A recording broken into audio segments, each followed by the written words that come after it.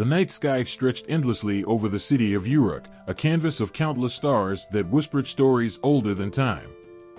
In the cool breeze, the mighty walls of the city stood proud, their stones heavy with the weight of countless generations. These walls were not just barriers against enemies, they were the testament of a man who refused to be forgotten. A man of unmatched strength, wisdom, and longing. His name? Gilgamesh. Born of a mortal king and a goddess, Gilgamesh was said to be 2/3 divine and 1/3 human, a blend of power and imperfection. This mix created not just a ruler, but a living storm. He was a king whose footsteps shook the earth, whose laughter echoed like thunder, and whose desires burned hotter than the Mesopotamian sun. Yet, beneath the grandeur and glory, he was a man haunted by a truth that no strength could conquer, the ticking clock of life, counting down to the inevitable. The people of Uruk spoke his name with awe, fear, and, at times, resentment. For Gilgamesh was not just a protector, he was a tyrant. His insatiable appetite for greatness pushed his people to their knees. He demanded not just their labor but their very spirits. The men of Uruk were weary, the women fearful, their eyes heavy with the shadow of a king who seemed to believe he was untouchable. They prayed, not for his blessing, but for relief from his might. And the gods listened. In their divine wisdom, they did not send a weapon, an army, or a curse. They sent a man. Not just any man, but one crafted from the earth itself. Enkidu. A wild force, as untamed as the wilderness that birthed him. His hair grew like thick grass, his strength was that of a lion. He drank with gazelles, roamed with beasts, and lived free of the chains of civilization. He was Gilgamesh's equal, not in title, but in essence. The gods had created balance, a mirror for the king, a rival who could match him stride for stride. But the story doesn't start with their meeting. It starts with a hunger for more than what life offers.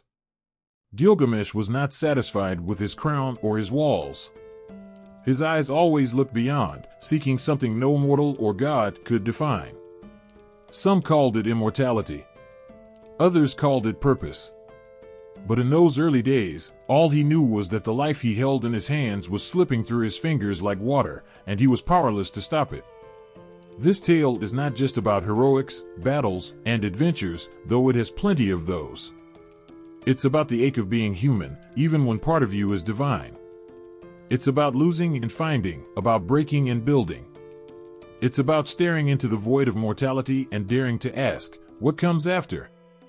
Under the watchful gaze of Ishtar, Shamash, and the other gods who danced in the heavens, Gilgamesh's story unfolded like a raging river carving its way through stone. The tales of his exploits spread far beyond the borders of Uruk. They traveled down the Euphrates, echoed through bustling markets, and whispered in the quiet corners of temples. Generations passed, and his name grew taller than the walls he built. Yet, with each retelling, the story carried more than just words. It carried the pulse of humanity itself. The Epic of Gilgamesh became not just the story of a king, but the story of every person who ever looked at the stars and felt small, who ever loved and lost, who ever wished for just one more moment. The night over Uruk grew quieter as the city slept, unaware of the tale that would rise from its dust. Somewhere in the shadows of those towering walls, Gilgamesh stood alone, his thoughts as heavy as the crown on his head. The gods had made him powerful, but they had also made him human. And it was this humanity, the part he often tried to crush, that would set the stage for everything to come. The year was 1853, and the earth was heavy with secrets. Beneath layers of sand and time, the ruins of Nineveh, the ancient Assyrian capital, whispered to anyone willing to listen. Among these remnants, forgotten and fractured, lay a hidden truth, one waiting to claw its way back into the light. Amid the rubble of ancient palaces and crumbled libraries, a team of archaeologists worked under the scorching sun, sweat mixing with the dust of millennia. They were searching for something, anything, that could offer a glimpse into the lives of a people whose time had been swallowed whole. What they found was far more than they could have imagined. Clay tablets, cracked and worn, surfaced one by one, pulled from the depths of King Ashurbanipal's royal library. At first, they seemed like nothing more than fragments of an old world.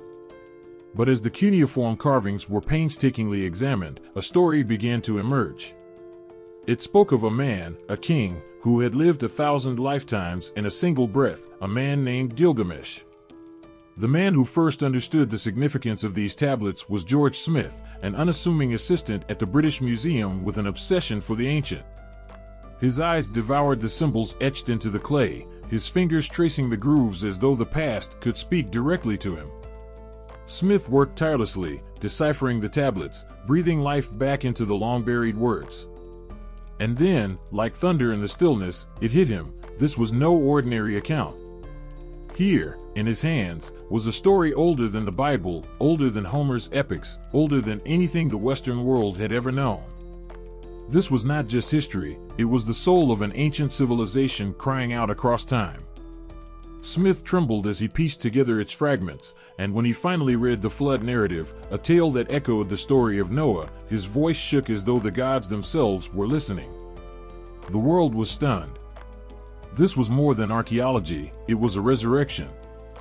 The Epic of Gilgamesh, the earliest surviving work of literature, had clawed its way back from obscurity. A tale told in taverns and temples thousands of years ago had been rediscovered, its hero's voice rising once more like the wind over the plains of Mesopotamia. But it was not complete. The tablets were fragmented, their edges jagged like broken memories. Gaps yawned between verses, silences as loud as the words themselves. Translators labored to fill these voids, their efforts a blend of scholarship and imagination. Each discovery brought exhilaration but also frustration. What had been lost? What had slipped through humanity's fingers like sand through an hourglass? The epic, incomplete yet unyielding, began to travel beyond museum walls. Poets, scholars, and dreamers grappled with its ancient words, drawing out their meaning and marveling at how they still resonated. A story nearly 4,000 years old had been pulled from the ground, but it did not feel like a relic. It felt alive. Yet, there was something haunting about its rediscovery. The tablets bore the weight of a world that had vanished, a world where gods and men walked the same earth and mortality was both a curse and a gift. These were not just words carved into clay, they were echoes of laughter, of grief, of hands building and tearing down, of lives lived and lost.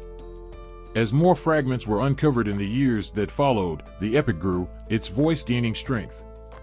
It became clear that this was more than a tale of a king and his adventures.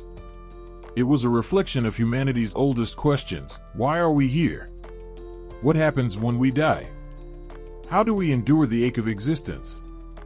And so, the Epic of Gilgamesh, unearthed from the dust of an empire, refused to be forgotten again. Its words, ancient but unyielding, pressed forward into the modern world, a reminder that even in the face of time's unrelenting march, some stories will not fade. They claw their way back, demanding to be heard, because they hold the truths we cannot escape. Even now, as fragments of new tablets are uncovered and scholars work to bridge the gaps, one truth stands tall: Gilgamesh's voice will not be silenced.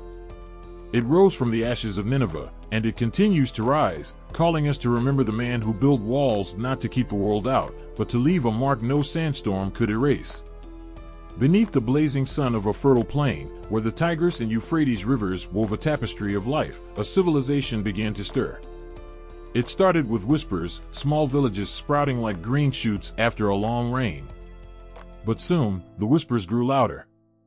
Mud brick walls rose from the earth, canals carved paths through the soil, and the hum of human effort filled the air. This was Sumer, where humanity stepped boldly into its first great chapter. The rivers were both a blessing and a curse.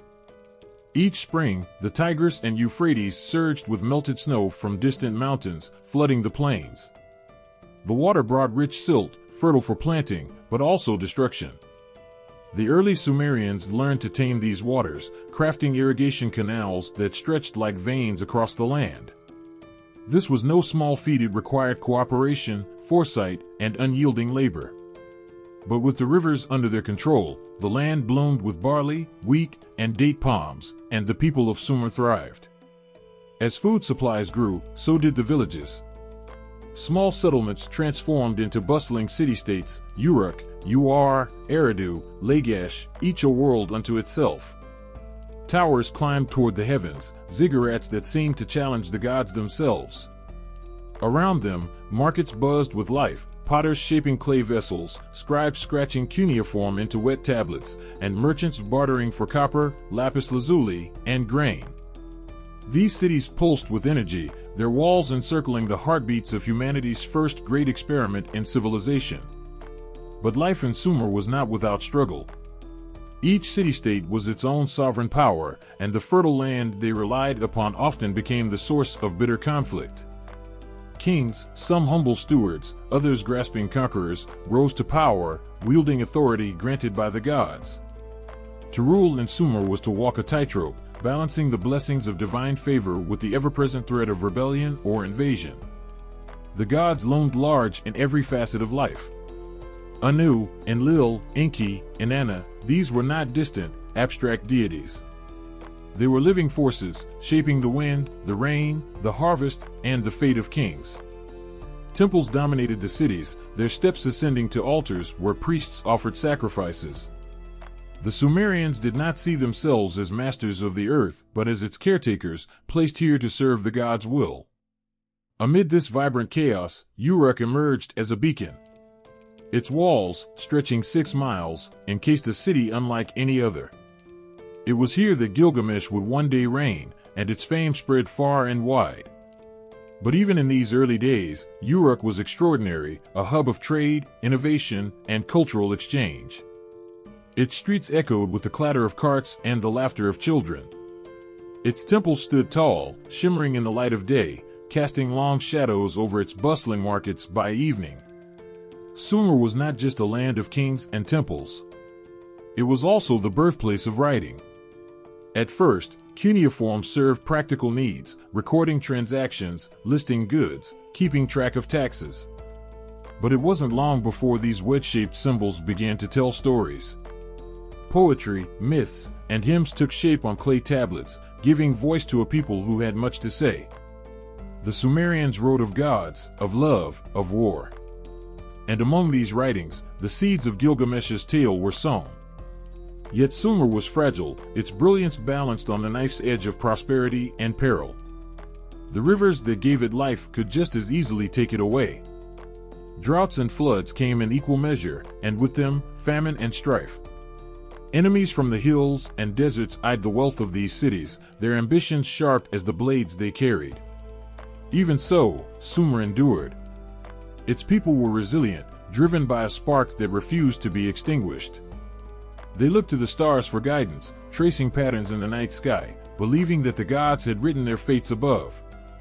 They created systems of law, binding communities together with rules that sought to reflect the divine order. Over time, the power of Sumer began to shift. The city-states, once fiercely independent, saw the rise of rulers who sought to unite them under a single banner.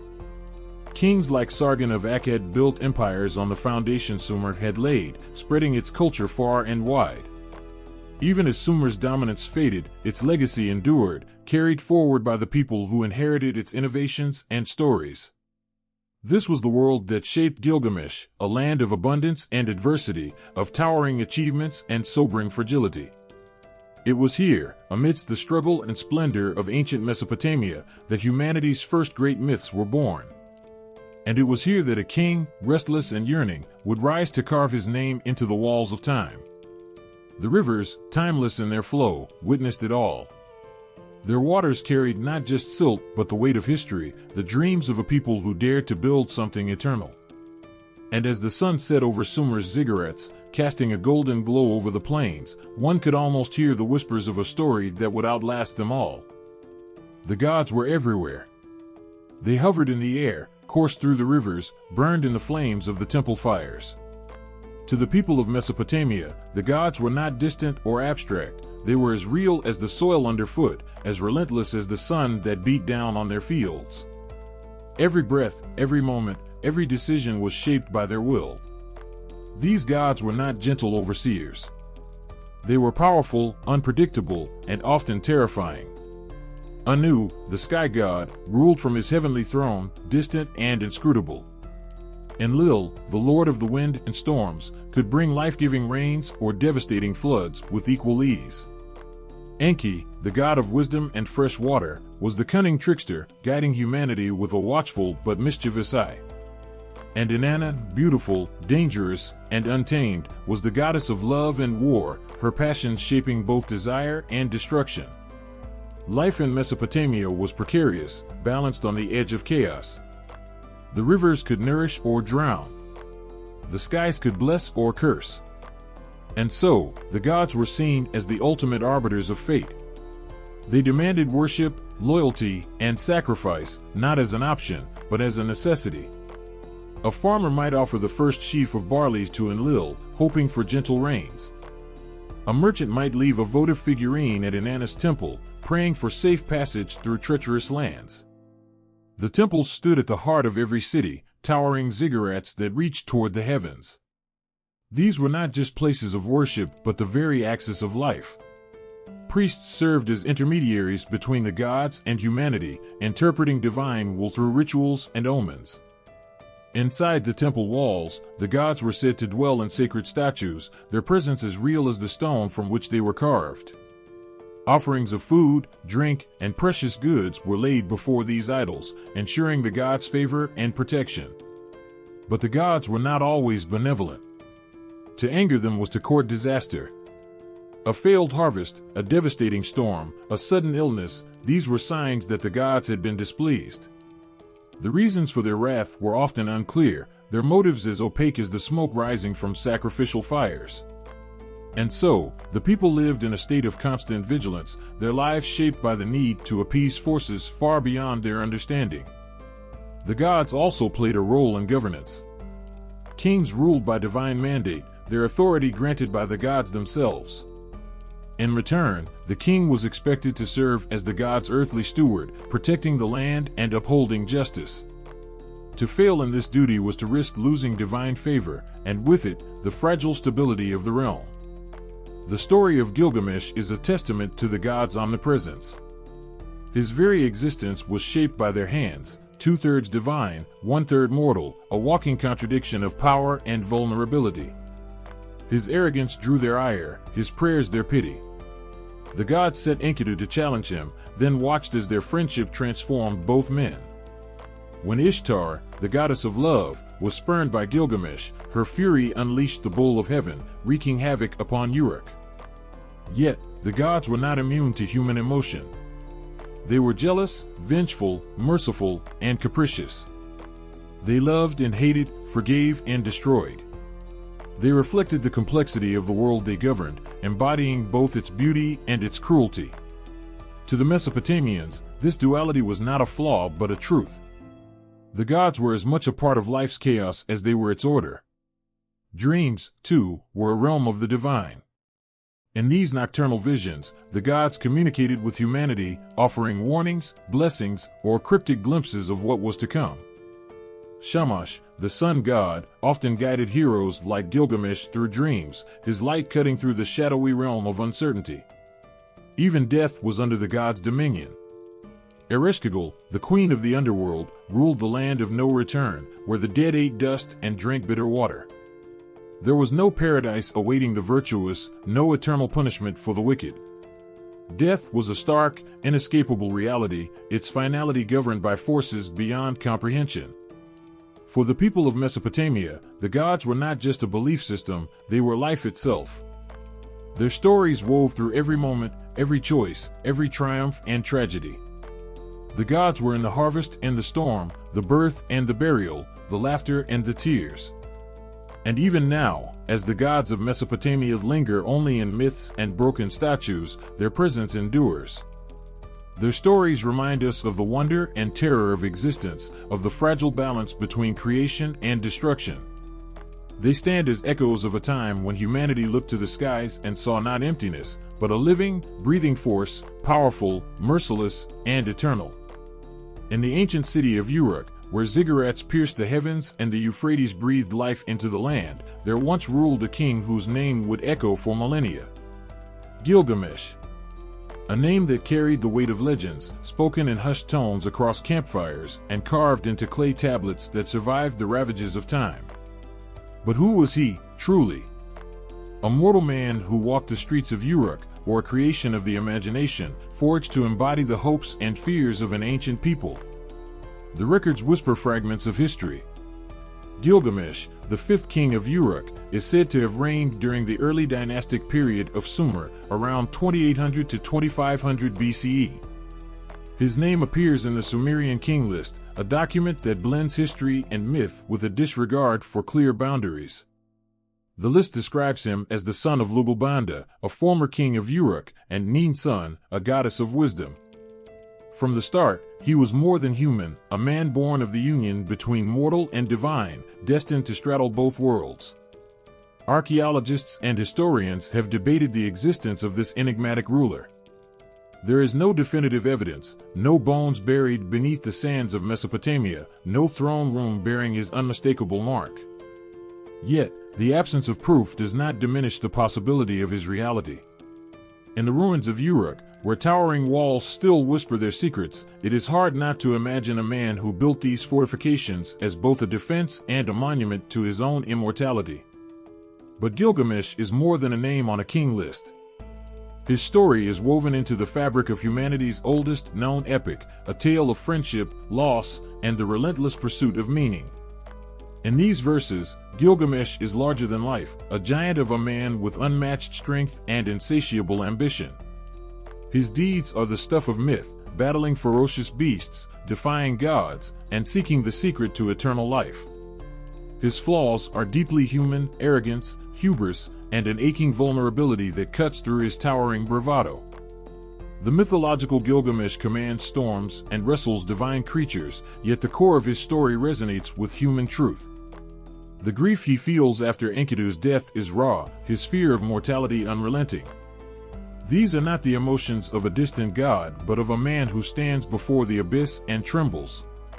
It is in these moments that Gilgamesh becomes not just a hero, but a mirror, reflecting the hopes and fears of all who hear his tale. If Gilgamesh the man did exist, his legend grew far beyond his life. It was shaped and reshaped by storytellers, molded to fit the values and questions of generations. Perhaps he was a builder, a king who strengthened Uruk's walls and ensured its prosperity. But the Gilgamesh of the epic is something more, an archetype, a symbol of the eternal human struggle against the limits of existence. The boundaries between the historical and the mythical blur in the sands of Mesopotamia. The Sumerians, and later the Babylonians, did not see history as a separate, factual record but as a tapestry where gods and men wove their deeds side by side. Gilgamesh's divine parentage, his battles with fantastical beasts, his descent into the underworld, all these elements might have served to elevate a mortal king into a figure of enduring reverence. Even if no physical evidence of Gilgamesh the man ever surfaces, his impact on the ancient world is undeniable. His tale, preserved on clay tablets, became a foundation of Mesopotamian literature and religion.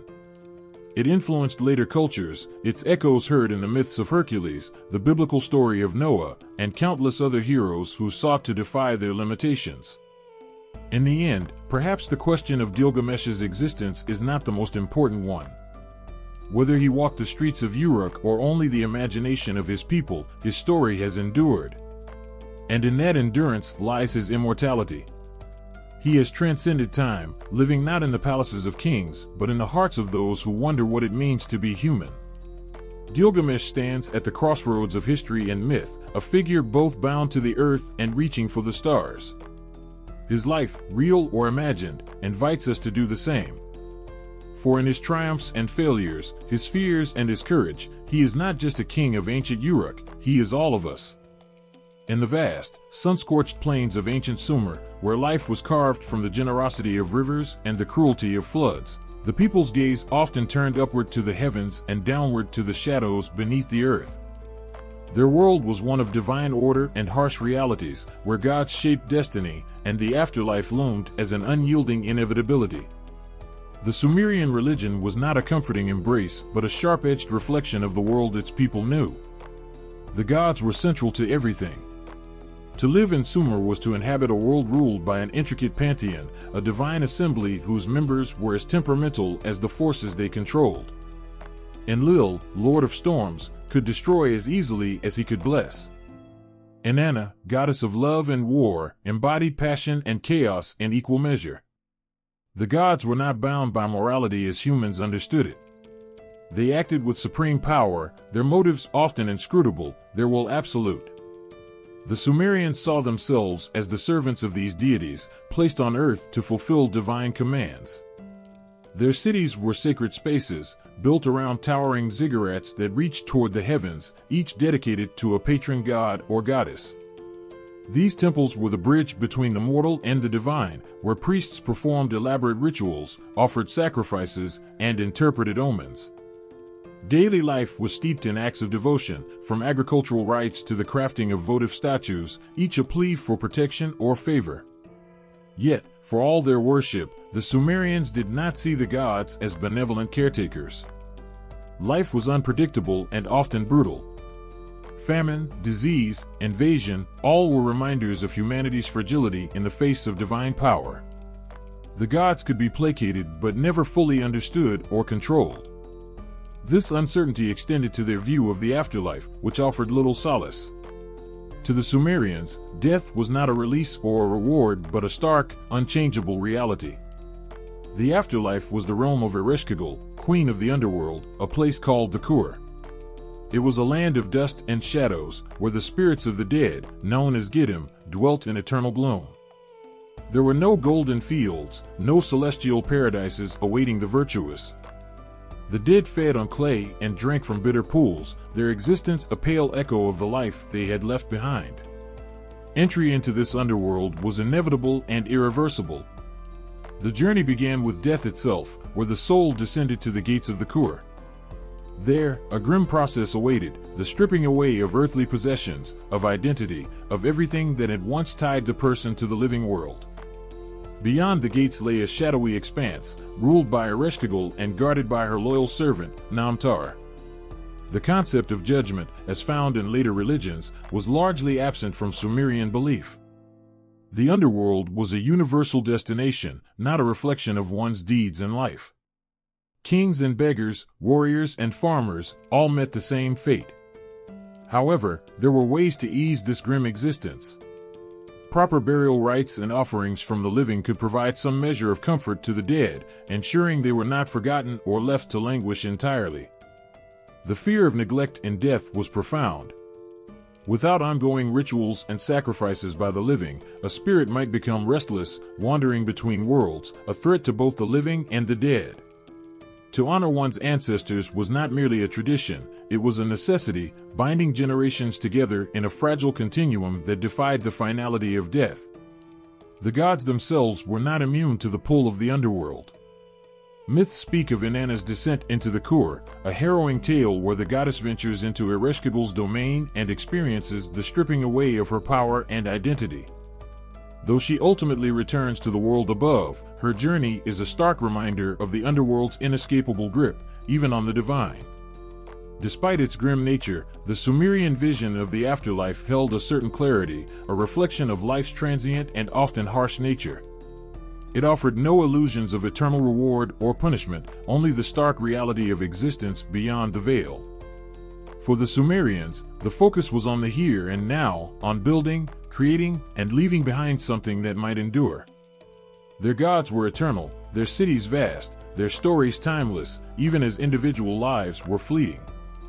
This belief system, steeped in pragmatism and resilience, shaped not only how the Sumerians saw their gods, but how they understood themselves. They lived not in anticipation of a glorious afterlife, but in recognition of life's impermanence, seeking meaning and legacy in the fleeting moments they were given. And in this, perhaps, lies the truest heart of their faith, a stark but powerful reminder to honor the time one has, even under the watchful eyes of the gods and the shadow of the underworld. The stars were said to burn brighter on the night Gilgamesh was born. A child unlike any other, his birth was foretold in whispers carried by the wind and in the dreams of seers who shuddered at the weight of their visions. He was no ordinary boy, his lineage was carved from the heavens and rooted in the earth. Two-thirds god, one-third man, a union of the divine and the mortal that defied the natural order. His arrival marked not just the birth of a king but the beginning of a story that would echo for eternity. His mother, Ninsun, was a goddess of wisdom, known for her grace and insight. Among the gods, she was revered as the Lady of the Wild Cows, her presence gentle yet commanding. She understood the duality of her son's nature even before he drew his first breath. This child, she knew, would walk between two worlds, carrying the strength of the gods and the burdens of men. His father, Lugalbanda, had once ruled Uruk, a mortal king whose name resonated with honor and legacy. Though Lugalbanda's life had been remarkable, it was his son who would eclipse all that had come before. To be born of such a lineage was to inherit both privilege and expectation. Gilgamesh was destined for greatness, but greatness seldom comes without cost. Even in his earliest years, Gilgamesh was a force of nature. He was not a child who toddled or stumbled, he strode, with a confidence that belied his tender age. The people of Uruk marveled at his strength. By the time he was a boy, he could wrestle fully grown men to the ground, his laughter ringing out like a lion's roar. He was beautiful, radiant, with a presence that drew eyes wherever he went. Yet, even then, there was something untamed about him, something that seemed to belong not to the city but to the wilds beyond its walls. But strength alone does not shape a king. Gilgamesh's youth was marked by arrogance, a boundless self-assurance that often veered into recklessness. He believed the world existed to bow to him, that his divine blood rendered him untouchable. He sought challenges not out of necessity but for the sheer thrill of conquering them. If a beast threatened the herds, Gilgamesh would chase it into the forest barehanded. If a storm frightened the children, he would climb to the highest tower to laugh in its face. For the elders of Uruk, this was both a blessing and a curse. On one hand, they saw in Gilgamesh the makings of a leader who could defend their city against any foe. On the other, they feared what such unchecked power might bring. A lion cub, no matter how magnificent, could still grow to devour its own pride. Ninsun, ever wise, observed her son with a mixture of pride and concern. She saw his strength, but also his loneliness, a shadow that followed him even in moments of triumph. For all his divine gifts, Gilgamesh was still a boy, grappling with questions that no one dared to ask aloud. What did it mean to be part god, part man? To whom did he truly belong? As he grew, Gilgamesh's exploits became the stuff of legend. He hunted in the forests, his bow as swift as lightning, his spear as unyielding as the mountains. He swam the raging rivers of the Euphrates, defying currents that would drown lesser men. Yet for all his achievements, there was an emptiness in his victories. No one could match him, not in strength, wit, or will. The very qualities that set him apart also isolated him, leaving him unfulfilled even as the world marveled at his greatness. The people of Uruk adored him but feared him as well. They whispered of his exploits with awe, but also of his arrogance, his tendency to act without regard for consequence. Gilgamesh was their king-to-be, yet he was still a young man, untested by the trials that would shape him. The gods had given him extraordinary gifts, but they had also left him with an insatiable hunger, one that no feast, no victory, no mortal bond could satisfy. And so, Gilgamesh roamed, restless, searching for something he could not name. The city walls of Uruk, which would one day stand as monuments to his greatness, were in these years merely boundaries, limits to be tested and broken. He sought the wild places of the world, where the whispers of the gods were louder, where the boundaries between the mortal and the divine grew thin. These were the years when Gilgamesh began to understand the weight of his destiny, though he did not yet comprehend its full scope. He was a storm waiting to break, a flame growing brighter with every passing day. The gods watched him closely, their intentions inscrutable. Ninsun prayed for his wisdom to match his strength, knowing that the trials ahead would not be won by might alone. And so, the boy grew into a man, and the man prepared to become a king. But even in these early years, the seeds of his story were already sown. Gilgamesh, the child of gods and men, was not merely growing into his power, he was being shaped by it, molded by forces that would soon set him on a path of unimaginable triumph and heartbreak. The story of Gilgamesh was just beginning, its threads weaving together in ways that no mortal could foresee. And in the heart of Uruk, the winds whispered of a name that would one day belong to legend. The city of Uruk was a marvel of its age, its towering walls a testament to ambition and divine favor. Yet within those walls, the people lived not in peace but under the shadow of their king. Gilgamesh, son of Ninsun and Lugalbanda, a man born of gods and men, was no ordinary ruler. His strength was unmatched, his will unyielding, but his heart, in those early days, was consumed by arrogance and excess. The very gifts that set him above others became the tools of their suffering. Gilgamesh ruled not as a shepherd but as a lion, his reign marked by indulgence and disregard for the people he was meant to protect. His power was absolute, and he wielded it with little care for the consequences. If he desired something, he took it, without hesitation, without mercy. No woman, whether the daughter of a farmer or the bride of a noble, was safe from his grasp. His appetites were insatiable, his sense of entitlement boundless. The men of Uruk fared no better.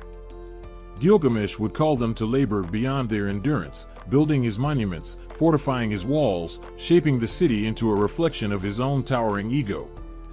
Day and night, they toiled under the relentless demands of their king, their sweat soaking the earth, their spirits breaking under the weight of his tyranny. In the marketplaces and fields, whispers of discontent grew louder. "Is this the king who was meant to protect us?" they asked. "Is this the man who claims to be part divine?" The people feared him, but their fear was laced with bitterness, a simmering resentment that could not be ignored. They prayed, not to Gilgamesh, but to the gods, begging for deliverance from the ruler who had become their tormentor. Ninsun, the wise goddess who had given birth to Gilgamesh, watched her son with a heavy heart. She had always known he was destined for greatness, but this path of arrogance and cruelty was not the one she had envisioned. She prayed to the gods, pleading for guidance, for a way to temper the storm that raged within her son. But the gods had their own plans. Gilgamesh's tyranny had not gone unnoticed by them, and his unchecked power threatened the balance they so carefully maintained. A king like Gilgamesh could not be allowed to spiral into chaos unchecked, for he was more than a man, he was a symbol, a bridge between the divine and the mortal. Still, within Gilgamesh himself, there was a restlessness he could not name. His actions, though selfish and cruel, were driven by something deeper than mere lust or pride. It was as if he was testing the boundaries of his existence, searching for something that his strength and power could not provide. But what that was, even he did not know. The gods, in their wisdom, understood what Gilgamesh could not. His strength was his greatest gift, but it was also his greatest curse. Without balance, without a force to challenge him, he would destroy not only Uruk but himself. And so, they resolved to act. In those days of tyranny, the people of Uruk could not have imagined the events that were about to unfold. They saw only the king who stood above them, invincible and untouchable. They could not see the forces gathering, the threads of fate tightening around their ruler. They could not know that the gods, in their infinite will, were preparing a reckoning, a force to confront Gilgamesh, to match his strength and shatter his arrogance. For now, the city groaned under the weight of its king. The people worked and wept, their prayers rising to the heavens like smoke from 1,000 fires. Gilgamesh, blind to their suffering, strode through the streets with the confidence of a man who believed himself eternal. But the gods, who watched from above, knew that no king, no matter how great, could stand unchallenged forever. The stage was set. The storm was gathering. And in the heart of Uruk, the people waited, their hope fragile but unbroken, for the day when the lion who ruled them would be tamed. In the dark hours of despair, when the cries of Uruk's people reached the heavens, the gods stirred. The prayers of the oppressed carried a weight that could not be ignored, even by those who dwelled in the divine realms. Gilgamesh, their chosen king, had become a tyrant, a force of chaos rather than order. His unchecked power threatened the balance of the world, and the gods knew that something had to be done. They would not destroy him, no, that would unravel their own creation. Instead, they would forge a counterbalance, a being who could stand as his equal. Thus, Enkidu was born. Far from the towering walls of Uruk, Deep in the untamed wilds, the goddess Uruk, the great creator, pressed her hands into the clay of the earth. With care and intention, she shaped a figure, molding flesh from the soil that bore life itself. She whispered the breath of existence into his form, calling forth a being who would embody the primal essence of nature. He would not walk like men, nor bow to kings. He would be free, unbridled, a creature of the wild. When Enkidu first opened his eyes, he saw the vast expanse of the steppe stretching endlessly before him.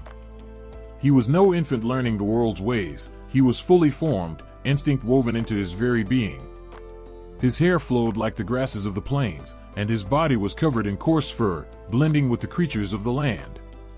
He roamed with the herds, ran with the gazelles, and drank from the rivers alongside lions. The animals did not fear him, they embraced him as one of their own. Enkidu was their protector, a guardian who struck down the hunters' traps and chased away those who sought to harm them. To the beasts of the steppe, he was a savior, a force of nature that defied the intrusion of civilization. Word of this wild man spread, carried by travelers and hunters who had glimpsed him in the wilderness. In Uruk, the people spoke of him with a mixture of awe and curiosity. A man of the wild, they said. As strong as Gilgamesh, but untainted by the arrogance of men. These whispers reached the ears of Gilgamesh himself, though he dismissed them as idle gossip. No one could rival him, not in strength, not in will. Yet the gods had other plans. They had not created Enkidu merely as a curiosity. He was destined to confront Gilgamesh, to stand against the king's tyranny and serve as a mirror to his soul. Enkidu's life in the wilds might have continued indefinitely had it not been for a chance encounter. A hunter, frustrated by his inability to catch the animals under Enkidu's protection, sought the advice of his father. Together, they approached the temple of Ishtar, beseeching the goddess to intervene. Ishtar, always cunning, devised a plan to lure Enkidu from his untamed home. A priestess was chosen, Shamhat, whose beauty was said to rival the morning sun and whose wisdom was tempered by years of devotion. She was no ordinary woman. She understood the power of connection, of the human heart's ability to transform and be transformed. She ventured into the wilderness, where she found Enkidu among the animals, a figure of raw, untamed power. Shamhat approached him not with fear but with patience. She did not challenge him, nor seek to trap him. Instead, she offered him companionship, her voice soothing as a river's flow. For 7 days and 7 nights, she stayed with him, sharing in his solitude, her presence a bridge between his world and hers. Slowly, Enkidu began to change. He tasted bread for the first time, drank wine, and felt the touch of another being's hand. The animals, sensing his transformation, began to pull away, their bond with him weakening as he took his first steps into the realm of humanity. He was no longer fully of the wild, yet not entirely of civilization. Enkidu stood at a crossroads, his destiny unfolding before him. With Shamhat as his guide, Enkidu left the wilderness and made his way toward Uruk. The city loomed on the horizon, its walls stark against the sky, a symbol of everything he had never known. Within those walls awaited Gilgamesh, the man whose life was about to intertwine with his in ways neither could imagine. The gods watched, their intentions hidden but their hands undeniable in every step that had led to this moment. Enkidu was not merely a creation, he was a catalyst, a force that would ignite a transformation in both himself and the mighty king of Uruk. The wild man, born of clay and freedom, was stepping into the unknown, carrying with him the hopes of the gods and the whispers of the earth. The moment was charged with a tension that could be felt in the very air, as if the heavens themselves were holding their breath.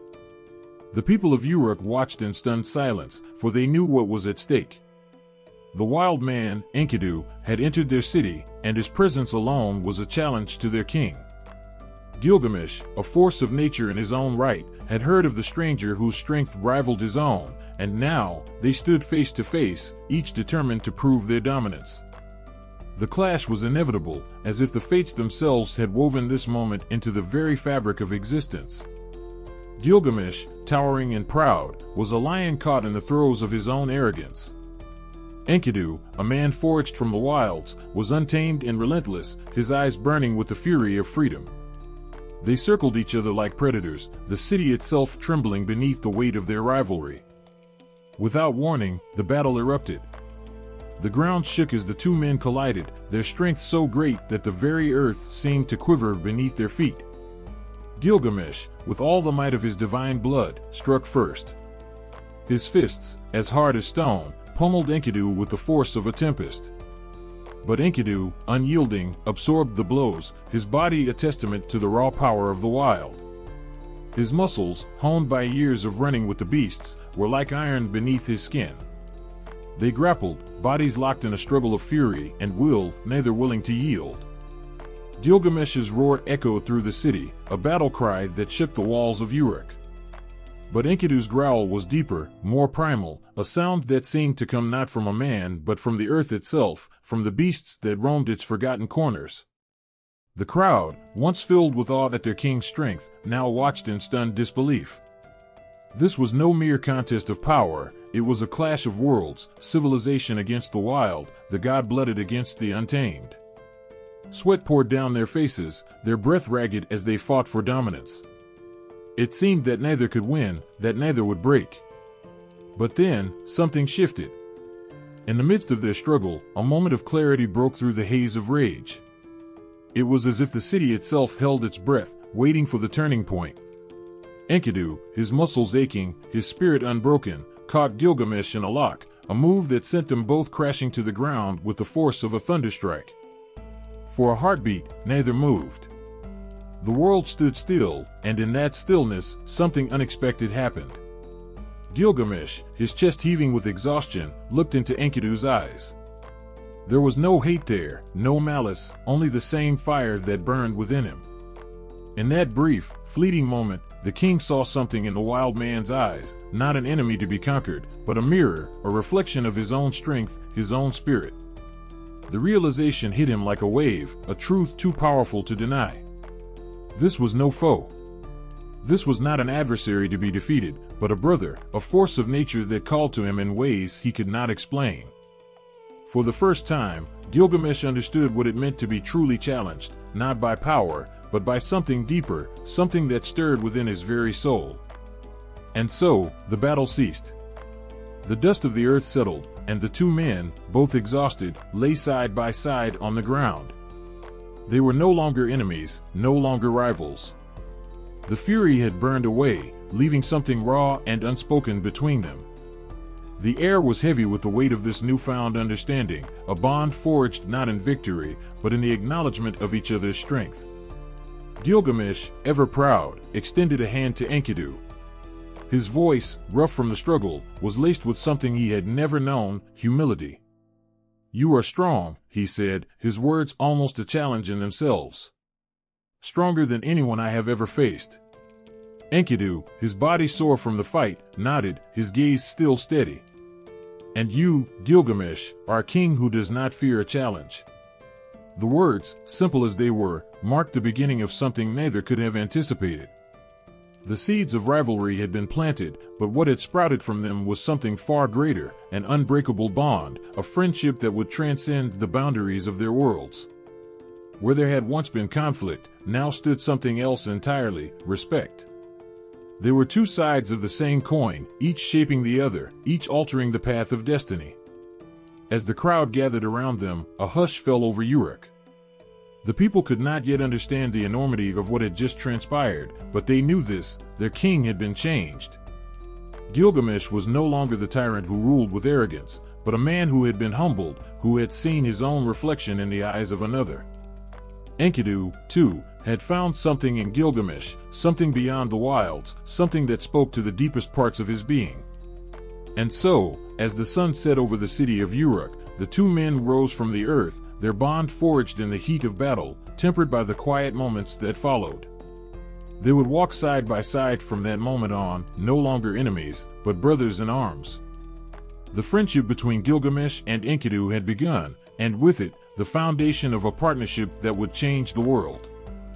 The air in Uruk was thick with anticipation, the whispers of adventure stirring among the people. The king, once a tyrant consumed by his own pride, had been changed by his encounter with Enkidu. the wild man, once his rival, had become his closest companion, a brother in arms. Together, they had conquered the impossible, forging a bond that defied the boundaries of nature and civilization. But for Gilgamesh, the hunger for glory, for a legacy that would echo through time, was far from satisfied. He needed more. He needed to prove himself against something truly worthy of his strength. And so, he turned his eyes toward the cedar forest. The cedars of Lebanon were a place of myth, a realm so distant and wild that few men dared to venture there. The trees were said to be as tall as the sky, their wood as strong as iron, their fragrance sweet and intoxicating. The gods themselves had once roamed this sacred forest, and it was said that any man who could fell one of these ancient trees would earn eternal fame. It was a challenge worthy of Gilgamesh, and he would stop at nothing to claim victory. With Enkidu by his side, Gilgamesh gathered a band of the bravest warriors, men whose hearts burned with the same fire as their king. They set out from Uruk, leaving behind the city that had once feared its ruler, now a place of cautious admiration. The journey to the cedar forest was long, and the path was fraught with danger. The wilderness was a realm of its own, where the very elements seemed to conspire against them. But Gilgamesh was undeterred, his resolve as unshakable as the mountains that rose before them. For days they traveled, crossing rugged hills and treacherous rivers. The land itself seemed to rebel against their intrusion, as if the earth itself sought to protect the sacred forest. But Gilgamesh, with his divine strength and unyielding will, pressed on. Every obstacle they faced only fueled his desire to prove his worth, to prove that he was more than just a king, he was a hero, destined for greatness. At last, after what seemed like an eternity, they arrived at the edge of the cedar forest. The trees loomed before them, their trunks thick and ancient, their branches reaching toward the heavens. The air was heavy with the scent of pine and earth, the silence broken only by the rustling of leaves and the distant calls of unseen creatures. It was a place of wonder, and yet, in its beauty, there was an undeniable sense of danger. Gilgamesh stood at the edge of the forest, his heart racing with excitement. He had dreamed of this moment, longed for it with every fiber of his being. But as he gazed at the towering trees, a fleeting shadow of doubt passed over him. The forest was ancient, its power a force beyond human comprehension. It was not just a test of strength, but a trial of spirit. Enkidu, ever the voice of reason, stood beside him, his presence a calming influence. The wild man had seen such places before, had felt the pulse of nature in ways that Gilgamesh could not. "These trees are sacred," Enkidu warned, his voice low. "They have stood for centuries, untouched by human hands. To take one down is to defy the will of the gods." But Gilgamesh, his eyes burning with the fire of ambition, dismissed the warning. "I am no ordinary man," he said, his voice full of determination. "I am Gilgamesh, king of Uruk, and I will make my name known across the world. These trees will fall, and the glory of my triumph will echo in the halls of the gods." With that, he raised his axe, a weapon forged by the finest blacksmiths in Uruk, its blade gleaming in the sunlight. He stepped into the forest, and the very air seemed to crackle with energy, as if the trees themselves recognized the challenge that had been issued. The struggle was immense, for these were no ordinary trees. The cedars were ancient, their trunks thick with the weight of centuries, their roots deep in the earth, entwined with the very essence of the land. Each swing of Gilgamesh's axe sent shivers through the forest, and yet the trees stood firm, as if mocking his efforts. Hours passed, and still the great tree refused to fall. Gilgamesh's arms ached, his breath came in ragged gasps, but his resolve did not waver. Enkidu watched from a distance, his eyes narrowing as he sensed something stirring in the depths of the forest. There was more to this place than met the eye, something that was not meant to be disturbed. As the sun began to set, a low rumble echoed through the forest. A figure appeared in the distance, emerging from the shadows like a god of vengeance.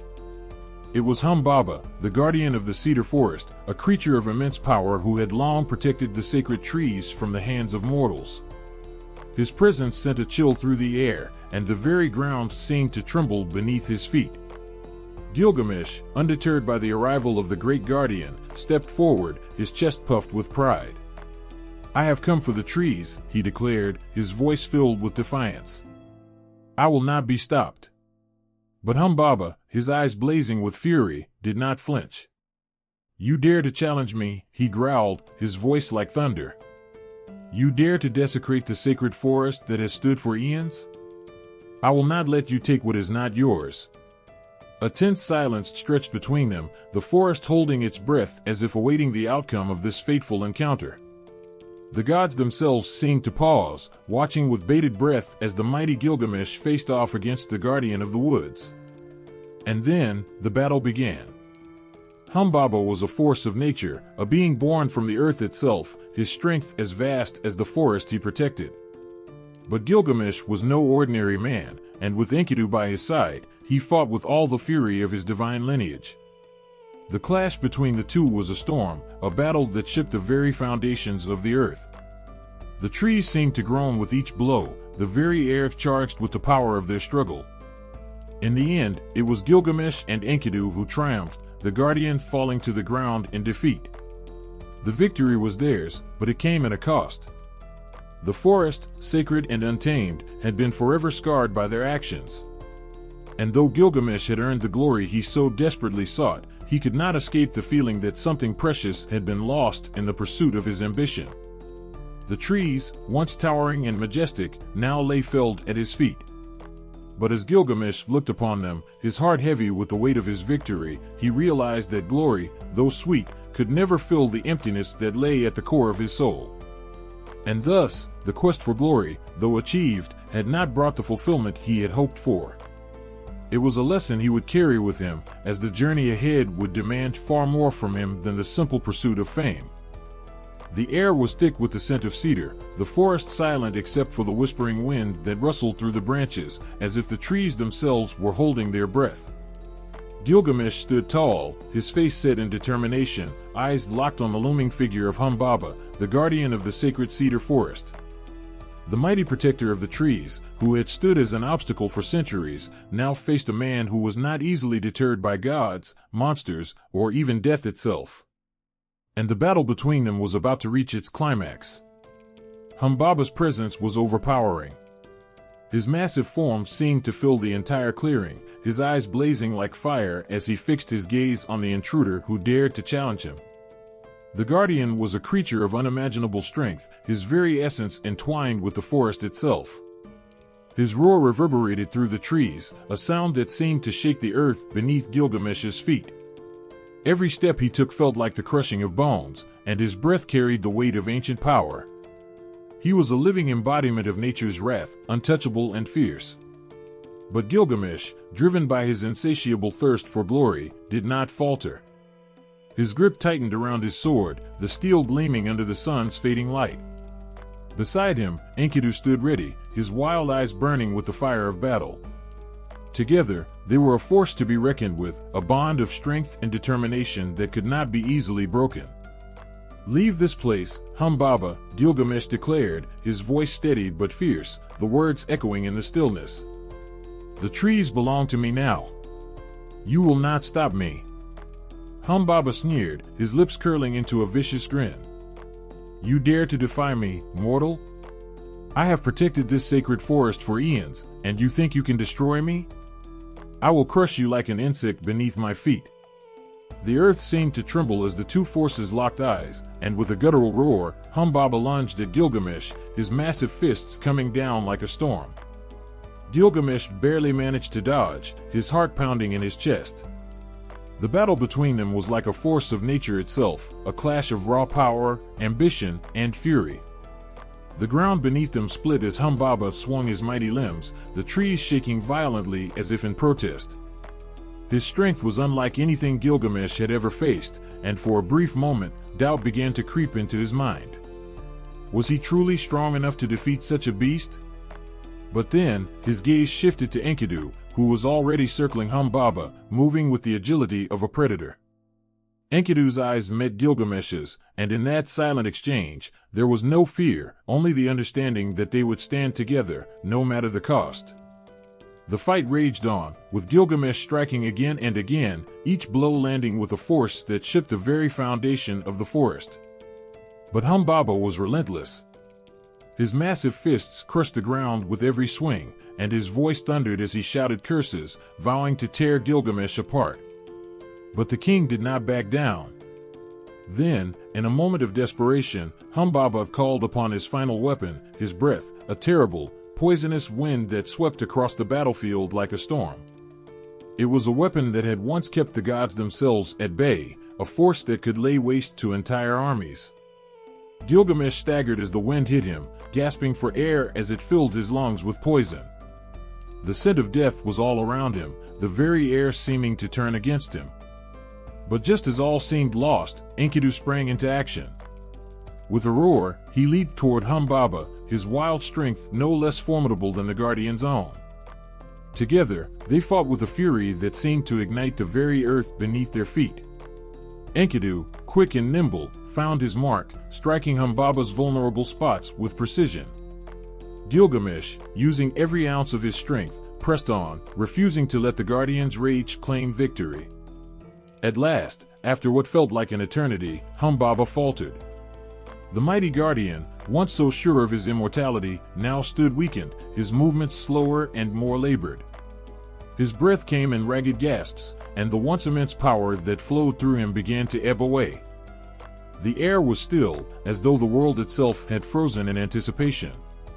Gilgamesh stood at the edge of the great city of Uruk, looking out over the land that stretched far into the distance. It was a sight he had seen countless times, the familiar skyline, the bustling streets, the rhythm of life. But something had changed. The winds had shifted, carrying with them a chill that seemed to seep into his very bones. His heart, once full of triumph and ambition, now felt heavy, weighed down by an unknown sorrow. He turned his eyes to Enkidu, standing beside him, his wild form as strong as ever. But there was something in his companion's eyes, a weariness that had not been there before. Enkidu, the man of the wilds, the one who had fought alongside Gilgamesh in the battle against Humbaba, the bull of heaven, and countless other trials, now seemed distant, lost in his own thoughts. Enkidu, Gilgamesh said, his voice soft, but heavy with concern. What is it? You've been quiet lately.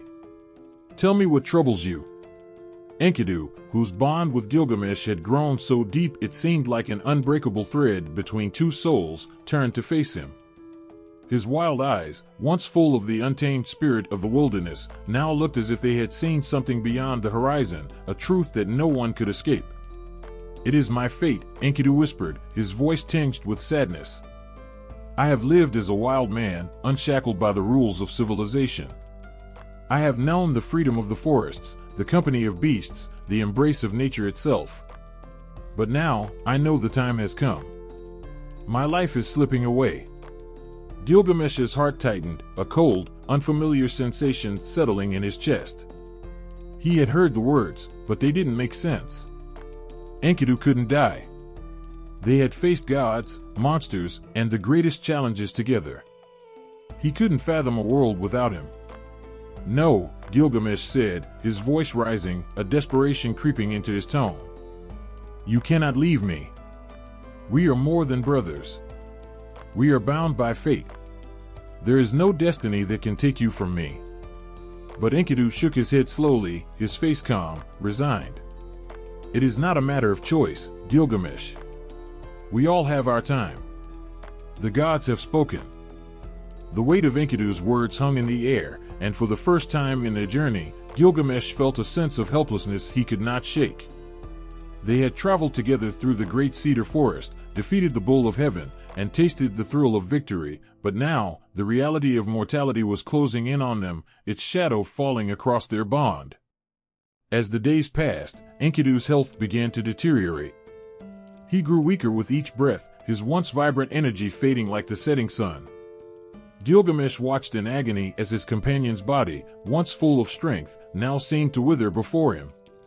His friend, his brother, was slipping away, and there was nothing Gilgamesh could do to stop it. The mighty warrior, who had conquered so much, found himself powerless in the face of the one thing he could not defeat, death. Enkidu's feverish whispers filled the room, the sound of his breath coming in shallow gasps. Gilgamesh knelt beside him, holding his friend's hand, unable to look away from the man who had been his equal, his anchor. Enkidu's eyes fluttered, as if struggling to stay awake, his lips moving with the effort of speaking. "Gilgamesh," Enkidu murmured, his voice faint but clear. "Do not grieve for me. I have lived as I was meant to. My spirit will return to the earth, to the wilderness. You, Gilgamesh, you must not let this break you. You must carry on." Tears, unbidden and raw, welled up in Gilgamesh's eyes. He could not bear to see his friend like this, could not accept that this was the end of their story. How could the gods allow such a thing to happen? How could they take away the one person who had stood by him through it all? "No," Gilgamesh whispered, his voice cracking. "You cannot leave me, Enkidu. We were meant to do so much more. There are still battles to be fought, glory to be claimed. You are my strength. I cannot face this world without you." But Enkidu's smile, though weak, was full of understanding. His eyes, once wild and untamable, now seemed to see something beyond the mortal realm. "You are already strong, Gilgamesh. Stronger than you know. You have the heart of a king and the strength of a god. You must go on, for both of us." And with those final words, Enkidu's body grew still. The light in his eyes faded, and the warmth of his presence, once so vibrant, now felt like a distant memory. The man who had been Gilgamesh's companion, his friend, his brother, was gone.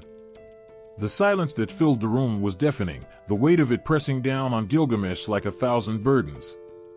For the first time in his life, Gilgamesh felt a deep, raw emptiness inside him, a void that seemed too vast to fill.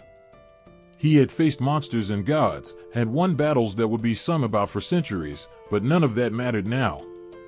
The one person who had truly understood him, who had shared his dreams and fears, was gone. And in his heart, he felt a deep sorrow that no amount of glory or power could ever erase. The king, who had once stood above all others, now knelt beside the lifeless body of his friend, unable to hold back the tears that flowed freely from his eyes. His companion had been the wild, untamed spirit that had balanced the harshness of his own ambition. Without Enkidu, there was no mirror to reflect his own humanity. There was no one left to share the burden of his dreams, his regrets, his fears. As the sun dipped below the horizon, casting long shadows across the land, Gilgamesh sat alone with the memory of Enkidu. The world seemed to move on, indifferent to his grief, but for the king, the world had changed forever. He had gained the wisdom of kings and gods, but at the cost of the one person who had made him feel whole. The pain in his heart was unbearable, and yet there was nothing to be done. The death of Enkidu had shattered the foundation of Gilgamesh's world, and though he would continue to reign, though he would continue to seek the answers to his deepest questions, nothing would ever be the same again. The wind howled across the vast, empty desert, its cold fingers cutting through Gilgamesh's cloak as he stood on the edge of the world.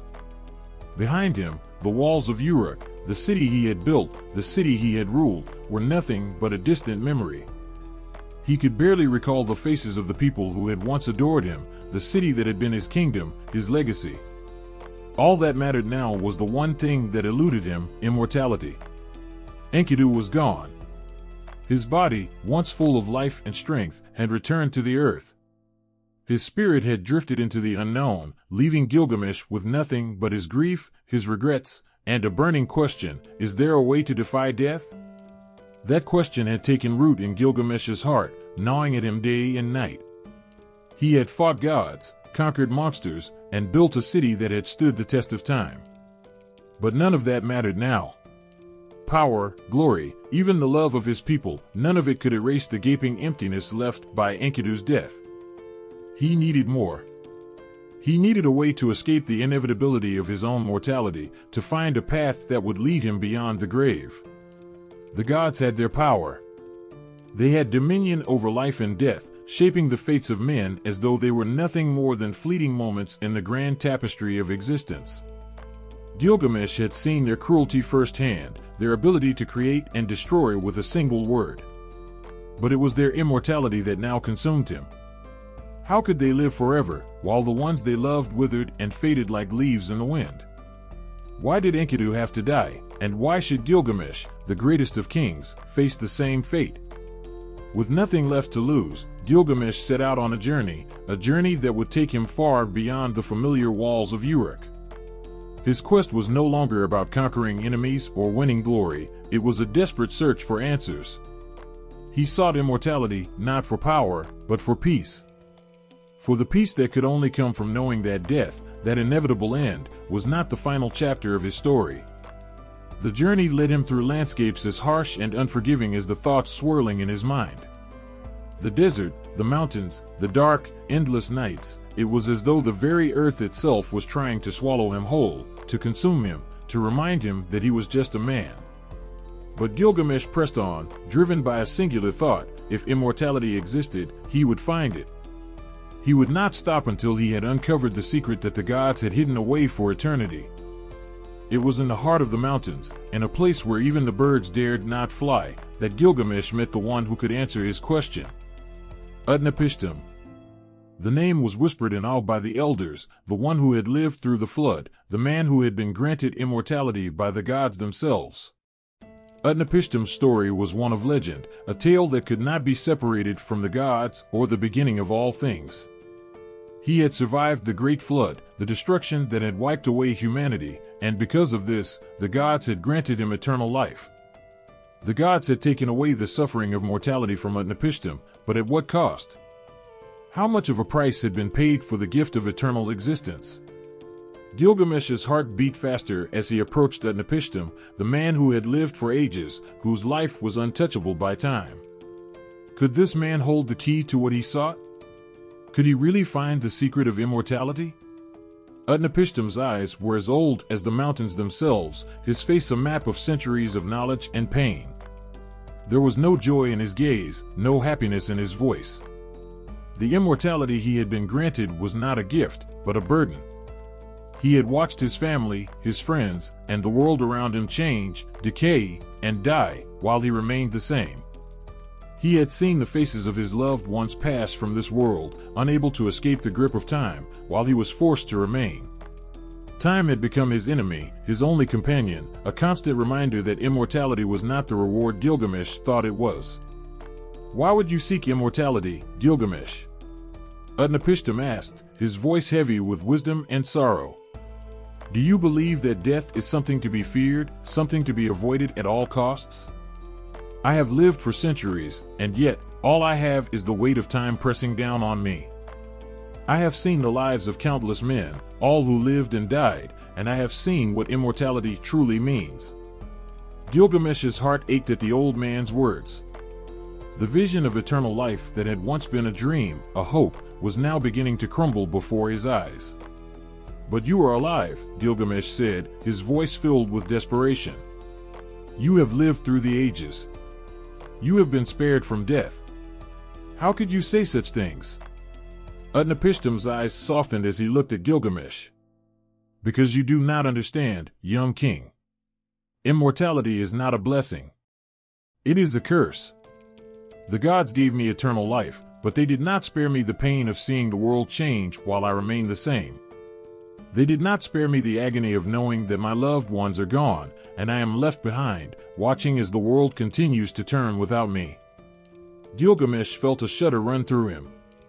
What Utnapishtim said resonated deep within his chest. Was immortality really worth it? Was the price too high for something that seemed so desirable? But Utnapishtim wasn't finished. I will show you something, he said, and led Gilgamesh to a secret place, hidden away from the world. In this place, there was a flower, one that could grant eternal life to the one who found it. This was the final test, the last hope that Gilgamesh had. If he could find this flower, perhaps he could escape the fate of all men. Gilgamesh's eyes shone with a flicker of hope as he set out to retrieve the flower. But as he reached for it, as his fingers brushed against the petals, he was confronted by the truth of his journey. The flower, so close and yet so far, slipped from his hands, carried away by the winds. His hope shattered like glass, scattering across the desert. It was in that moment that Gilgamesh understood. The pursuit of immortality, of defying death, was a fool's errand. The flower, like everything else in life, was fleeting, and no amount of power or strength could change that. Death was a part of the human condition, and in the end, there was no escaping it. What mattered was not immortality, but what one left behind. As Gilgamesh turned back toward Uruk, he felt a quiet resolution settle within him. He would return to his city, to the people who had once looked to him for guidance. He would no longer seek the impossible. He would live the rest of his life with the understanding that death, in its own way, made life precious. And though his time was limited, it was the way he chose to live that would live on in the hearts of those who remembered him. As he looked out over the city of Uruk, Gilgamesh finally saw it for what it was, not a monument to immortality, but a testament to the choices he had made, the battles he had fought, and the friendships he had forged. This was his legacy, not the endless span of years, but the mark he left on the world. And in that realization, there was peace. The sun hung low in the sky, casting a golden haze over the land, as Gilgamesh looked upon the road ahead of him. The winds whispered across the plains, carrying with them the smell of cedar and the promise of adventure. He was no longer the king of Uruk, surrounded by loyal subjects and the trappings of power. He was a wanderer now, a seeker, driven by a singular purpose, to reach the Cedar Mountains. In his heart, he knew that the journey he was about to undertake would change everything. The mountains were said to hold the greatest secret of all, a treasure so valuable that it could shape the fate of the world. Gilgamesh had seen countless cities, conquered vast lands, and faced dangers beyond imagination, but this journey was different. It wasn't about glory, it wasn't about the battles won, or the wars fought, it was about something much deeper. The Cedar Mountains were home to the mighty Humbaba, the guardian of the sacred forest. The gods themselves had placed Humbaba there to protect the precious cedars, and now, Gilgamesh sought to face him. He had always craved the thrill of battle, the adrenaline that surged through his veins when a challenge presented itself. But this was something different, something far more dangerous. Humbaba was no mere man, no ordinary foe. He was a creature of the gods, a force of nature imbued with power beyond mortal comprehension. And yet, Gilgamesh could not shake the feeling that defeating Humbaba would bring him something he had longed for, a victory so great that it would echo through the ages, solidifying his place among the immortals. Beside him, Enkidu, his companion, his equal, walked with a steady pace. Enkidu was the wild man of the steppe, born from the earth itself, untamed and free. Together, they had faced challenges that no man could have dreamed of, but this journey was different. Enkidu was with him, yes, but the weight of the task before them loomed large. He, too, could sense the danger that awaited them in the heart of the cedar forest. As the two men began their ascent toward the mountains, the landscape began to change. The air grew thick with the scent of pine, and the trees around them grew taller and more majestic with each step. The path ahead became steeper, the terrain more rugged. It was as though the earth itself was testing their resolve, challenging them to continue, to push forward no matter the cost. The further they traveled, the more the silence enveloped them. There was no song of birds, no rustle of small animals in the underbrush. The forest was alive, but it seemed to hold its breath, watching them as they ventured deeper into its depths. The shadows lengthened, and the light of the sun filtered through the towering trees in thin, golden rays. It was a place both awe-inspiring and terrifying, as if the very essence of the forest was alive, watching their every move. Gilgamesh's heart beat with anticipation, but even he could not deny the unease that tugged at him. They were not alone in these woods. The story of Humbaba, the terrifying guardian of the cedar trees, had been passed down through generations. The monster was said to be fierce, with eyes that could burn like fire and a voice that shook the earth. The gods had gifted him with strength beyond measure, and the task of defeating him seemed almost impossible. And yet, Gilgamesh was undeterred. He had faced gods before, he had faced beasts and kings. This would be no different. At nightfall, they made camp beneath the towering cedars, the ancient trees looming like silent sentinels. As the fire crackled and flickered in the dark, Gilgamesh found himself lost in thought, his mind racing. What was it about this journey that made him feel so uncertain? Why, For the first time in his life, did he feel the weight of the task ahead? Enkidu noticed the change in his companion, and in the stillness of the night, he spoke softly. "You are thinking of Humbaba, aren't you?" Gilgamesh did not answer at first. He stared into the fire, watching the flames dance. "I've fought many battles," he said, his voice distant. "I've faced monsters, kings, and gods. But this feels different. Humbaba is not like the others. The gods themselves placed him in the cedar forest to protect it. And yet, I cannot turn back." Enkidu nodded, his eyes reflecting the firelight. "This is your destiny, Gilgamesh. We will face him together. But you must know, this will not be an easy fight. Humbaba is no ordinary foe. He is the embodiment of the forest itself, a creature of the gods." Gilgamesh looked up at the stars above them, as if searching for some sign, some answer from the heavens. But the night remained silent, indifferent to his doubts. "I am not afraid," he said, though his words felt hollow. "I seek only victory, only glory." Enkidu did not argue, but there was a sadness in his gaze. Victory is not always what it seems. Glory is fleeting. What will you do when the battle is over? What will you become? Gilgamesh's eyes narrowed, and he turned his attention back to the fire. He had heard these words before, but they felt different now. Enkidu's words struck a chord deep within him, but he could not let them distract him from the task ahead. He had come too far, sacrificed too much, to turn back now. The next day, they continued their journey, climbing higher into the mountains, their path growing steeper and more treacherous. The air grew colder, the wind sharper. And then, as they reached the heart of the cedar forest, they saw it, the great gates of Humbaba's domain. The massive trees stood like sentinels, their trunks thick and gnarled, their branches reaching out as though to shield the entrance. A sense of dread washed over Gilgamesh, but he steeled himself. This was the moment.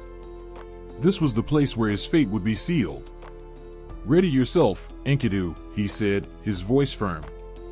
"Today, we will face the guardian of the forest. Today, we will claim the glory that is ours."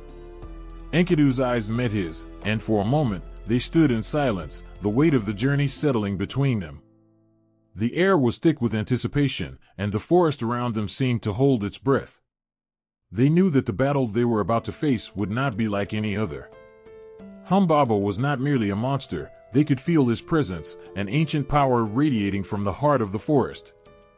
Gilgamesh took a deep breath, feeling the weight of the earth beneath him, the pulse of the land itself. He had come so far, and now there was no turning back. With Enkidu by his side, he stepped forward, ready to face the guardian, ready to claim the glory that awaited them in the heart of the Cedar Mountains. But as they drew closer, the ground seemed to tremble beneath their feet. The trees groaned, their branches twisting as though in protest. And then, a voice, deep and thunderous, filled the air, shaking the very earth beneath them. "Who dares to trespass in my domain?" the voice rumbled. Gilgamesh's heart quickened, but his resolve remained unshaken. "I am Gilgamesh, king of Uruk. And I have come to claim the glory of the cedar forest." The air seemed to grow colder, the trees around them bending under the weight of the voice that spoke again, louder this time. "You seek glory, mortal? You seek to challenge me? Then know this, you will not leave these woods unchanged." The challenge had been made. And now, the battle between Gilgamesh and Humbaba would begin. The boat rocked gently in the vast expanse of the sea, its wooden planks creaking under the weight of the journey. Gilgamesh had crossed mountains, braved wild forests, and faced unimaginable perils in his quest for immortality. But as the waters stretched before him, endless and unyielding, a new kind of weariness settled into his bones. His spirit, once ablaze with the fire of glory and conquest, now flickered weakly, drained by the toll the journey had taken. The memories of Enkidu, of the lost battles, of the impossible dreams, all swirled in his mind, clouding his vision. The sea seemed to stretch on forever, its vastness swallowing all in its path, leaving him adrift in a world that felt increasingly alien. But ahead, through the mist and the waves, a silhouette appeared, a figure standing by the shore. The boat crept closer, drawn by an invisible pull, and soon Gilgamesh saw her. She stood like an island of warmth and comfort in the midst of the cold, unforgiving ocean. Siduri. The tavern keeper's eyes were wise, holding the kind of knowledge that only years of living could bestow. Her face, though weathered, held a grace that time had not stripped away. She was the keeper of a humble tavern that sat at the edge of the world, a place where travelers like Gilgamesh came to find solace, if only for a brief moment. Gilgamesh stepped onto the shore, his legs unsteady after so long on the water. Siduri did not greet him with the customary warmth one might expect from an innkeeper. Instead, her gaze was piercing, assessing, as though she could see through him, to the very core of his being. "What brings you here, traveler?" Siduri's voice was soft but firm, carrying a weight that seemed to press against Gilgamesh's chest. He felt a wave of exhaustion wash over him, but he straightened his back and met her gaze. "I seek immortality," he said, his voice echoing with the desperation that had driven him from Uruk and across the world. "I seek the secret to live forever." Siduri regarded him for a long moment, her expression unreadable. Then, with a slow, deliberate movement, she gestured for him to sit by the fire that burned brightly near the edge of the shore. There was something in her manner, something about her calmness, that made Gilgamesh feel both agitated and comforted at once. "You seek immortality," she repeated, her voice quiet, but not without a trace of skepticism. "And what do you think you will find, if you obtain it? Will it bring you peace? Will it grant you the happiness you have lost?" Gilgamesh's jaw clenched. He had heard these words before, doubts, questions, voices that tried to pull him away from his path. But he had come too far to be swayed now. He had come to face the truth, no matter how hard it was to hear. "I will find meaning," he said, the words tasting bitter as they left his mouth. "Enkidu is gone. I have lost him. I cannot accept that death is the end. I cannot accept that this life, this struggle, is all there is." Siduri's eyes softened, and she sat beside him, her movements measured and graceful.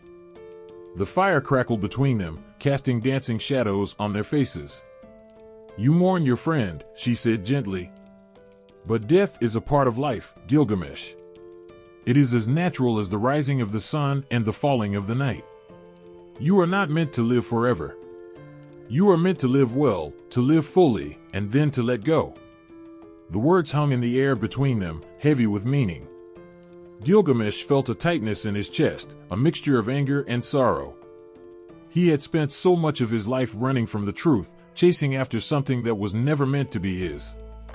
And now, here was Siduri, a woman who had lived through the seasons of life, speaking wisdom that he had never wanted to hear.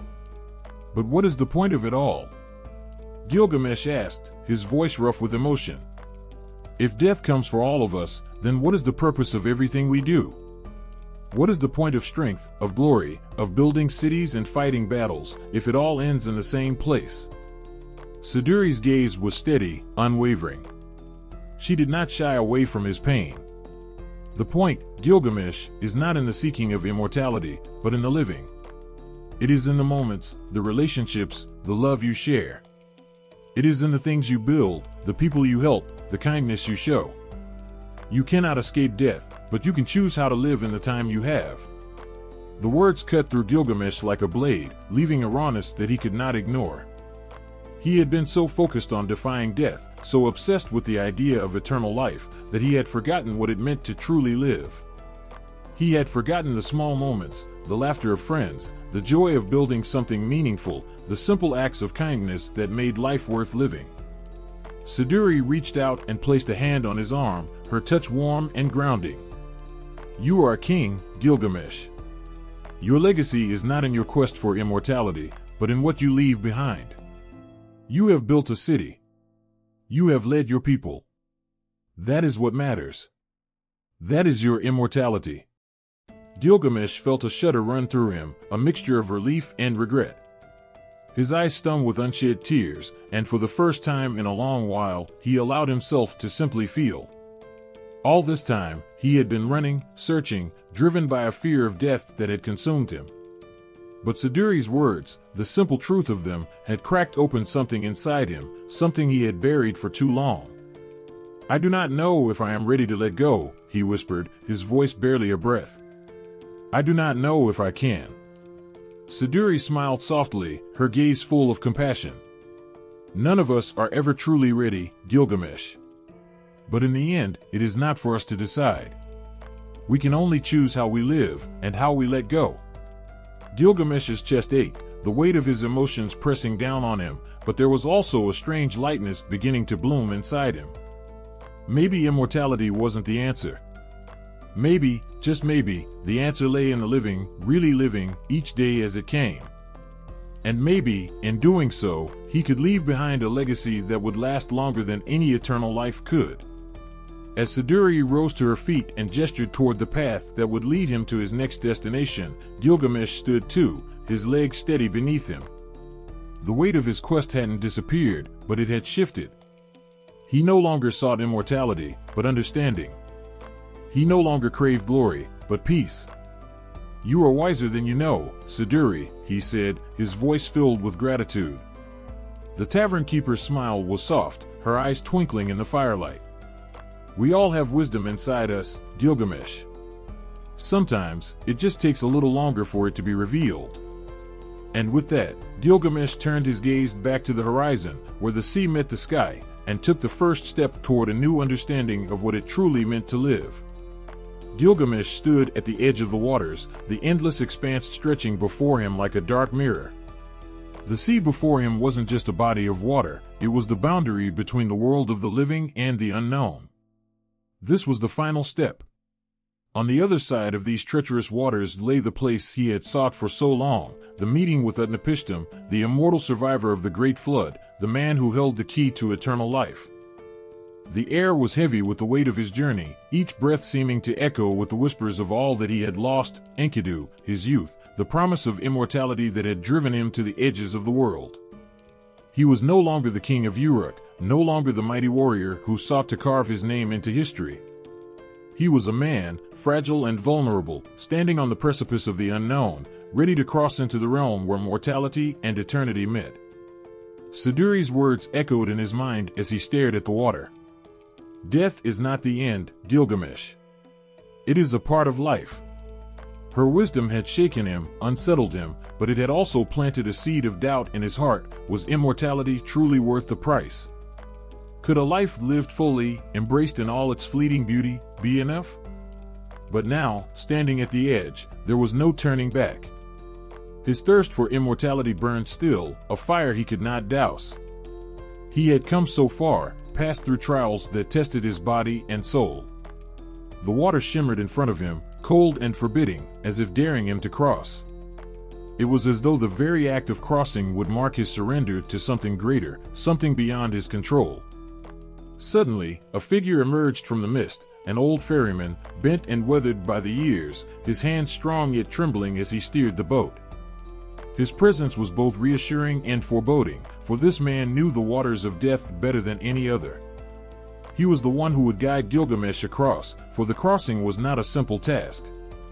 It was a test, one that few had survived, for to cross these waters was to walk into the unknown, into the realm of fate and time itself. "You seek the immortal man?" the ferryman asked, his voice gruff but knowing. "The waters are treacherous. Many have tried, few have succeeded. But you must ask yourself, why do you seek this? What will it bring you?" Gilgamesh's gaze remained fixed on the waters, the swirling depths mocking him with their promise of answers, of knowledge that would come at a price. "I seek to know the secret of immortality. I have lost so much. I cannot accept the end." The ferryman nodded solemnly, understanding. "None of us can accept the end," he murmured, as if speaking from his own wounds. "But the end is inevitable as the beginning. You cannot escape it." There was a silence between them, as if the earth itself held its breath. The waters lapped at the boat, an unrelenting reminder of the journey they were about to undertake. And yet, despite the foreboding silence that surrounded him, Gilgamesh felt a strange calm wash over him. He was no longer the man who had been driven by fear of death. He was a man standing at the threshold of something much greater, an understanding, perhaps, of the very nature of life and death. With a steady hand, the ferryman pushed the boat into the waters. It moved slowly, but steadily, cutting through the stillness as the dark waters surrounded them. Every movement of the boat seemed to carry them deeper into a place where time no longer held sway. The world of the living and the dead was now behind him. Gilgamesh knew that what lay ahead could not be predicted, but it was something he had to face. He had come so far, and there was no turning back. As they glided over the waters, Gilgamesh found himself thinking about Enkidu, about the moments they had shared, and the bond that had been severed too soon. He had longed for answers, but now, in this strange and eerie silence, he wondered if the answers would matter at all. Could immortality bring him back to the life he had once known? Could it heal the pain of losing his friend? Or would it leave him with an eternity of solitude, cursed to live while everything around him decayed? The ferryman glanced over at him, as if sensing his thoughts. "The waters of death don't bring life back," he said quietly. "They are not the river that washes away the past. They are the river that carries you forward, to a place where you can see the truth." Gilgamesh turned his gaze to the horizon, where the mist began to thin, revealing the distant shore. The journey was nearing its end. He had crossed the waters of death, and now he would face what lay beyond them, his final encounter with the man who had defied death itself. As the boat neared the shore, the ferryman slowed, bringing them gently to the land. "This is where I leave you," he said, his voice almost a whisper. "You must face him alone." Gilgamesh stepped out of the boat, his legs shaky but determined. His heart pounded in his chest as he walked toward the figure waiting for him on the shore. He had crossed the waters of death, walked through the veil that separated life from eternity. And now, all that remained was to face the truth of what he sought. Before him stood Utnapishtim, the immortal survivor of the flood, a figure whose very existence defied the laws of nature. His eyes were ancient, holding within them the weight of centuries, of wisdom earned through lifetimes of loss and survival. He was a living testament to the fragility and endurance of the human spirit, a reminder that even in the face of the inevitable, there was something worth holding on to.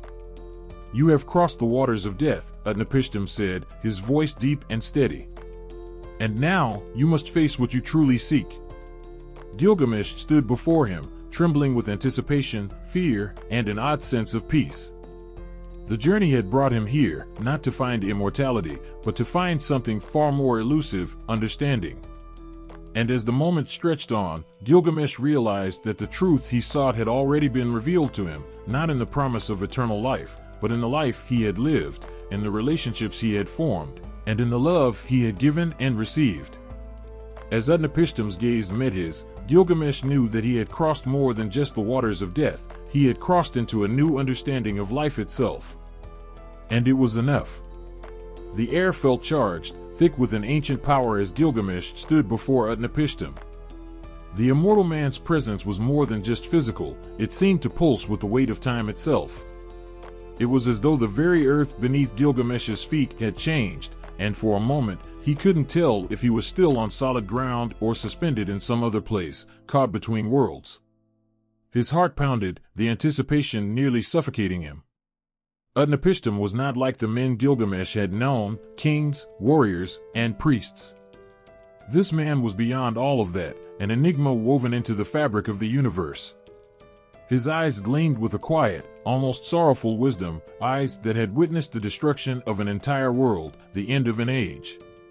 They had seen things that no mortal could bear to imagine. And yet, there was a calm about him, a peace that could only come from knowing something so profound, so universal, that nothing else seemed to matter. Gilgamesh had spent his entire journey chasing after this man, seeking the secret to immortality, thinking that finding Utnapishtim would grant him eternal life. He had crossed mountains, braved the dark forests, and sailed the waters of death, each step bringing him closer to this moment. And now, standing before Utnapishtim, a question gnawed at him, growing louder with each passing second. What was he truly seeking? Utnapishtim's voice broke through the stillness, as rich and deep as the earth itself.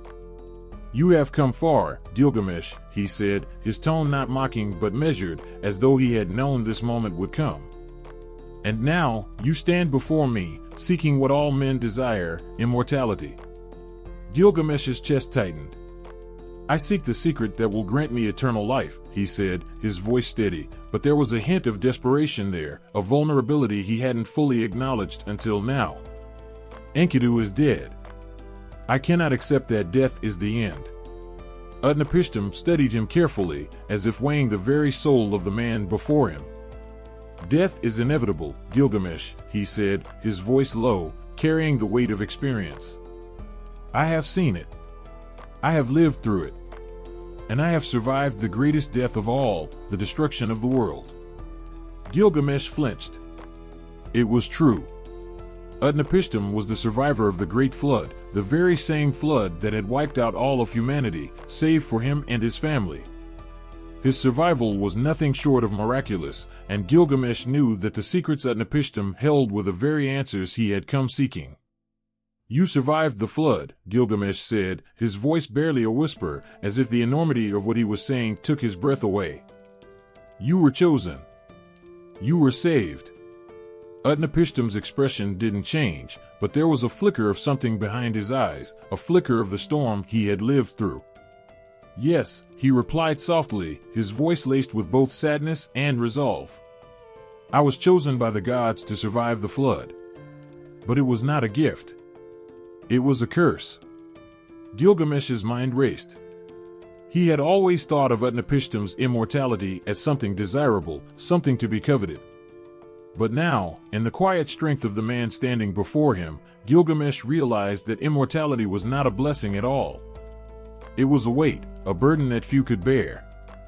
You do not understand, Utnapishtim continued, as if reading Gilgamesh's thoughts. When the gods decided to send the flood, they destroyed everything. They wiped away the world, as though it were nothing more than dust.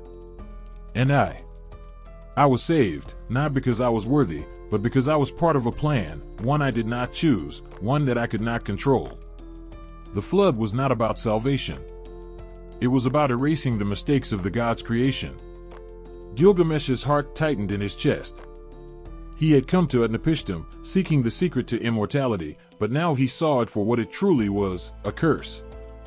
A life lived in solitude, separated from the world, forever watching as everything around you withered and died.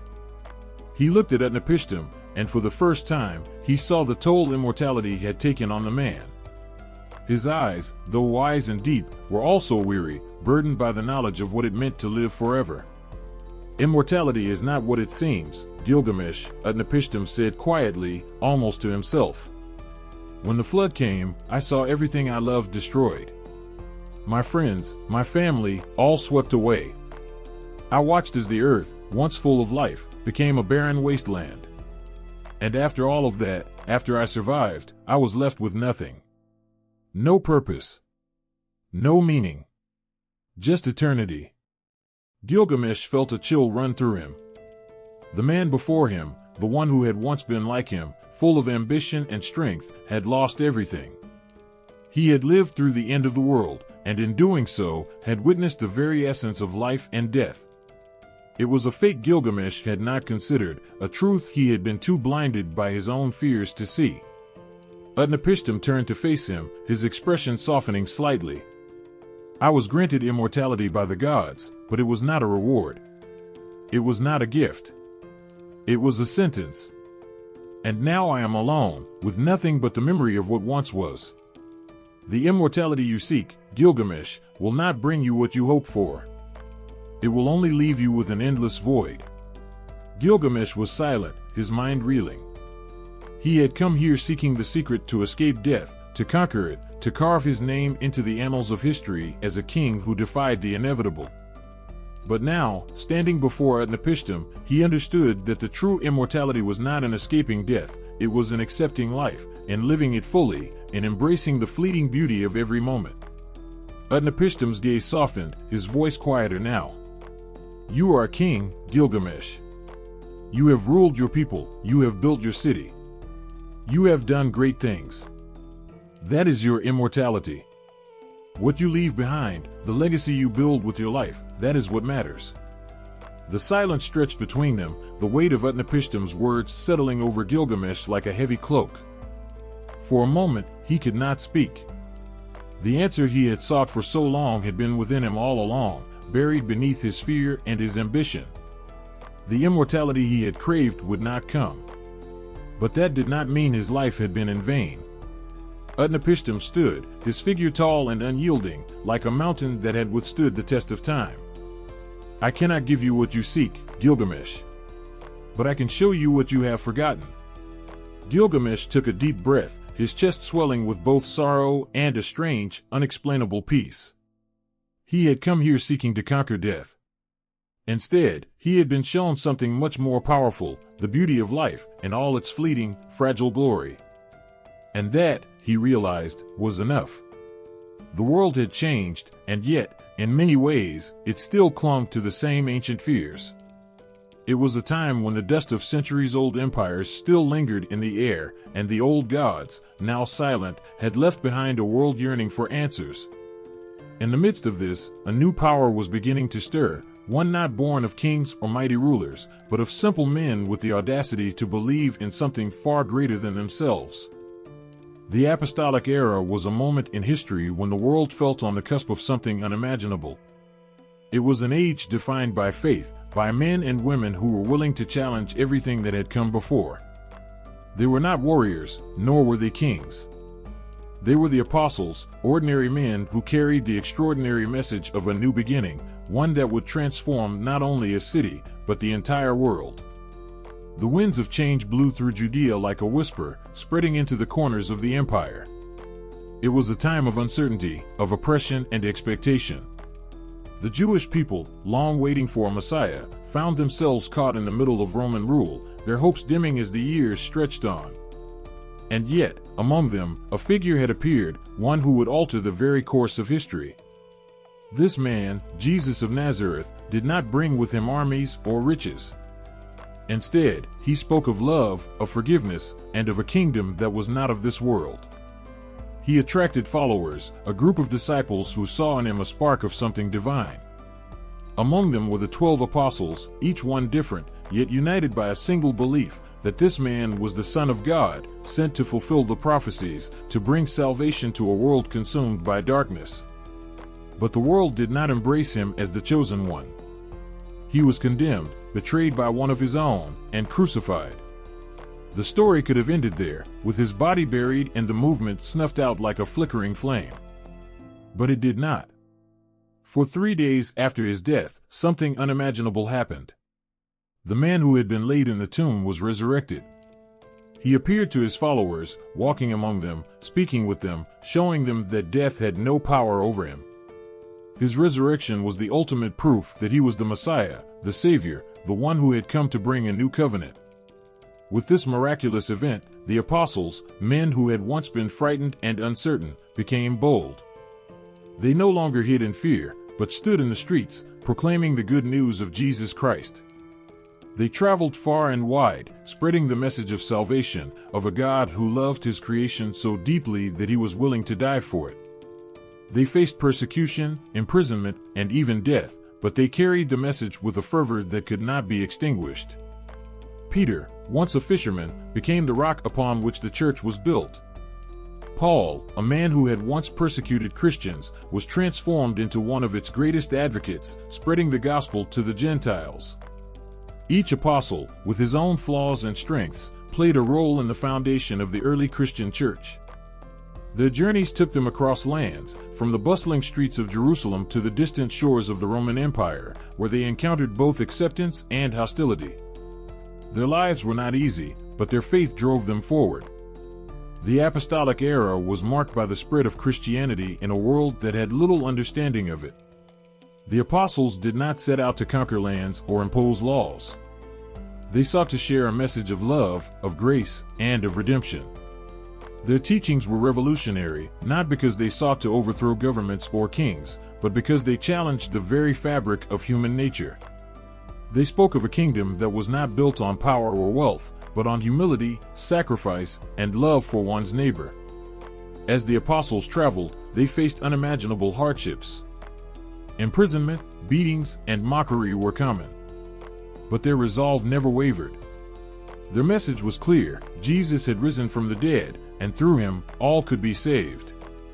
It was not a message of violence or bloodshed, it was one of peace and reconciliation. In a world torn apart by division and hatred, this message was a beacon of hope. The early church grew slowly, but it grew nonetheless. People were drawn to the apostles' teachings because they offered something different, something real. In a world where gods were distant and cold, the Christian message was one of intimacy, of a God who cared for the individual, who saw each person as valuable and worthy of love. The apostles spoke of a new kind of kingdom, one where the weak were strong, the poor were rich, and the last would be first. It was a message that resonated with those who had been forgotten by the world. But the apostles also faced great resistance. The Jewish religious authorities, who saw Jesus as a threat to their power, persecuted them relentlessly. The Roman Empire, too, viewed Christianity with suspicion, as a movement that undermined the status quo. The apostles were often forced to meet in secret, in homes or in the catacombs, their gatherings watched by the eyes of those who sought to silence them. Yet they persisted. They preached the gospel wherever they went, speaking of the coming kingdom of God, of salvation through faith, and of the eternal life that awaited all who believed. The apostolic era was not a time of peace, nor was it a time of easy victories. It was a time of struggle, of sacrifice, and of unwavering faith. The apostles were not perfect men, they were flawed, just as we all are. But they believed in something greater than themselves, and that belief drove them to take the gospel to the ends of the earth. They risked everything they knew, everyone they loved, because they believed that the message they carried was worth the cost. Through their efforts, Christianity began to spread. It spread from Jerusalem to Judea, to Samaria, and eventually to the ends of the Roman Empire. The apostles planted the seeds of a movement that would one day grow into a force that would change the world forever. Their teachings would inspire countless generations, and their legacy would live on in the hearts of millions. But in the end, the apostles knew that it was not their names that mattered, nor their individual journeys.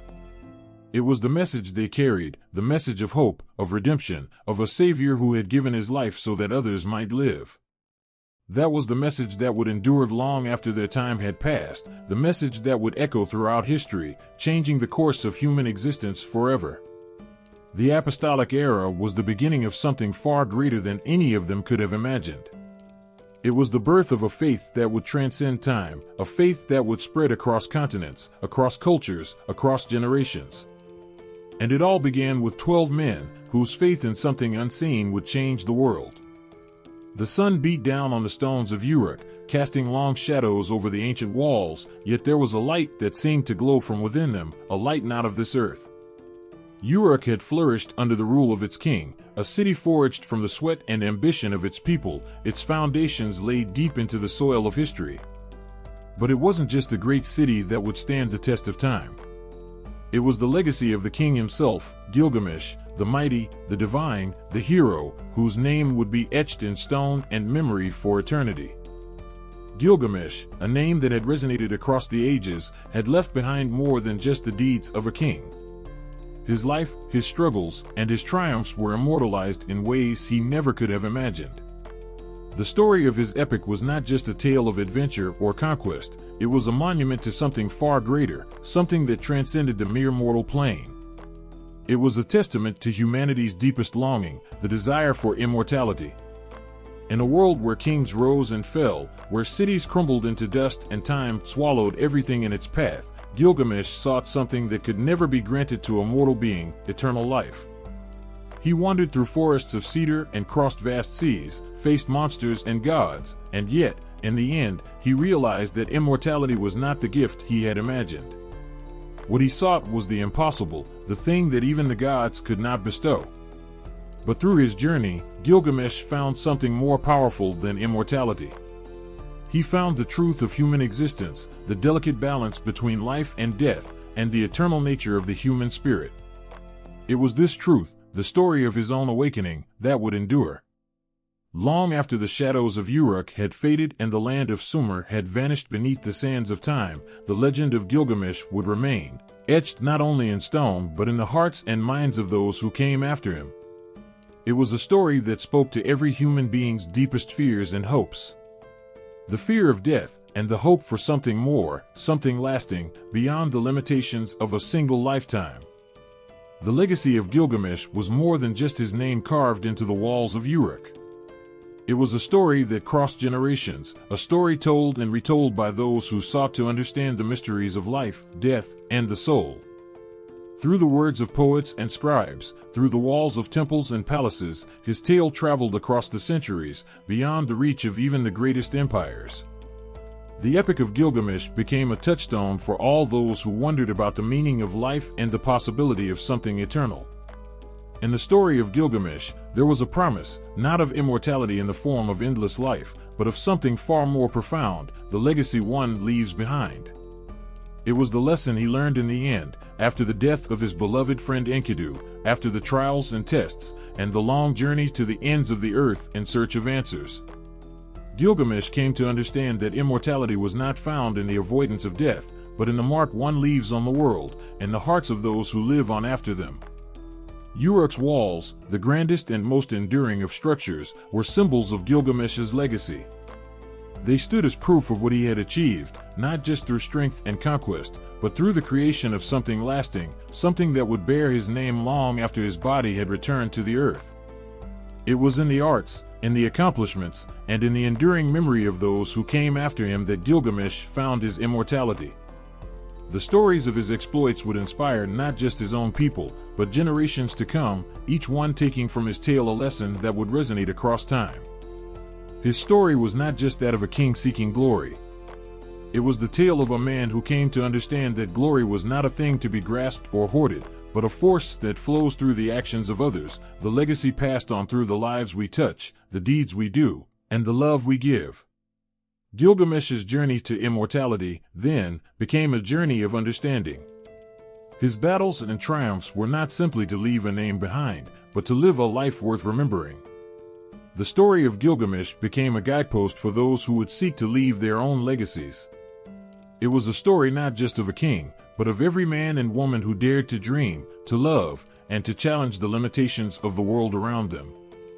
It was a story that spoke to the universal truth of human existence, that while our bodies may perish, our actions, our stories, and the love we share with others are the true immortality we can hope to achieve. As the centuries passed, Uruk became but a shadow of its former self. The city's walls, once towering and proud, crumbled beneath the weight of time. But still, the name of Gilgamesh endured. The Epic of Gilgamesh was transcribed onto clay tablets, and from those tablets, it was passed down to the generations who came after. The words lived on, etched in the minds and hearts of those who could not forget the lessons of a man who sought immortality and, in doing so, discovered something far greater. The legacy of Gilgamesh was not one of endless life, but of the life well lived, of a journey that spoke to the very essence of what it meant to be human. His story was a monument, an enduring testament to the power of storytelling, to the way in which each individual can leave a lasting impact on the world. In the end, Gilgamesh's true immortality was not to be found in the fear of death, but in the beauty of the stories that were passed down, generation after generation, reminding each of us that we too can leave a legacy that transcends time. The winds of fate swept through the ancient city of Uruk, carrying with them whispers of something far greater than human ambition. Gilgamesh stood at the edge of his palace, looking out over the land he had ruled so fiercely. His mind, once consumed with the thirst for immortality, now began to wrestle with a new understanding, a deeper truth that echoed in the halls of his heart. The gods had always been present, guiding, controlling, and shaping the world around him. For so long, he had fought against them, seeking to carve his own path, to challenge their will, to impose his strength upon the world and defy the very forces that governed the fate of all beings. Yet in the wake of Enkidu's death, the pain of that loss still raw within him, Gilgamesh found himself face to face with the ultimate reality. The gods were not to be defeated, nor were their designs to be undone. They were the architects of fate, the unseen hands that shaped the lives of mortals, and there was no escaping the grip of divine will. Gilgamesh's journey, once one of power and conquest, had transformed into something far more profound. The once proud king, standing atop his mighty walls, began to understand that immortality was not his to claim. It was the gods who decided who would live and who would die, who would find glory, and who would fade into the dust of history. The realization came slowly, but it was no less crushing for its gradualness. He had sought to defy fate, to challenge the very forces that bound him and his people, but now he saw the truth. The gods were not just distant, indifferent rulers, they were the weavers of destiny, the ones who held the threads of life in their hands, and no mortal could escape their grasp. The death of Enkidu had been the catalyst, the wound that forced Gilgamesh to confront the fragility of his own existence. In Enkidu's passing, Gilgamesh saw his own mortality reflected back at him, and the crushing weight of that truth pressed heavily upon his chest. His friend, the wild man who had been his equal and his companion, was gone. And no matter how fiercely he fought, no matter how far he journeyed or what challenges he faced, Gilgamesh could not escape the reality that death would come for him as it had come for Enkidu. He had searched for immortality, and yet, what he found was a sobering revelation. The gods were the arbiters of life and death, and no one, not even the mightiest king, could outrun them. But in this moment of despair, when all seemed lost, something shifted within him. Gilgamesh realized that his fight was not against the gods, but with himself. He had spent so long seeking to overcome the inevitable, to find a way to defy the hand of fate, but now he saw that it was not through defiance that he would find peace, but through acceptance. The gods were not cruel or arbitrary, they were simply part of a greater design, a divine order that governed all life. To understand this, to reconcile with the idea that humans were bound to the will of the gods, was not to surrender, it was to find freedom in the knowledge that there was meaning in the ebb and flow of life itself. In his meeting with Utnapishtim, the immortal survivor of the flood, Gilgamesh encountered the wisdom of the gods firsthand. Utnapishtim, a man who had been granted eternal life by the gods after the great flood, had lived through the unimaginable. And yet, even he could not escape the truth of divine will. He spoke to Gilgamesh with the calm, measured words of one who had seen the cycles of life and death and understood the delicate balance between them. It was in Utnapishtim's words that Gilgamesh began to see the path to reconciliation. "Do not seek immortality," Utnapishtim said. "It is not for mortals to decide when they live or die. The gods have their plan, and it is through our acceptance of their will that we find peace." The words were simple, but they pierced Gilgamesh's heart. He had spent so long searching for something that was never meant for him, never meant for any mortal. And now, as he stood before Utnapishtim, he saw the profound truth in those words. Life, with all its pain and loss, was a gift that could not be measured in years or endless days. It was a gift to be cherished in the moments one had, and it was only through embracing the fleeting nature of life that one could truly understand its beauty. The gods had their reasons, Utnapishtim explained. They shaped the world not with malice or cruelty, but with purpose. They understood the limits of human existence, the necessity of death, and the importance of living a life that was meaningful, however short. It was in the acceptance of fate, in the understanding that death was not an enemy but a part of the cycle of life, that one could find peace. Gilgamesh's heart, once heavy with the weight of fear and regret, began to lighten. He understood now that the gods had not acted against him, they had guided him, even when he had failed to see it. They had given him a purpose, a kingdom to rule, a legacy to leave behind. They had allowed him to grow, to change, to learn the most important lesson of all, that life was a precious gift, and it was through living it fully, without the burden of trying to control every aspect, that one could find true fulfillment. The role of the gods in shaping human experience was not one of tyranny, but one of guidance. They set the course of the world, but it was up to mortals to navigate it, to make choices, to live with honor and integrity. The gods were not just distant beings who watched from afar, they were woven into the very fabric of existence, and they will shape the destiny of all things. To understand this was to understand the harmony of the universe, the delicate balance between life and death, creation and destruction. Gilgamesh's reconciliation with fate was not an easy one. It was a struggle, a battle of the heart and soul. But in the end, it was this struggle that made him whole. He could not change the will of the gods, but he could change how he lived his life. He could honor the gods not by seeking to escape death, but by embracing life in all its complexities, knowing that the divine presence was with him in every moment. And so, the great king of Uruk returned to his city, not as a conqueror, but as a man who had learned to accept the limits of his own power. He ruled with wisdom, understanding that his reign was not eternal, but that it was a gift, a brief flame in the vast darkness of time. His legacy, built not on the quest for immortality, but on the wisdom of the gods and the acceptance of fate, would live on long after he was gone. The air around Uruk was thick with the weight of history, but amid the dust and stone, there was something far more powerful than the walls of the great city itself. It was a bond forged not by blood, nor by the ties of family, but by something deeper, something that transcended the very essence of what it meant to be human. The friendship between Gilgamesh and Enkidu was not just the meeting of two souls, it was the collision of opposites, the joining of a king with a wild man, a divine ruler with a creature born from the earth itself. When Enkidu first appeared in the land of Uruk, he was nothing like anyone had ever known. Raised among the beasts of the steppe, he roamed freely, untouched by civilization, unshackled by the laws of men. He was the wildness of nature incarnate, a force untamed and primal.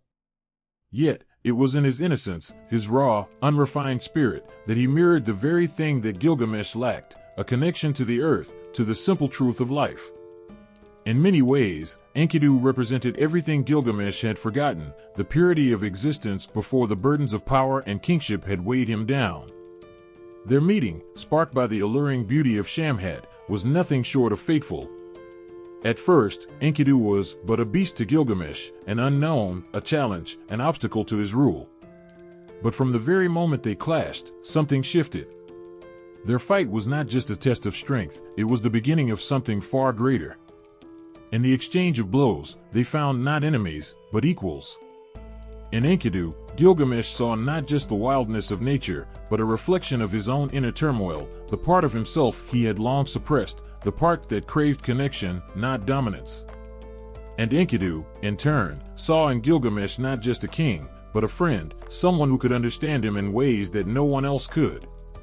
What followed was not just the forging of a friendship, but the creation of a brotherhood that would transcend the boundaries of life and death. It was in Enkidu's presence that Gilgamesh found the one thing he could never have achieved alone, the true meaning of companionship. Before Enkidu, Gilgamesh had been a king, a ruler obsessed with his own glory, focused only on his own desires. He sought immortality, he sought fame, but he never sought love or friendship. It was Enkidu who changed that. In the quiet moments, as they shared their triumphs and defeats, Gilgamesh came to understand that it was not fame or riches that gave life meaning, but the connections we make with others, the bonds we form in the face of mortality. Enkidu, the wild man, was not just a companion for Gilgamesh, he was the mirror that reflected back the parts of Gilgamesh that he had long buried. Enkidu taught Gilgamesh humility, patience, and the meaning of true friendship. He was the counterbalance to Gilgamesh's arrogance and pride, the voice of reason when Gilgamesh's ambition threatened to carry him too far. Together, they ventured into the cedar forest, faced down the fearsome Humbaba, and slew the bull of heaven. Their victories were not just the spoils of battle, they were the victories of their friendship, the triumph of two souls united in purpose, in loyalty, and in love for each other. The impact of their friendship rippled through the very fabric of the epic. It was their bond that gave Gilgamesh the strength to face the challenges that lay ahead.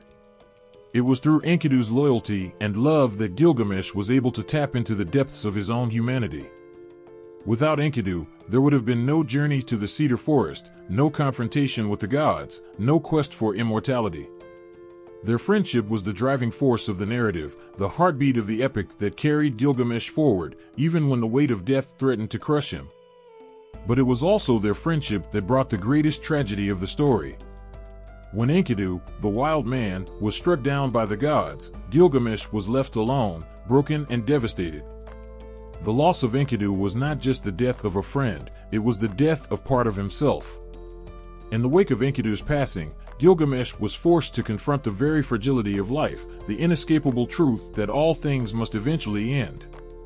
His quest for immortality was no longer about avoiding death, it was about finding meaning in a world that was fleeting, where even the strongest bonds could be broken by the hand of fate. The pain of losing Enkidu drove Gilgamesh to seek answers, to question the nature of existence itself. It was in his grief that he sought the wisdom of the gods, and it was in his mourning that he began to understand what Enkidu had given him, not immortality, but a deeper understanding of what it meant to live. Their friendship had given him the courage to face death, not with fear, but with acceptance. It was the love he had for Enkidu that allowed him to reconcile with the truth of his own mortality. And in that reconciliation, he found peace. The nature of friendship in the Epic of Gilgamesh is not just a theme, it is the lens through which the entire narrative is shaped. Through their bond, Gilgamesh comes to understand the nature of life itself. Friendship is not merely companionship or loyalty, it is a mirror that reveals the deepest parts of the soul. Through friendship, we learn to love, to care, and to sacrifice for others. We find strength not in our own power, but in the connections we make. It is through friendship that we understand the very meaning of existence. Gilgamesh and Enkidu's bond was not just an emotional anchor in the story, it was the very essence of what it meant to be human. It was a reminder that no matter how mighty one might be, no matter how vast the kingdom or how great the conquests, without friendship, without love, we are left empty. The friendship between Gilgamesh and Enkidu is what gave the epic its heart. It is the enduring legacy of the story, one that reminds us all that in the face of death, the bonds we share with others are what truly make life worth living. Under the endless stretch of the Mesopotamian sky, where the sun hung heavy in the afternoon haze, Gilgamesh walked the earth with the weight of an ancient question pressing on his heart. It was the question that had driven him to the farthest reaches of the known world, to the very gates of the gods themselves. What is the meaning of life, and what comes after it ends? The death of Enkidu had broken him. He had faced monsters, conquered kingdoms, and defied the wrath of the gods. Yet nothing had prepared him for the cold, unyielding grasp of death that took his friend. It was not just the loss of Enkidu that shook him to the core, it was the realization that death was inevitable, even for someone as mighty as himself. That there was a limit to all things, that even kings could not escape the grasp of time. The knowledge haunted him, gnawed at him, and left him with an emptiness that no treasure, no fame, no glory could fill. In his quest for immortality, Gilgamesh was not just seeking a way to extend his life indefinitely. He was searching for something deeper, something that transcended the mortal condition. It was the desperate hope that if he could conquer death, if he could find a way to live forever, he could escape the sorrow that gripped him. The death of Enkidu had shown him that no matter how strong, how wise, or how powerful one might be, all would eventually fade. No one could avoid the embrace of death, not even a king. But as Gilgamesh ventured through deserts, climbed mountains, and crossed treacherous seas in search of the secret to eternal life, he found himself face to face with the most profound realization of all, immortality. And the way he had imagined it was a lie. There was no secret elixir, no magical spell, no divine favor that could free him from the inevitability of death. And it was in this crushing truth that Gilgamesh discovered the true meaning of life, not in the pursuit of immortality, but in the acceptance of death, and in the understanding that the fleeting moments of life, as brief and fragile as they may be, are precious beyond measure. It was through the wisdom of Utnapishtim, the immortal survivor of the Great Flood, that Gilgamesh came to understand this deeper truth. Utnapishtim's story was one of divine intervention, of survival, and of the gods' fickle nature. He had been granted immortality, but at the cost of watching the world around him change, of seeing the people he loved grow old and die. Immortality, it seemed, was a cruel gift, one that separated him from the cycle of life, one that made him an observer rather than a participant. Utnapishtim's words struck Gilgamesh to his core: "You will not find the secret to eternal life. The gods alone possess that, and even they are bound by their own fate." In that moment, Gilgamesh understood. Immortality was not a gift meant for mortals, not even for the strongest king. It was the gods' domain, a concept beyond human reach. The search for immortality, the desire to escape death, was ultimately a search for meaning in a world where everything is destined to end. But meaning could not be found in the defiance of death. It could only be found in the acceptance of it. The Mesopotamian worldview had long grappled with the nature of life, death, and immortality. In their eyes, the gods were powerful and immortal, but their actions were often driven by their own whims, often indifferent to human suffering. Humans, in contrast, were bound to the cycle of life and death, their lives brief and uncertain, their fates subject to the will of the gods. Immortality, for the Mesopotamians, was not something to be sought by mortals. It was a divine quality, something that set the gods apart from mankind. Yet, the very idea of immortality held deep cultural significance in Mesopotamian thought. The pursuit of everlasting life was not a foolish dream, but a reflection of humanity's deepest fears and hopes. In a world where death was sudden and unpredictable, the idea of immortality offered solace, a way to transcend the harshness of existence and to leave a lasting legacy.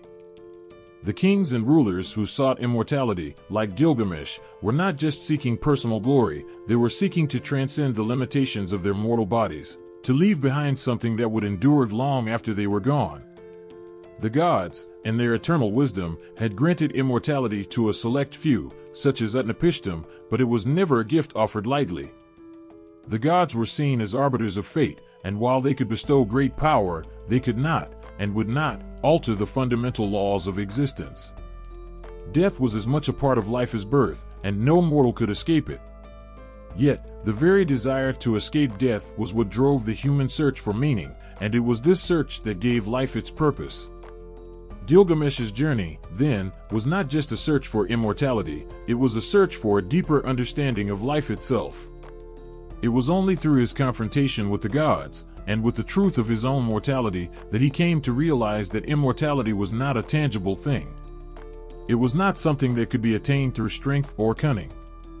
Instead, it was something much more intangible. It was the legacy one leaves behind, the memories and deeds that continue to live on after death. In the end, Gilgamesh came to understand that immortality was not found in escaping death, but in embracing the transient beauty of life. The moments he shared with Enkidu, the victories they won together, the love and laughter they shared, these were the things that would live on, not in the form of eternal life, but in the memories of those who would come after him. Immortality, then, was not the absence of death, but the enduring impact one leaves on the world. In the ancient world of Mesopotamia, where the gods were both distant and omnipotent, immortality was a complex concept, one tied not only to the gods, but also to the legacy of human beings. While the gods held the power over life and death, it was the mortals, in their brief time on earth, who defined their place in history. It was their stories, their achievements, and their relationships that would echo through time, even as the years passed and the world changed. Gilgamesh, in his final days, came to understand that the search for meaning was not about avoiding death, but about finding purpose in the life one lived. The lessons he learned in his quest, lessons about love, friendship, the value of human connection, and the acceptance of death, were the things that would endure. In the face of his own mortality, Gilgamesh found the greatest immortality of all, the knowledge that his story would live on, that his legacy would be carried on through the hearts and minds of those who remembered him. Thus, in the end, the search for meaning, for life, for immortality, led Gilgamesh to the realization that the most profound meaning could be found not in the quest to escape death, but in the way one chooses to live and love in the time they have. In embracing death, he had discovered the true nature of life, and in doing so, had achieved a form of immortality that no god could ever bestow. Under the watchful eyes of the gods, Gilgamesh stood at the precipice of a choice that would shape the fate of his kingdom and his very soul. In Uruk, beneath the towering walls that he himself had built, he was both a ruler and a man burdened with the weight of destiny. His heart, full of ambition and questions, sought to challenge the forces that controlled his life. The gods had set his path, yet here he was, defying their will in pursuit of something greater. But the question remained, could he escape the grip of fate? Or was he, like all men, a puppet to divine will, his strings pulled by forces beyond his understanding? Gilgamesh's journey was one marked by the constant struggle between fate and free will. In a world where gods controlled the lives of men and determined the course of events, it seemed as though the very concept of free will was a fleeting illusion. Yet, in his heart, Gilgamesh felt the stirring of agency, the burning desire to carve his own path, to leave behind a legacy that would withstand the ravages of time and death. Could he defy the gods, or was his fate already sealed? From the moment Gilgamesh was born, it was clear that his life would not follow a simple, quiet path. As 2/3 divine and 1/3 human, he was both elevated and cursed by his heritage. His strength, unmatched in the land of Uruk, was a gift from the gods, yet it also came with a heavy price. He was a king born to rule, yet he was not the perfect ruler that the people of Uruk desired. His arrogance and unchecked desires made him a tyrant, a ruler who cared little for the well-being of his subjects. The gods, it seemed, had woven his fate from the very beginning, a fate that would not be easy to escape. When Gilgamesh encountered Enkidu, the wild man created by the gods to humble him, it was clear that fate had a hand in their meeting. The divine plan was unfolding before him. But what seemed like a moment of divine intervention would also prove to be a turning point in Gilgamesh's life. Enkidu was not just a rival, he was the catalyst for Gilgamesh's transformation. Their bond, forged through conflict and friendship, was a defiance of the gods' intentions. Yet, as much as Gilgamesh tried to steer the course of his life, the pull of fate was never far behind. The story of the Bull of Heaven, Ishtar's vengeful attempt to destroy Uruk, was another instance where fate seemed to clash with human agency. Ishtar's wrath, sparked by Gilgamesh's rejection of her advances, led to the unleashing of the terrifying Bull of Heaven. Gilgamesh and Enkidu fought together to defeat the beast, a victory that only angered the gods further. Though they had triumphed over Ishtar's divine punishment, their victory was short-lived. The gods, feeling humiliated, decided that one of them must pay. Enkidu, the more vulnerable of the two, was chosen to suffer. In the face of Enkidu's death, Gilgamesh was forced to confront the ultimate question of fate: was death inevitable, or could it be resisted? In his grief, he sought immortality, determined to escape the grasp of death that had taken his friend. But no matter how far he traveled, no matter how many gods he confronted, the truth remained: death was not something to be escaped. It was part of the fabric of existence, woven into the very structure of the world. No amount of strength, no amount of will, could change that. It was the ultimate reminder that fate was beyond human control. And yet, even in the face of such a harsh truth, Gilgamesh's actions demonstrated something remarkable: his agency, his free will, still had power. In seeking immortality, in battling the gods, and questioning the course of his life, he demonstrated that the human spirit, even in the face of divine will, could still choose its own path. The gods may have set the stage, but Gilgamesh had the power to decide how he would act within it. He could not change the fate of his friend Enkidu, but he could change the way he faced his own fate. Utnapishtim, the immortal survivor of the Great Flood, was the final answer to Gilgamesh's quest for eternal life. But what Utnapishtim offered Gilgamesh was not immortality, it was acceptance. He told Gilgamesh that immortality was not meant for mortals, that death was a part of the natural order, something the gods themselves could not change. But in that acceptance, there was power. It was in understanding the limits of his existence that Gilgamesh found peace. His struggle, though seemingly futile, allowed him to break free from the tyranny of fear. He learned that fate, though inevitable, did not have to be a source of despair. Gilgamesh's journey was ultimately about reconciling the tension between fate and free will. In a world where gods controlled the cosmos, where the future was often dictated by divine will, the epic demonstrated that human agency still had a profound impact. The gods may have determined the course of events, but it was the choices of individuals, how they responded to fate, that shaped the true meaning of their lives. Gilgamesh could not escape death, but he could choose how to live, and it was in this choice that he found his greatest victory. Throughout the epic, the gods played a critical role in guiding the fates of mortals. Yet they were not omnipotent or infallible. The gods were petty, vengeful, and often driven by their own emotions, and their interventions in the lives of mortals were as often destructive as they were constructive. This divine unpredictability created a tension between fate and free will that was palpable throughout Gilgamesh's journey. Mortals, it seemed, were at the mercy of divine whims, but they were not without power. The gods may have set the stage, but it was humans who, through their actions, gave life meaning. In the end, Gilgamesh's understanding of fate was not about resignation to an unavoidable end, it was about finding freedom within the constraints of life. By embracing the reality of his mortality, Gilgamesh came to understand that his true power lay not in resisting fate, but in living fully in the face of it. The gods could dictate the course of his life, but they could not determine the meaning he would create within it. It was through his own choices, his relationships, his deeds, his reflections, that Gilgamesh was able to transcend the limits of his fate. The tension between fate and free will in the Epic of Gilgamesh is a reflection of the human experience itself. A struggle between accepting what is beyond our control and asserting the power of our choices in the face of the inevitable. It is a timeless theme that resonates deeply with anyone who has ever questioned the forces that shape their lives and sought to carve their own path, even against the current of destiny. In the end, the epic reminds us that while we may not control our fate, we do control how we respond to it, and that is what makes life truly meaningful. The sun was setting over the ancient city of Uruk, casting long shadows over the towering walls that Gilgamesh had spent years constructing. From the palace windows, the king gazed out at the vast land before him, the land he had conquered, the city he had built, the people who looked to him for guidance. But despite his greatness, despite the riches he had amassed, a deep, gnawing emptiness stirred within him. There was one truth he could not escape, no matter how powerful, how wise, or how beloved he became. He, like all men, was mortal. In the quiet of his heart, Gilgamesh faced a reality that none of his triumphs could shield him from.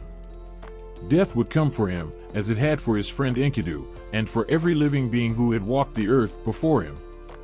The walls of Uruk, though mighty, would crumble. The name of the king, though celebrated, would eventually fade.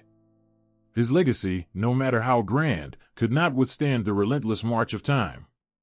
In that moment of reflection, Gilgamesh grappled with something profound, a universal struggle shared by all of humanity. The tension between the desire to make a lasting impact and the inevitability of mortality.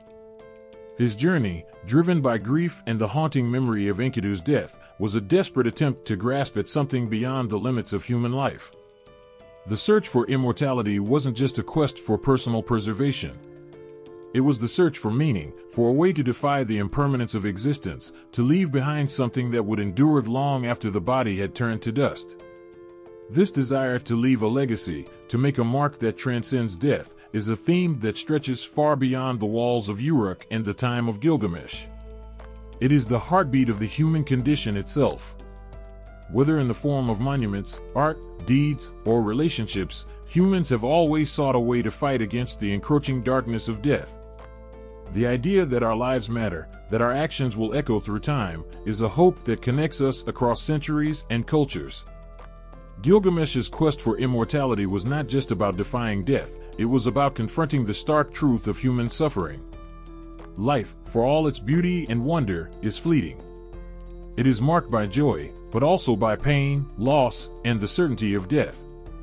Gilgamesh's grief over Enkidu's death was a raw, unfiltered expression of that suffering. It was the pain of watching someone you love fade away, of knowing that no matter how hard you try, you cannot stop the inevitable.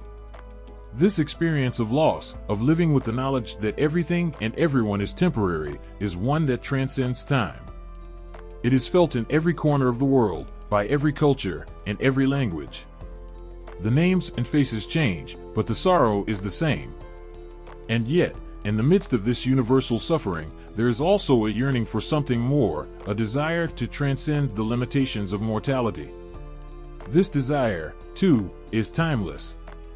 The Epic of Gilgamesh, one of the earliest stories ever told, reveals a fundamental truth about the human spirit, that even in the face of death, there is a deep, unrelenting wish to be remembered, to leave behind something that matters.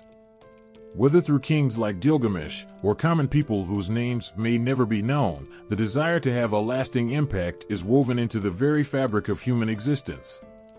This yearning is not confined to any one place or time. In ancient Egypt, pharaohs built vast pyramids, hoping their names would endure for eternity. In Greece, heroes like Achilles were immortalized in epic poems, their deeds enshrined in history. Even today, In a world where digital footprints are often the only traces we leave behind, the desire for legacy persists. We seek to make an impact, whether through our work, our relationships, or the causes we fight for, hoping that, even in our absence, we will have left something behind that will outlast us. But the quest for legacy is not always driven by the desire for fame or recognition. It is often born from a more intimate, personal desire, the wish to make a difference in the lives of others.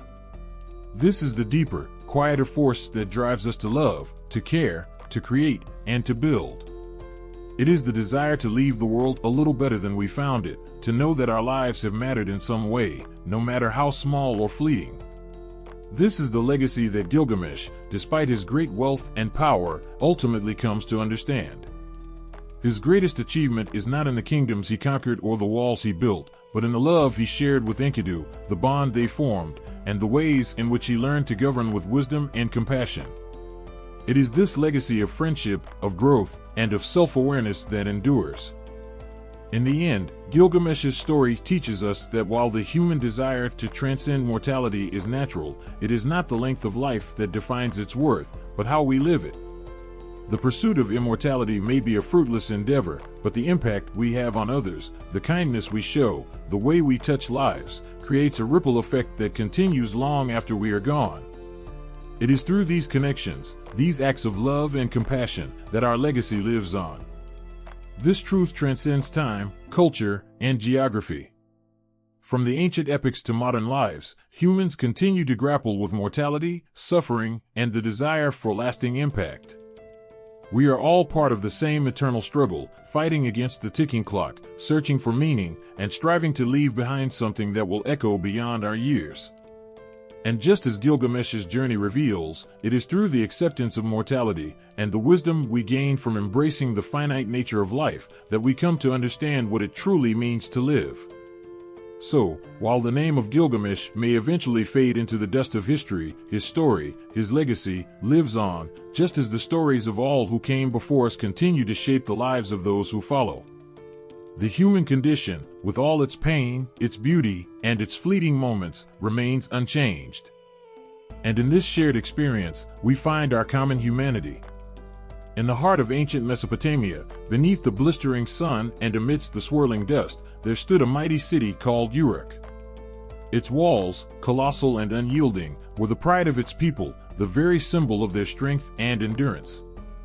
And within those walls, a king ruled, a man whose name would echo through the ages, his deeds immortalized in the stories of gods and men.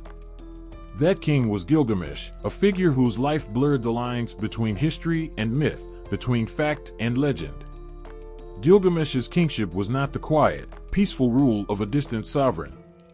He was not the sort of ruler who sat idly in his palace, content to govern with a gentle hand.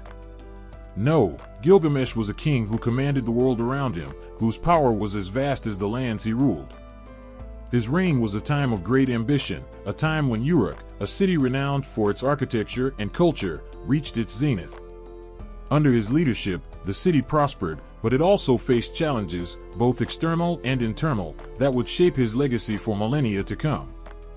In examining Gilgamesh as a historical figure, it is important to understand the world in which he ruled. Sumerian society, in the 3rd millennium BCE, was a world dominated by kingship. Kings were seen as divine figures, ordained by the gods to rule and protect their people. They were not merely human leaders, but intermediaries between the gods and mortals, chosen to enforce divine will on earth. The very concept of kingship was tied to the religious and cultural fabric of Sumerian society, with the king expected to uphold justice, lead in times of war, and maintain order in all aspects of life. Gilgamesh, as the king of Uruk, would have been seen as the embodiment of this divine role. His position was not just political but spiritual. Kingship was sacred in Sumer, and the king was the representative of the god's authority on earth.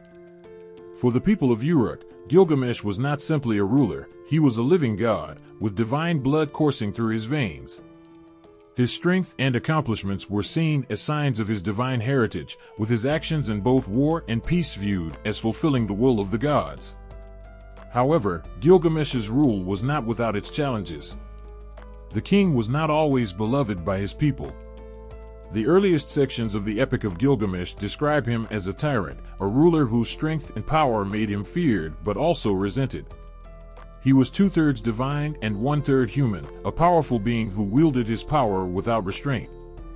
The people of Uruk, subjected to his harsh rule, cried out for relief, and it was this dissatisfaction that led to the creation of Enkidu, the wild man, by the gods. Enkidu was meant to humble Gilgamesh, to provide him with a companion who could match his strength and temper his arrogance. In this way, the epic begins with a king whose very nature stands in tension with the ideals of kingship, a ruler who, for all his power, must still learn to be a true leader. The kingship of Gilgamesh, as it is portrayed in the epic, is deeply intertwined with Sumerian ideals of leadership and divine right. Kingship in Sumer was not merely about ruling a city or territory, it was about the maintenance of cosmic order. The king was expected to lead his people with wisdom and strength, to defend his city from invaders, and to oversee the rituals that kept the gods satisfied. To be a good king was to serve as a mediator between the human and divine realms, ensuring that the will of the gods was carried out and that the people lived in peace and prosperity. Gilgamesh's kingship was tested by external forces as well. One of the most significant events in the Epic of Gilgamesh is his journey to the cedar forest, where he seeks to confront Humbaba, the guardian of the forest. This mission, though personal in its motivations, also serves as a reflection of his kingship. By conquering the forest and slaying Humbaba, Gilgamesh not only proves his strength and bravery, but also affirms his role as a protector of his people. The cedar forest, a place of divine power, is a symbol of the natural world that must be tamed by human authority. In conquering it, Gilgamesh asserts his dominion over the earth, a key aspect of Sumerian kingship. But even as he sought glory and power, Gilgamesh faced the inevitable challenges that come with kingship.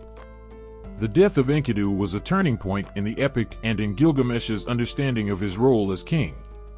It was a moment that forced him to confront his own mortality and the limits of his power. As a king, Gilgamesh had been accustomed to wielding control over the world around him, but in the face of death, he realized that there were forces beyond his understanding and control, forces that even kings could not master. This realization would drive him on a quest for immortality, not just for himself, but in an attempt to leave behind a legacy that would outlast the inevitable decay of his body and the fall of his kingdom. Despite his deep sorrow and his quest for immortality, Gilgamesh ultimately learns a crucial lesson about the nature of kingship. While kings could lead their people to greatness, they could not defy the natural order. Kings could leave behind legacies, but they could not escape the fate that awaited them. In the end, it was not his strength or his conquests that defined Gilgamesh's legacy, it was the wisdom he gained from accepting the limits of his mortality and his role as a king. Gilgamesh's kingship, as a historical figure and as a mythological hero, reflects the complex role of the ruler in Sumerian society. Kings were seen as divinely chosen figures, tasked with maintaining order and protecting their people, but they were also bound by the same forces of nature that governed the lives of ordinary men. The legacy of Gilgamesh, both as a historical king and as a mythological figure, endures because it speaks to this universal truth, that power and glory may be fleeting, but wisdom and the understanding of one's place in the grand order of things can transcend time. In this way, Gilgamesh's story serves as both a reflection of the ideals of kingship in ancient Sumer and a meditation on the limits of human power. It is a tale that speaks to the human desire for immortality, for legacy, and for meaning in a world where even the mightiest of kings must eventually face their own mortality. Through the figure of Gilgamesh, we are reminded that leadership is not just about strength and conquest, but also about wisdom, humility, and the acceptance of our place in the great web of life and death. The Epic of Gilgamesh is far more than an ancient story of gods, kings, and immortality. It is a foundational piece of literature that reverberates through time, leaving a deep imprint on cultures and texts that followed. The echoes of Gilgamesh's journey can be traced across millennia, influencing not just the myths of ancient civilizations, but also shaping religious and philosophical narratives that continue to resonate in modern times. One of the most striking areas where the influence of Gilgamesh is felt is in the biblical narrative, particularly in the story of Noah and the Great Flood. The Bible's account of Noah, found in the book of Genesis, bears striking similarities to the flood story in the Epic of Gilgamesh. In both accounts, a great flood is sent by the gods, or God, to wipe out humanity due to its corruption and sinfulness. In both, one righteous man is warned of the impending disaster and instructed to build a boat to save himself, his family, and the animals. This figure, in the Epic of Gilgamesh, is Utnapishtim, a wise man who survives the flood and is granted immortality by the gods. The parallels between Utnapishtim's tale and Noah's story are undeniable, from the construction of the boat to the release of birds to find dry land. This shared motif suggests that the stories of Gilgamesh and Noah stem from a common ancient Near Eastern flood tradition. While the flood narrative is not unique to these two stories, the similarities between Utnapishtim and Noah highlight the way myths and legends travel, transform, and influence one another over time. The Epic of Gilgamesh, with its deep, profound exploration of life, death, and the human experience, likely provided an important backdrop for later religious texts, including the Bible. The influence of Gilgamesh is not confined to the biblical tradition. The epic also finds resonance in the mythologies of other ancient cultures, particularly in Greece and Egypt. Greek mythology, with its pantheon of gods and legendary heroes, echoes many themes found in the Epic of Gilgamesh. In particular, the quest for immortality, a central theme of Gilgamesh's journey, is mirrored in the stories of heroes such as Heracles and Achilles. Heracles, like Gilgamesh, is a figure of extraordinary strength who undertakes a series of labors and quests in order to achieve glory. Though Heracles does not seek immortality in the same direct way that Gilgamesh does, he is still motivated by the desire to cement his place in the eternal narrative of heroes. Both Heracles and Gilgamesh wrestle with the tension between their desire for immortality and the reality of human mortality. Just as Gilgamesh's journey leads him to the conclusion that immortality is unattainable for mortals, Heracles' own trials highlight the cost of heroism, glory, and personal sacrifice. Similarly, Achilles, the tragic hero of the Iliad, grapples with his mortality in a manner strikingly similar to Gilgamesh. In one of the most poignant moments of Greek myth, Achilles is faced with the choice between living a long, uneventful life or dying young in glory. His decision to pursue a short but glorious life echoes Gilgamesh's own desire to make an indelible mark on the world, even if it means facing the certainty of death. Both figures grapple with the fundamental question of what it means to live a meaningful life, and both are ultimately forced to confront the inevitability of death.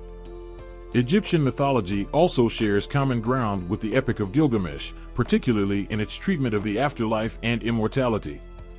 Like Gilgamesh, the ancient Egyptians believed in the existence of an eternal realm, one that the dead could enter through rituals and divine favor. The Egyptians viewed death not as an end, but as a transition to another state of being, one that could be filled with peace and eternal rewards. The connection between Gilgamesh's search for immortality and the Egyptian focus on the afterlife is clear. Both cultures wrestled with the question of what happens after death, and both explored the desire to achieve a form of immortality, whether through deeds, legacy, or divine intervention. One of the most striking comparisons between Gilgamesh and Egyptian mythology is the emphasis on the human quest for permanence. The Egyptians, with their monumental tombs and intricate rituals, sought to preserve their bodies and spirits for eternity. The idea of an immortal legacy was deeply embedded in Egyptian culture, just as it was in Mesopotamian culture. The Egyptians believed that through their rituals, particularly the mummification process, they could defy death and preserve their physical form for the afterlife. In this way, both the Egyptians and the Sumerians shared a cultural obsession with immortality, albeit in different ways.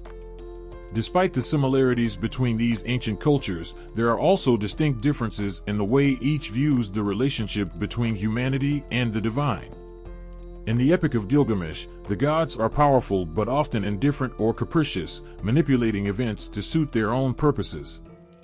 The gods in Greek and Egyptian mythologies, while also powerful, are often portrayed with more human qualities, more prone to love, jealousy, and revenge. This humanization of the divine marks a key difference in how these mythologies view the nature of the gods and their involvement in human affairs. The impact of Gilgamesh on later cultures goes beyond just myths and religious texts. It also influenced literature, philosophy, and the arts. The themes of friendship, the search for meaning, and the inevitability of death are universal and timeless, resonating in the works of countless authors, poets, and philosophers throughout history. The Epic of Gilgamesh, with its exploration of the human condition, provides a framework for understanding the complexities of life, death, and legacy, ideas that have continued to shape the cultural consciousness of civilizations long after the ancient world. The legacy of the Epic of Gilgamesh can be found not only in the myths that followed, but also in the hearts of those who read its verses today. The universal themes of the story, the struggle for meaning, the bonds of friendship, and the confrontation with mortality, are as relevant now as they were thousands of years ago. Just as Gilgamesh's story transcended time and culture to leave its mark on the Bible, Greek mythology, and Egyptian beliefs, it continues to resonate across the world today. The epic reminds us that, no matter where we come from or when we live, we all share the same eternal questions about life, death, and the search for meaning in an uncertain world. Humbaba's great form trembled, his eyes no longer filled with the fury of a god, but with the fear of a creature who realized his time had come. In the final, fateful moments, Gilgamesh closed the distance between them. He stood before Humbaba, the weight of the world pressing down upon him. The guardian, once a force of nature, now lay at his feet, vulnerable, beaten. And in that moment, the king could have ended it. He could have struck the final blow, taking the glory that he so desperately sought. But something stopped him. For the first time, Gilgamesh saw the creature before him not as an obstacle, but as a living being, a being bound to the same earth that he, too, called home. A being who had fulfilled his purpose, guarding the forest for centuries. And Gilgamesh hesitated. But Humbaba, sensing the hesitation, took his chance. With a guttural scream, he begged for mercy, pleading for his life. "Spare me, Gilgamesh. I will serve you. I will leave this place and never harm you again. Let me live." The plea hung in the air, a desperate cry that echoed in the heart of Gilgamesh. The king's grip tightened on his weapon, and for a moment, it seemed as if he might show mercy. He could let the guardian live, could walk away with the victory and the glory of the forest at his feet, without the bloodshed. But then Enkidu spoke. His voice was steady, but firm, his words carrying the weight of his own experience. "Do not hesitate, Gilgamesh. You are a king. You have come for this forest. You cannot allow him to live, for if you do, the curse of weakness will follow you." Gilgamesh's heart pounded in his chest, the words of Enkidu striking deep. There could be no mercy, no turning back. The price of his ambition was clear. With one final, crushing blow, Gilgamesh struck down Humbaba, the great guardian's life slipping away into the earth. The forest fell silent, the trees standing as mute witnesses to the death of the guardian who had once protected them. Gilgamesh stood over him, his chest heaving, his breath ragged, and the reality of his victory settled over him like a weight. The forest that had been sacred, untouched, was now forever altered. The glory he had sought had come at a terrible cost. Humbaba, the mighty protector, was no more. And with the death of Humbaba, the world shifted. Gilgamesh had claimed his glory, but at what cost? The echoes of that moment would follow him forever, a reminder that every victory, no matter how great, bore its own shadow. The sun hung low in the sky, casting a fiery orange glow across the city of Uruk. The air was thick with heat and tension, as if the very atmosphere knew something was about to break. Gilgamesh, having returned from the cedar forest with his companion Enkidu, stood atop the palace walls, overlooking the great city he had built. But even as he looked upon the walls he had strengthened, the people he had protected, there was a sense of unease that gnawed at him. He had won his battles, claimed his glory, but there was still something within him, a void that could not be filled by power alone. His thoughts were interrupted by the sudden arrival of a figure who approached him, her beauty radiant as the stars themselves. It was Ishtar, the goddess of love and war, known for her tempestuous nature and boundless desires. Her eyes glimmered with an intensity that matched the heat of the sun, and as she stood before Gilgamesh, there was a fire in her gaze, a hunger that could not be denied. "Gilgamesh," she purred, her voice soft yet commanding. "You have done great things, my king. Your strength, your courage, your ambition. You are a man worthy of the gods. But now, I ask for something from you." Gilgamesh met her gaze, the flicker of hesitation crossing his mind. He had known of Ishtar's beauty, her allure, but he had also known of her volatile nature. She was a goddess who loved with all her might, but when her love turned to wrath, it was a force of nature none could withstand. "You are beautiful, Ishtar," Gilgamesh said, his voice measured, "but I have no desire for you. I am a man of strength, not one who bows to the whims of love." Her eyes flashed with fury. Ishtar, proud and accustomed to being adored by men and gods alike, was not one to be rejected. Her anger flared like a storm, her voice rising with the power of 1,000 thunders. "You dare refuse me, mortal," she demanded, her words dripping with venom. "I, who have been worshipped by kings and gods. You will pay for this insolence." Gilgamesh's defiance, his rejection of her advances, had wounded Ishtar deeply, but it was not just the sting of pride that hurt her, it was the humiliation, the challenge to her divine power. And so, in the wrath of a goddess scorned, she called upon her father, Anu, the god of the heavens, to exact her revenge. She demanded that he send the bull of heaven, a creature of terrifying might, to punish Gilgamesh for his refusal. The heavens darkened as Anu, moved by Ishtar's rage, agreed to her demand. From the depths of the sky, he summoned the bull of heaven, a creature of enormous size and strength. Its eyes burned like embers, its roar shook the foundations of the earth. It descended from the heavens with a thunderous crash, its hooves striking the earth with the fury of 1,000 storms. The very ground trembled as the bull of heaven appeared before Uruk, an unstoppable force of divine vengeance. As the bull's massive form loomed before him, Gilgamesh knew this would be no ordinary foe. This was not a man or a beast he could easily defeat. This was a creature born of the heavens themselves, a weapon of divine retribution. But Gilgamesh, unyielding as ever, stood tall, his eyes flashing with the fire of a warrior's resolve. "We will fight," Gilgamesh said, his voice firm. "We will not be cowed by the anger of a goddess." Enkidu, ever his loyal companion, stood beside him, his eyes filled with determination. Together, they had already faced gods and monsters, and this would be no different. The bull of heaven may have been a creature of unimaginable strength, but it would not break them. The battle between Gilgamesh and the bull of heaven was a storm unlike any other. The earth shook with every step the bull took, its massive horns crashing down like the fury of the gods. Gilgamesh dodged and struck, his sword flashing in the dimming light, while Enkidu fought with all the strength of the wilds. The bull's roar echoed across the city, a sound so powerful that it seemed to shake the very bones of Uruk. In a fit of rage, the bull charged, its horns aimed directly at Gilgamesh. For a moment, time seemed to slow as the king stood face to face with the wrath of the heavens. But with a swift motion, he leaped to the side, narrowly avoiding the horns that could have pierced him in an instant. In that moment, Enkidu seized his opportunity. With a powerful blow, he struck the bull in the side, and the creature howled in pain. Together, they fought with the ferocity of storms, striking at the bull with all their might.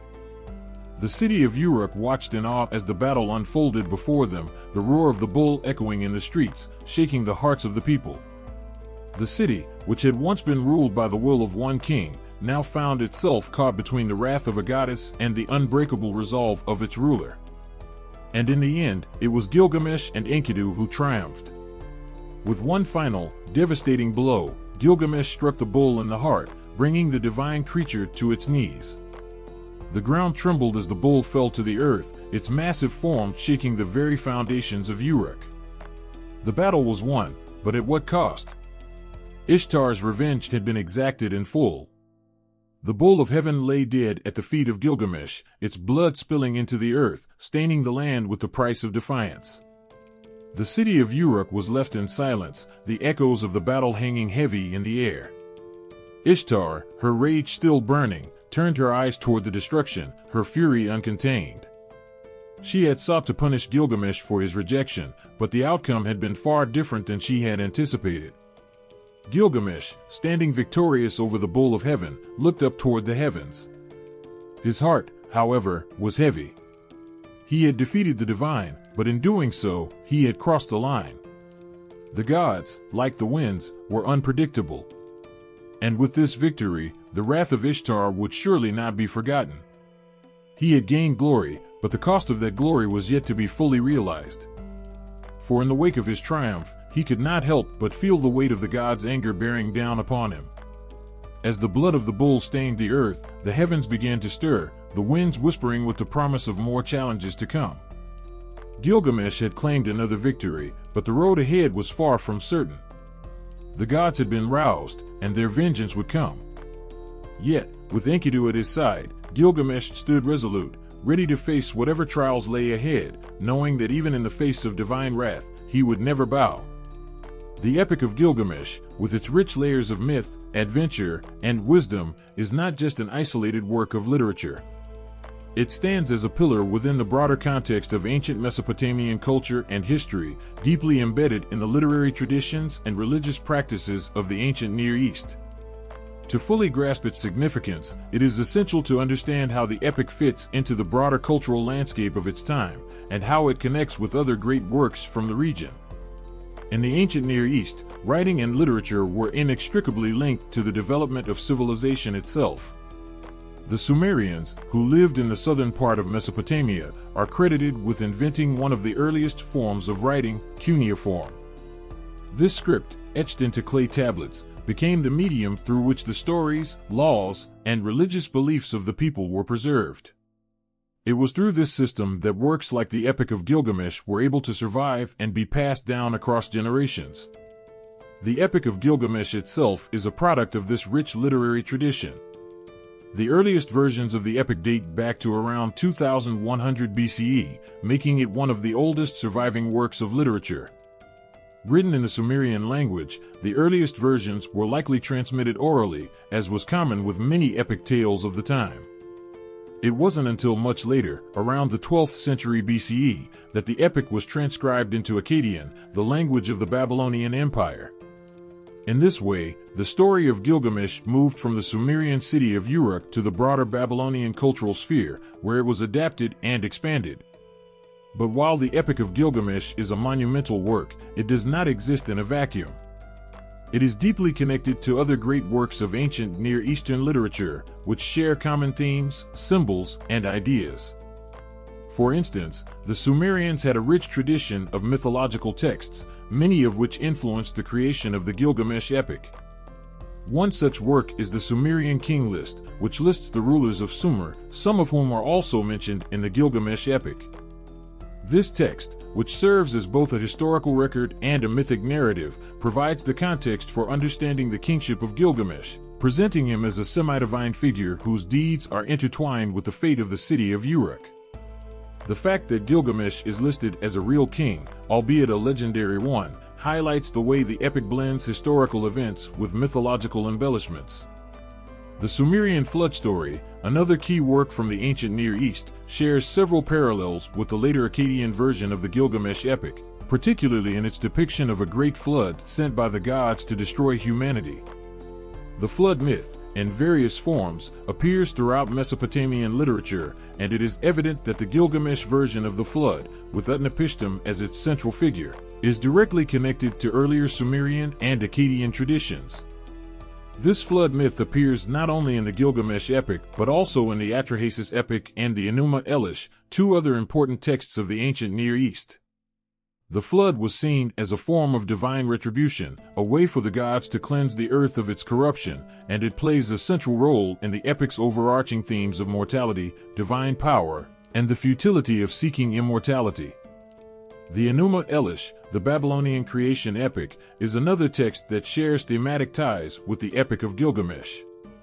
While the Enuma Elish focuses on the origins of the world and the rise of the Babylonian god Marduk, it shares with Gilgamesh a profound interest in the role of the gods in shaping human destiny. Both texts emphasize the relationship between the divine and mortal realms, illustrating how gods interact with humans and, at times, manipulate the course of events for their own purposes.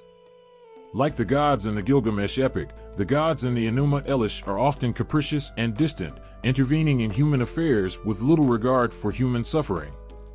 This shared view of the gods as powerful but unpredictable beings reinforces the epic's central themes, the struggle for meaning in a world governed by forces beyond human control.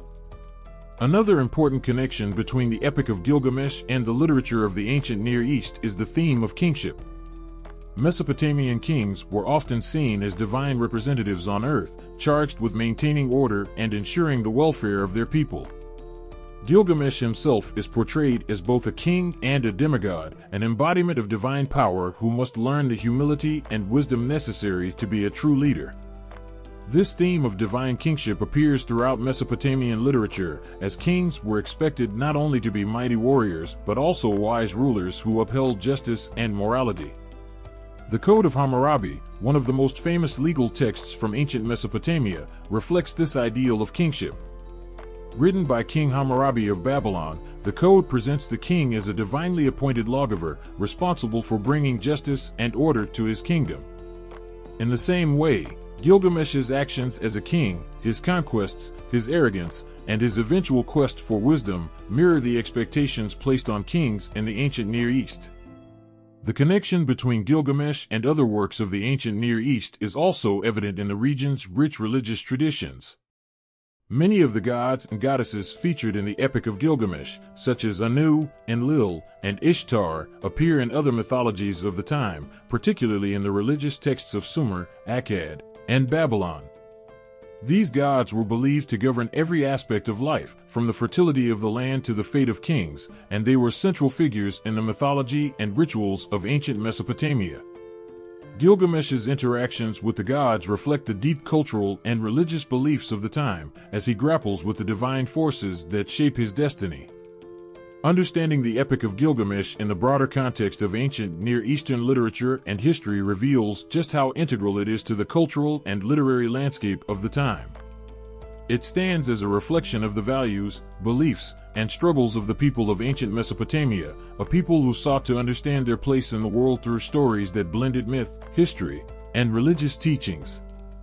The connections between the Gilgamesh epic and other ancient texts illustrate the shared cultural heritage of the ancient Near East, where themes of mortality, divine intervention, and the pursuit of wisdom transcended borders and influenced the development of other mythologies and religious traditions in the region. Through these connections, the Epic of Gilgamesh endures as a key work in the history of human thought, a story that continues to shape our understanding of life, death, and the search for meaning. The figure of Gilgamesh, both as a king and a legendary hero, became an iconic symbol in the art, sculpture, and architecture of ancient Mesopotamia. His story, imbued with themes of strength, wisdom, mortality, and the search for immortality, resonated deeply with the people of the time. His image and the symbols associated with him were woven into the very fabric of Mesopotamian culture, from the grand palaces of Uruk to the intricate carvings found on clay tablets and stone stelae. These representations of Gilgamesh were not mere artistic expressions, but were rich with meaning, reflecting the ideals, beliefs, and values of the civilization that created them. In the realm of sculpture, Gilgamesh's image was often portrayed as larger than life, an embodiment of strength, divine favor, and the responsibilities of kingship. One of the most iconic representations of Gilgamesh is found in the form of statues or bas-reliefs, where he is often depicted as a towering, heroic figure. These sculptures were not just intended to commemorate his physical appearance, but to embody the qualities that defined him, his strength, his role as a leader, and his connection to the divine.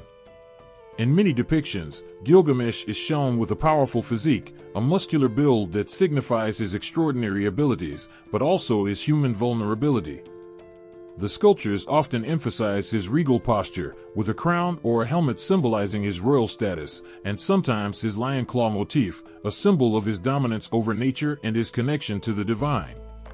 The lion is an important symbol in Gilgamesh's story, as it is often associated with both his strength and his heroic deeds.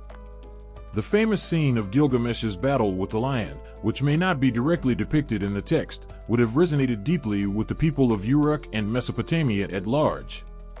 Lions were a symbol of power and royalty, and by associating Gilgamesh with the lion, the artists not only portrayed his physical prowess but also aligned him with the divine right of kingship, suggesting that he was destined to rule not just by human law, but by divine mandate. Gilgamesh's image was also associated with the symbols of the gods, underscoring his semi-divine nature. In many artistic representations, Gilgamesh is shown interacting with divine beings or invoking their power. For example, depictions of his encounters with the goddess Ishtar and the god Shamash emphasize his connection to the divine world, with detailed portrayals of the gods or their symbols, such as the sun disk for Shamash or the star for Ishtar. These symbolic elements were not just ornamental but carried deeper meanings about Gilgamesh's relationship with the divine. The use of divine symbols in art reinforced his identity as a ruler who was not just a human king but a figure who bridged the mortal and divine realms. In addition to sculptures and statues, Gilgamesh was frequently represented in the grand architectural works of Mesopotamia. The walls of temples and palaces often featured intricate bas-reliefs that depicted scenes from Gilgamesh's epic. These reliefs were not only decorative but also served as a visual narrative, illustrating key moments from the story, such as his battle with Humbaba in the cedar forest or his journey to the underworld. These representations helped to preserve the memory of Gilgamesh's deeds for future generations, ensuring that his legacy as both a king and a hero would endure in the collective consciousness of the people. One notable example of this is the Ishtar Gate of Babylon, an imposing structure that was adorned with images of lions, dragons, and bulls. While Gilgamesh himself is not explicitly depicted on the gate, the imagery surrounding the gate connects to the themes and symbols of the epic. The use of lions, for instance, can be linked to Gilgamesh's association with these powerful creatures, as well as his triumph over them in the symbolic battle for kingship and immortality. The architectural grandeur of such gates and structures reflected the divine power attributed to Gilgamesh and reinforced his importance as a figure who transcended mortal limitations. Another aspect of Gilgamesh's symbolic representation in Mesopotamian art and architecture was his association with Uruk, the city he ruled. Uruk itself became an enduring symbol of his legacy, and many artistic depictions of the city incorporated elements of Gilgamesh's story. The city walls, often depicted in art, became a metaphor for Gilgamesh's strength and his role as the protector of his people. The Great Walls of Uruk, often mentioned in the epic as a monumental achievement, served as both a physical and symbolic barrier, representing Gilgamesh's efforts to establish order and security within his kingdom. In some instances, the story of Gilgamesh was recorded not just in grand sculptures and architecture but also in more personal and intimate artifacts, such as cylinder seals. These small, intricately carved seals were used to mark documents and goods, and many of them depicted scenes from Gilgamesh's epic. These seals were used by the elites of Mesopotamian society, including kings, priests, and merchants, and they often featured scenes of Gilgamesh's adventures, like his combat with supernatural beings or his interaction with gods. These seals served as both a personal reminder of Gilgamesh's importance and as a way for individuals to align themselves with the heroic and divine qualities that he represented. As the Epic of Gilgamesh spread throughout the ancient Near East, particularly as it was adopted by later cultures like the Babylonians, Assyrians, and Persians, its symbolism continued to evolve and find new expressions in art and architecture. In these cultures, the figure of Gilgamesh maintained his status as a powerful, heroic king, but his story was also adapted to reflect the changing political and religious landscapes of the time. Gilgamesh's image remained a symbol of divine kingship and human striving, a timeless icon of the eternal struggle between mortality and immortality. The imagery of Gilgamesh was not just about glorifying a king or a hero, it was about embodying the values and ideals of Mesopotamian society itself. Through his image, Mesopotamians sought to understand the complexities of life, the power of the gods, and the enduring human desire to leave a legacy. The art, sculpture, and architecture of Gilgamesh's time were more than just aesthetic expressions. They were ways of preserving and transmitting the stories that shaped the very identity of the people. Gilgamesh's symbolic presence in these forms of art reminded the people of Uruk and of the ancient world that even in the face of death, the hero's story could endure, etched into the fabric of time. The Epic of Gilgamesh is one of the oldest and most influential works of literature, and its themes, motifs, and narrative structure have resonated throughout the centuries, echoing in the works of modern writers and poets. The epic's profound exploration of human nature, the search for immortality, the nature of friendship, and the inevitable confrontation with death have influenced a wide range of literature, from the Western canon to contemporary works. Even in an era far removed from ancient Mesopotamia, Gilgamesh's legacy continues to shape the way we think about life, death, and the human condition. One of the most striking aspects of the Epic of Gilgamesh is its focus on the universality of human experience. The epic grapples with fundamental questions that transcend time and culture. What is the meaning of life? How do we cope with our mortality? How do we form and maintain meaningful relationships? These questions, posed by the epic over 4,000 years ago, still resonate in modern literature. The themes of mortality and the search for meaning in a seemingly indifferent universe are central to the works of writers like William Shakespeare, Franz Kafka, and Albert Camus, who have all been influenced by Gilgamesh's confrontation with the limits of human existence. In Shakespeare's Hamlet, for example, the protagonist's famous soliloquy, "To be, or not to be," echoes the existential concerns that Gilgamesh faces as he contemplates death after the loss of his dear friend, Enkidu. Like Gilgamesh, Hamlet wrestles with the inevitability of death and the futility of attempting to escape it. The burden of mortality is a theme that has inspired countless writers and philosophers, and the Epic of Gilgamesh stands as an early, powerful meditation on the subject. Gilgamesh's quest for immortality mirrors Hamlet's own desire to understand the nature of life and death, and both characters ultimately learn that death is an inescapable part of the human experience. In modern poetry, the themes of Gilgamesh have been woven into the works of poets who have grappled with the passage of time and the desire to leave a lasting legacy. The search for meaning in the face of death is a central theme in the poetry of T.S. Eliot, particularly in his famous work The Waste Land. Eliot's use of ancient myth and symbolism in The Waste Land is deeply influenced by the timeless themes of Gilgamesh. In the poem, Eliot explores the fragmentation of modern society and the search for meaning in a world that seems bereft of purpose. The Epic of Gilgamesh provides a mythic framework that allows Eliot to address questions of spiritual emptiness, death, and rebirth. Like Gilgamesh, Eliot's characters seek redemption and enlightenment, only to confront the inescapable reality of death and suffering. Similarly, the American poet W.B. Yeats, in his poem The Tower, reflects on aging and mortality in ways that echo Gilgamesh's own fears of death. Yeats, like Gilgamesh, expresses a longing for immortality, but also an acceptance that the passage of time is beyond human control. Gilgamesh's search for eternal life is a metaphor for humanity's eternal quest to transcend death, a quest that Yeats captures in his own lyrical poetry. The concept of legacy and the way human beings try to immortalize themselves through art, memory, and achievement is another key motif that links the Epic of Gilgamesh to modern poetry and literature. Modern novels have also absorbed the epic's themes, often using Gilgamesh's journey as a template for the protagonist's personal struggle. In The Brothers Karamazov by Fyodor Dostoevsky, for example, the philosophical dilemmas that Gilgamesh confronts, such as the search for meaning in a world filled with suffering and the longing for immortality, are explored through the character of Ivan Karamazov. Ivan's intellectual rebellion against the idea of a divine purpose mirrors Gilgamesh's struggle with the futility of life, particularly in the face of his mortality. The tension between faith and doubt, human striving, and divine will, as seen in Gilgamesh, is echoed in Dostoevsky's work. Contemporary writers, too, continue to be inspired by the themes of the Epic of Gilgamesh.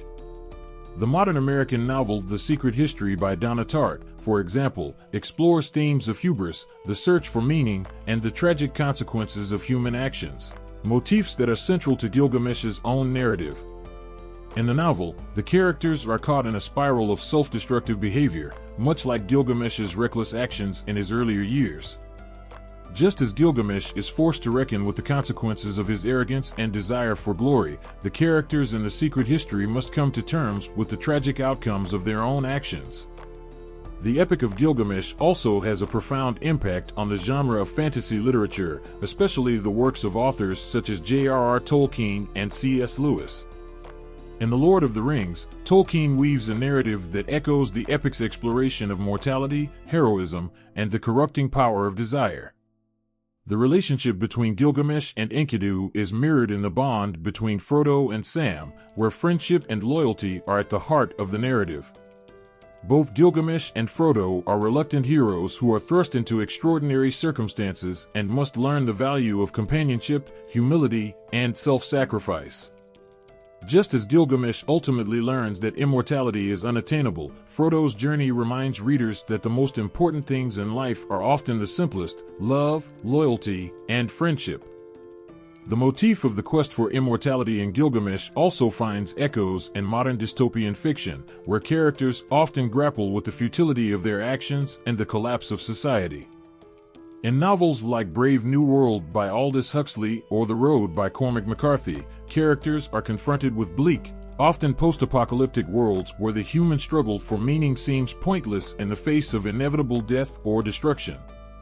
Much like Gilgamesh, these characters search for a way to transcend their own mortality, but ultimately, they must confront the harsh realities of their existence.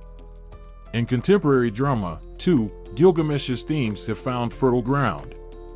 The tragic trajectory of Gilgamesh's life, his quest for meaning, his struggle with mortality, and his eventual acceptance of the inevitable, is reflected in the works of playwrights such as Samuel Beckett. In Beckett's Waiting for Godot, the characters Vladimir and Estragon wait for someone who may never arrive, just as Gilgamesh waits for a way to conquer death. Their endless search for purpose mirrors Gilgamesh's own existential quest, suggesting that human beings are forever searching for answers to questions they may never fully understand. The influence of the Epic of Gilgamesh on modern literature is undeniable. Its exploration of universal themes such as mortality, friendship, the search for meaning, and the inevitability of death has left an indelible mark on countless writers and poets. From the classical works of Shakespeare to the modern masterpieces of Eliot, Dostoevsky, and Beckett, the epic's motifs continue to shape our understanding of the human condition, reminding us that the struggles and triumphs of Gilgamesh are, in many ways, our own. The Epic of Gilgamesh is not only one of the oldest pieces of literature, but also one of the most psychologically and philosophically profound. At its core, the epic is an exploration of the human psyche, its desires, fears, and ultimate confrontation with the inevitable truth of mortality.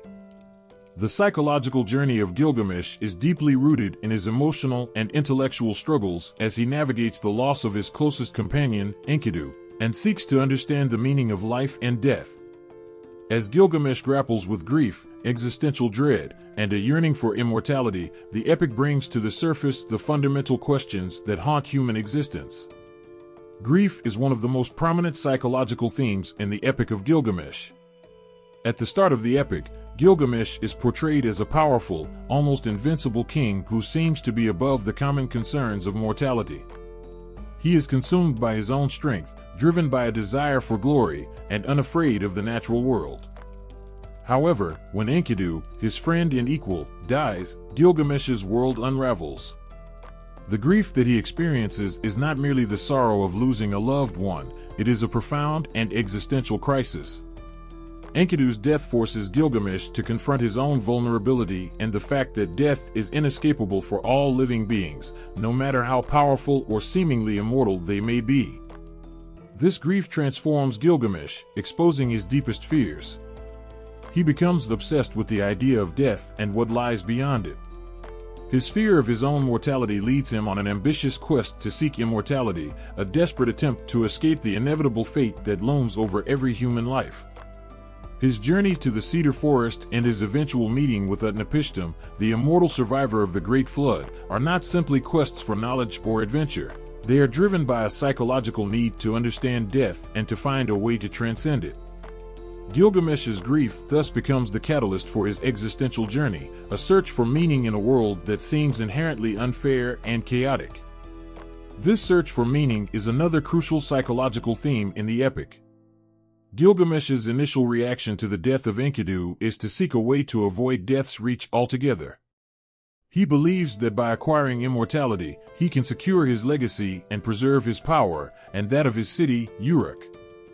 However, as his journey unfolds, he begins to understand that immortality is an illusion, something that cannot be attained by mere human effort.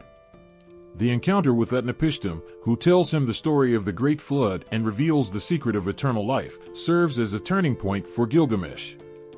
Utnapishtim's revelation that immortality is reserved for the gods alone forces Gilgamesh to confront the futility of his quest and, by extension, the futility of trying to escape the cycle of life and death. This realization, this confrontation with the limits of human agency, leads to a profound shift in Gilgamesh's understanding of life. Throughout the epic, his desire for meaning is inextricably linked with his desire for control. At the beginning of the story, Gilgamesh believes that he can shape his own destiny through force and ambition. He seeks to carve out a legacy that will last forever, a tangible monument to his greatness. However, as he encounters the divine, as well as the harsh realities of death and grief, he learns that there are forces beyond his control, and that meaning cannot be imposed on life through sheer willpower. This theme of existential meaning is one that continues to resonate in the human experience.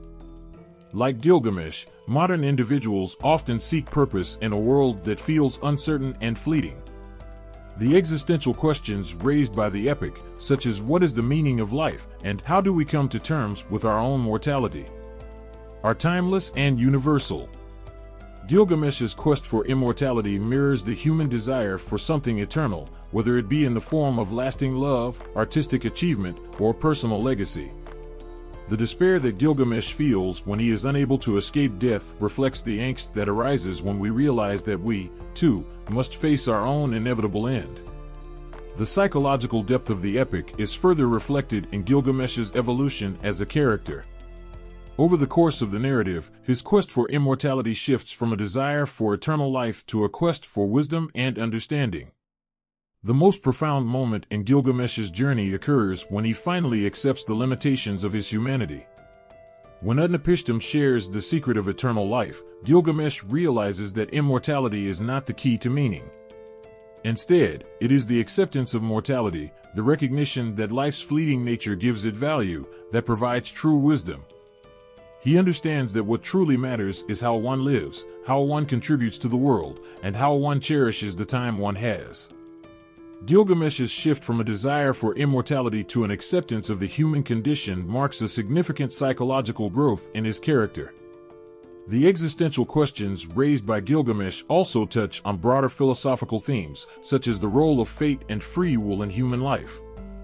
Gilgamesh's journey is, in many ways, a confrontation with the divine will. He seeks to defy the natural order of life and death, but his encounters with the gods, particularly his dealings with Shamash and the Council of Utnapishtim, suggest that human beings are subject to forces beyond their control.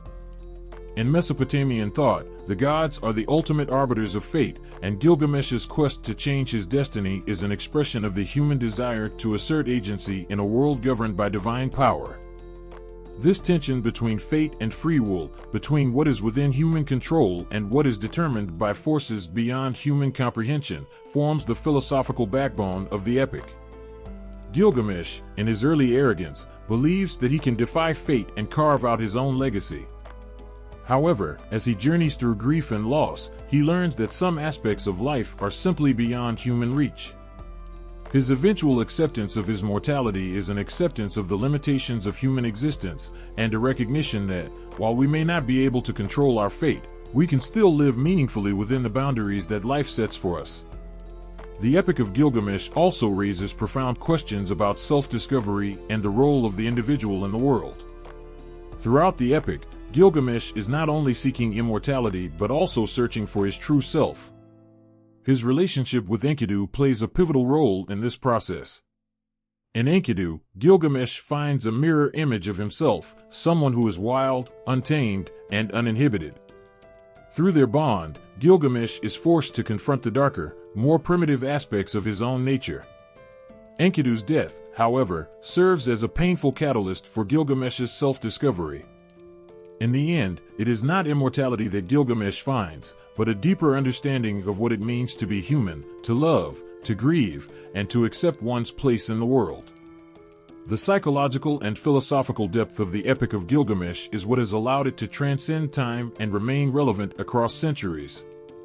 The existential questions it raises, the search for meaning, the fear of death, and the struggle for self-understanding, are as pertinent today as they were in ancient Mesopotamia.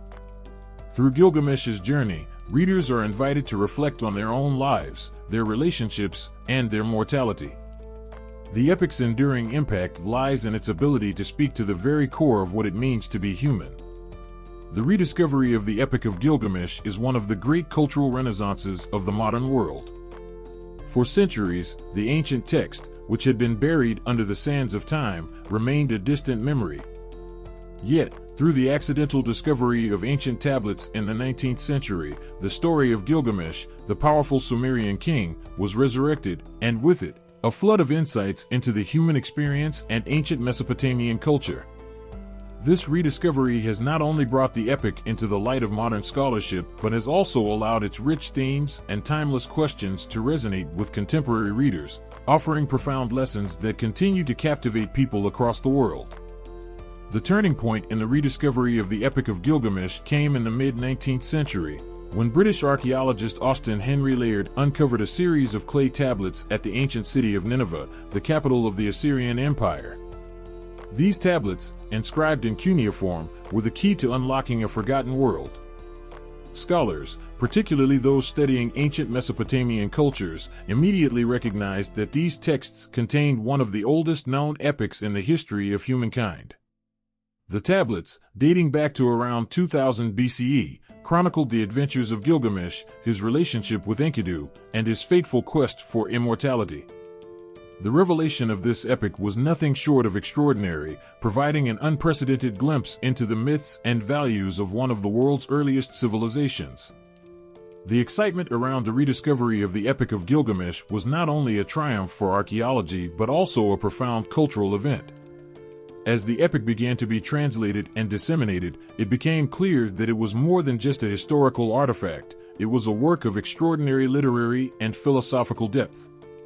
The Epic of Gilgamesh is a complex narrative, full of vivid characters, gripping plots, and deeply human emotions. It confronts the universal themes of life, death, friendship, and the quest for meaning, subjects that continue to resonate with people today. Its discovery offered scholars and readers a rare opportunity to engage with the thought and culture of an ancient civilization, offering insight into their beliefs, struggles, and aspirations. For contemporary readers, the Epic of Gilgamesh offers a striking mirror to modern life. In a world where technological advances, consumerism, and existential uncertainty often dominate our thoughts, the themes of Gilgamesh's story have an almost haunting relevance. The king's journey from arrogance and tyranny to humility and self-awareness mirrors many of the struggles modern individuals face in their pursuit of success, recognition, and immortality. Gilgamesh's quest for eternal life and his eventual realization that death is an inescapable part of the human experience speaks directly to our own cultural obsession with longevity, perfection, and transcendence. In a world obsessed with finding ways to conquer aging and death, Gilgamesh's ultimate acceptance of mortality offers a sobering and profound perspective.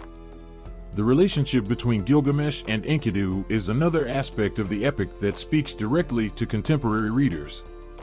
In modern times, the meaning of friendship has shifted in many ways, yet the bond between Gilgamesh and Enkidu transcends the ages. Their friendship, based on mutual respect and a shared understanding of the trials of life, is a powerful testament to the emotional depth and complexity of human relationships. In a society where individualism often trumps collective or communal values, the friendship between Gilgamesh and Enkidu reminds readers of the power of companionship, loyalty, and emotional intimacy. In addition to its deeply personal and psychological resonance, the Epic of Gilgamesh offers a unique perspective on the broader existential questions of life. The epic raises important questions about the nature of fate and free will, an issue that continues to challenge modern philosophical and theological thought. The gods, who play a central role in Gilgamesh's journey, represent a force that is both omnipotent and indifferent, much like the universe itself. Gilgamesh's struggle to come to terms with divine will and the limitations imposed on him by fate is a struggle that modern readers can easily identify with. Whether through religion, philosophy, or science, people today still grapple with the idea of predestination versus free will, and Gilgamesh's journey offers a lens through which these age-old debates can be explored.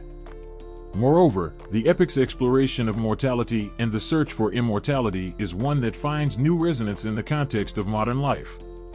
In a time where the fear of death and the desire for immortality are often manifested in technology, medicine, and even genetic engineering, the Epic of Gilgamesh stands as a poignant reminder of the futility of trying to escape death's grasp. Just as Gilgamesh discovers that immortality cannot be achieved through human effort, contemporary society is forced to confront the reality that death is an inevitable part of the human condition. The rise of the transhumanist movement, which seeks to merge technology with human biology to prolong life indefinitely, can be seen as a modern-day echo of Gilgamesh's quest for eternal life. The epic invites readers to consider whether the pursuit of immortality is truly the answer to the existential challenges we face, or whether, like Gilgamesh, we must learn to embrace our mortality.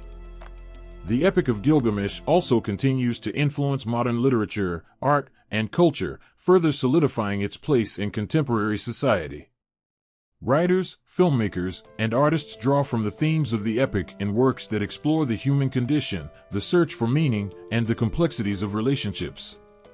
Novels like The Brothers Karamazov by Fyodor Dostoevsky and Moby Dick by Herman Melville, as well as films such as the Lord of the Rings trilogy, echo the moral and philosophical struggles seen in Gilgamesh's quest. The epic's enduring legacy in the world of literature proves that its themes are not confined to the past, but continue to inspire and provoke thought in the present day. The Epic of Gilgamesh is also relevant in discussions of leadership and governance. Gilgamesh's evolution from a tyrannical, self-centered ruler to a more humble and compassionate leader provides valuable insights for contemporary leaders who strive to balance power with wisdom. His story is a reminder that true leadership is not about controlling others, but about self-awareness, empathy, and an understanding of one's own limitations. In a world that increasingly feels fragmented, disconnected, and transient, the Epic of Gilgamesh offers a timeless message of unity, purpose, and the importance of living a meaningful life in the face of inevitable mortality. Its rediscovery has not only provided us with a window into the ancient world, but also brought to light the enduring human truths that continue to shape our own lives today. Whether through the lens of personal grief, existential reflection, or the search for lasting meaning, the Epic of Gilgamesh speaks to the universal struggles that define what it means to be human. The rediscovery of this epic is not just an academic exercise, it is a cultural and emotional renewal that connects us to our past and offers insight into our present and future. The Epic of Gilgamesh endures not merely because it is one of the oldest surviving works of literature, but because it speaks to something timeless in the human condition. Its relevance, thousands of years after it was first written, continues to resonate with contemporary readers and audiences across cultures. The themes it tackles, mortality, friendship, the search for meaning, and the inevitability of death, are just as significant today as they were in ancient Mesopotamia. These universal concerns make Gilgamesh's story not just a reflection of an ancient society but a mirror for our own lives, both personal and collective. The Epic of Gilgamesh is a raw exploration of the emotional depth that comes with human life. Gilgamesh's grief after losing his friend Enkidu, his struggle with his own mortality, and his quest for immortality transcend the boundaries of time. In a world where individuals constantly confront questions about life's purpose and the inevitability of death, Gilgamesh's journey remains as pertinent as ever. The pain of loss, the longing for something permanent in a world full of transience, and the desperate desire to make one's life meaningful are themes that continue to define the human experience. These struggles are not confined to the ancient world, they are lived by every person, in every time. The epic's exploration of mortality is especially relevant today. In an age where technological advancements promise longer lives and even potential immortality, the Epic of Gilgamesh reminds us of the futility of such pursuits and encourages a healthier reflection on what makes life truly valuable. Gilgamesh's realization that immortality is unattainable forces him, and us by extension, to accept death not as an enemy to be conquered, but as a part of life that gives it meaning. It is this shift in perspective, learning to live meaningfully within the constraints of our mortality, that resonates deeply with modern readers.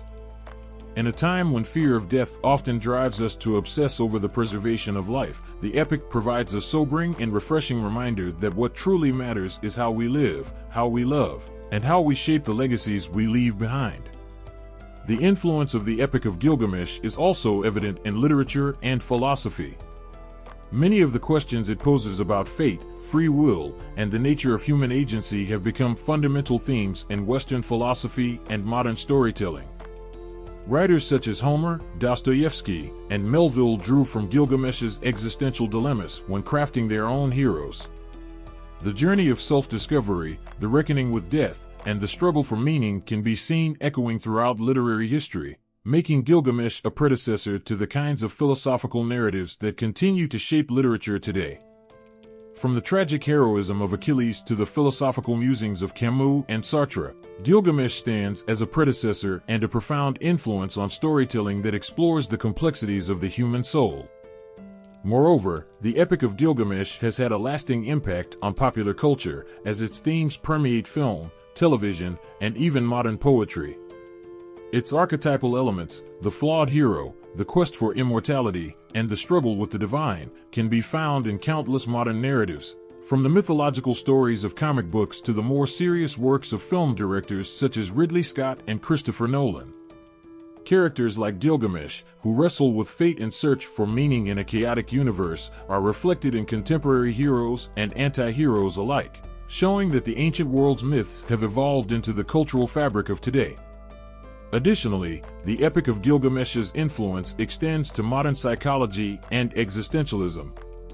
The introspective journey of Gilgamesh as he grapples with his fear of death and his desire for a lasting legacy resonates with contemporary psychological theories about self-actualization, grief, and existential crises.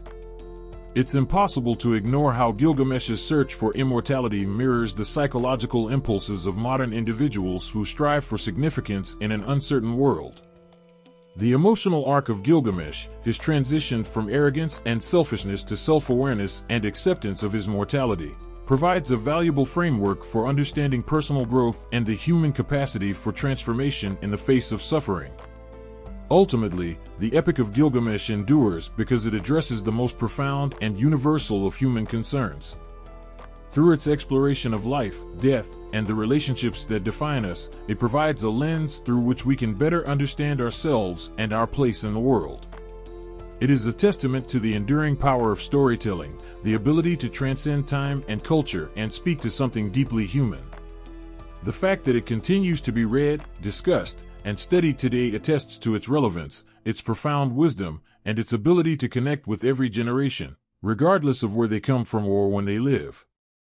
The Epic of Gilgamesh is not just an ancient story, it is a conversation that has spanned millennia, and it will continue to resonate with future generations.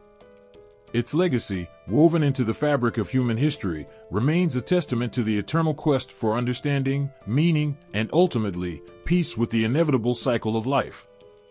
The Epic of Gilgamesh has survived in multiple versions and translations, each shedding light on different aspects of the ancient text and revealing insights into the culture and language of ancient Mesopotamia. From the earliest Sumerian fragments to the Akkadian tablets and their modern translations, the history of the Epic of Gilgamesh is as layered and complex as the story it tells. Here, we take a closer look at the various manuscripts and translations that have brought this ancient epic back to life. The Epic of Gilgamesh did not emerge in its fully developed form all at once. The earliest iterations of the epic were written in the Sumerian language, the language of ancient Mesopotamia. The Sumerian versions, composed in the 3rd millennium BCE, were shorter and more fragmented than the later Akkadian version that we are most familiar with today. These early versions of the story largely focused on Gilgamesh's exploits, his heroism, and his confrontations with gods and mythical creatures. However, they were not yet shaped into the cohesive narrative that we know as the Epic of Gilgamesh. The Sumerian tablets and fragments, often composed of cuneiform inscriptions on clay tablets, offer crucial insights into the development of the epic over time. Among the most famous Sumerian fragments are those that recount the story of Gilgamesh and the wild man, Enkidu, and the conflict between the two. These Sumerian texts are often fragmented and incomplete, but they serve as an essential foundation for the later Akkadian version. The most well-known and widely read version of the Epic of Gilgamesh is the Akkadian version, which was written around 1200 BCE, during the height of the Babylonian Empire. This version of the epic is often referred to as the standard version due to its completeness and its widespread influence. The Akkadian text is much longer than the Sumerian fragments, offering a detailed and cohesive narrative that follows Gilgamesh's journey from a selfish and tyrannical king to a wiser, more humble man who comes to terms with his mortality. The Akkadian version was found in the ruins of the Assyrian library at Nineveh, famously discovered by British archaeologist Austen Henry Layard in the mid-19th century. The tablets from Nineveh, including the famous 12-tablet series, were inscribed in cuneiform and housed in the royal library of the Assyrian king Ashurbanipal. These tablets, which include a complete version of the Epic of Gilgamesh, provided scholars with the first opportunity to read and study the epic in its entirety. The Akkadian version of the epic is rich with themes of fate, mortality, and the quest for immortality. It includes familiar elements such as Gilgamesh's friendship with Enkidu, his battle with Humbaba, the Bull of Heaven, and his journey to find Utnapishtim, the immortal survivor of the Great Flood. This version also introduces the gods in their various forms, shaping the narrative and guiding Gilgamesh's actions throughout the epic. After its composition in Akkadian, the Epic of Gilgamesh spread across the ancient Near East, and copies were made throughout the Assyrian and Babylonian empires. While many of these copies are fragmentary, they provide important evidence of how the epic evolved over time and how it was disseminated across the ancient world. Several Assyrian and Babylonian copies were found in Nineveh and the ancient city of Babylon, and many have been preserved in museum collections around the world. The preservation of these copies is essential to understanding the epic's continued relevance and influence in Mesopotamian culture. Many of the variations between copies are minor, such as differences in phrasing or the addition of new elements, but they demonstrate how the epic was adapted and transmitted across generations. While the Akkadian version of the Epic of Gilgamesh is the most complete and widely recognized, there are later versions and reinterpretations that add further layers to the story. The epic was known to have been adapted in the Hellenistic period, particularly during the reign of Alexander the Great, when Mesopotamian culture came into contact with Greek culture. During this time, elements of the Epic of Gilgamesh began to merge with Greek myths, contributing to the development of Greek hero stories. In the centuries that followed, the epic was referenced and reinterpreted by various cultures, including the Persians, Romans, and later Islamic scholars, who preserved and studied ancient Mesopotamian literature. The Epic of Gilgamesh continued to influence subsequent mythologies, including the biblical narrative of the Great Flood, drawing parallels between the story of Gilgamesh and the story of Noah. In modern times, the Epic of Gilgamesh has been translated into numerous languages and remains a staple of both scholarly study and popular literature. Early translations in the 19th and early 20th centuries focused primarily on the linguistic aspects of the text, as scholars sought to decipher the cuneiform script and make the epic accessible to modern readers. Translators such as George Smith and Samuel Noah Kramer were instrumental in making the epic known to the world, and their pioneering work opened the door to a greater understanding of ancient Mesopotamian culture and literature. Today, modern translations of the Epic of Gilgamesh are not only more accurate in their rendering of the text, but also more accessible to the general reader. Prominent translations, such as those by Stephen Mitchell and N.K. Sandars, capture the poetry and emotional depth of the original while making the text accessible to a wider audience. These modern interpretations have made the Epic of Gilgamesh a key text in literature courses, philosophy classes, and cultural studies programs around the world. These translations emphasize the timelessness of the epic, highlighting themes that continue to resonate with readers: the nature of friendship, the search for immortality, and the emotional and philosophical challenges that accompany the human experience. They also reflect the ways in which the Epic of Gilgamesh speaks to contemporary issues, offering insights into life, death, and the meaning of existence.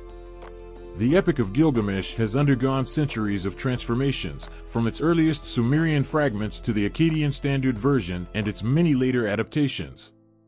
It has been preserved through the efforts of ancient scribes, rediscovered by modern archaeologists, and translated into many languages to reach audiences around the world.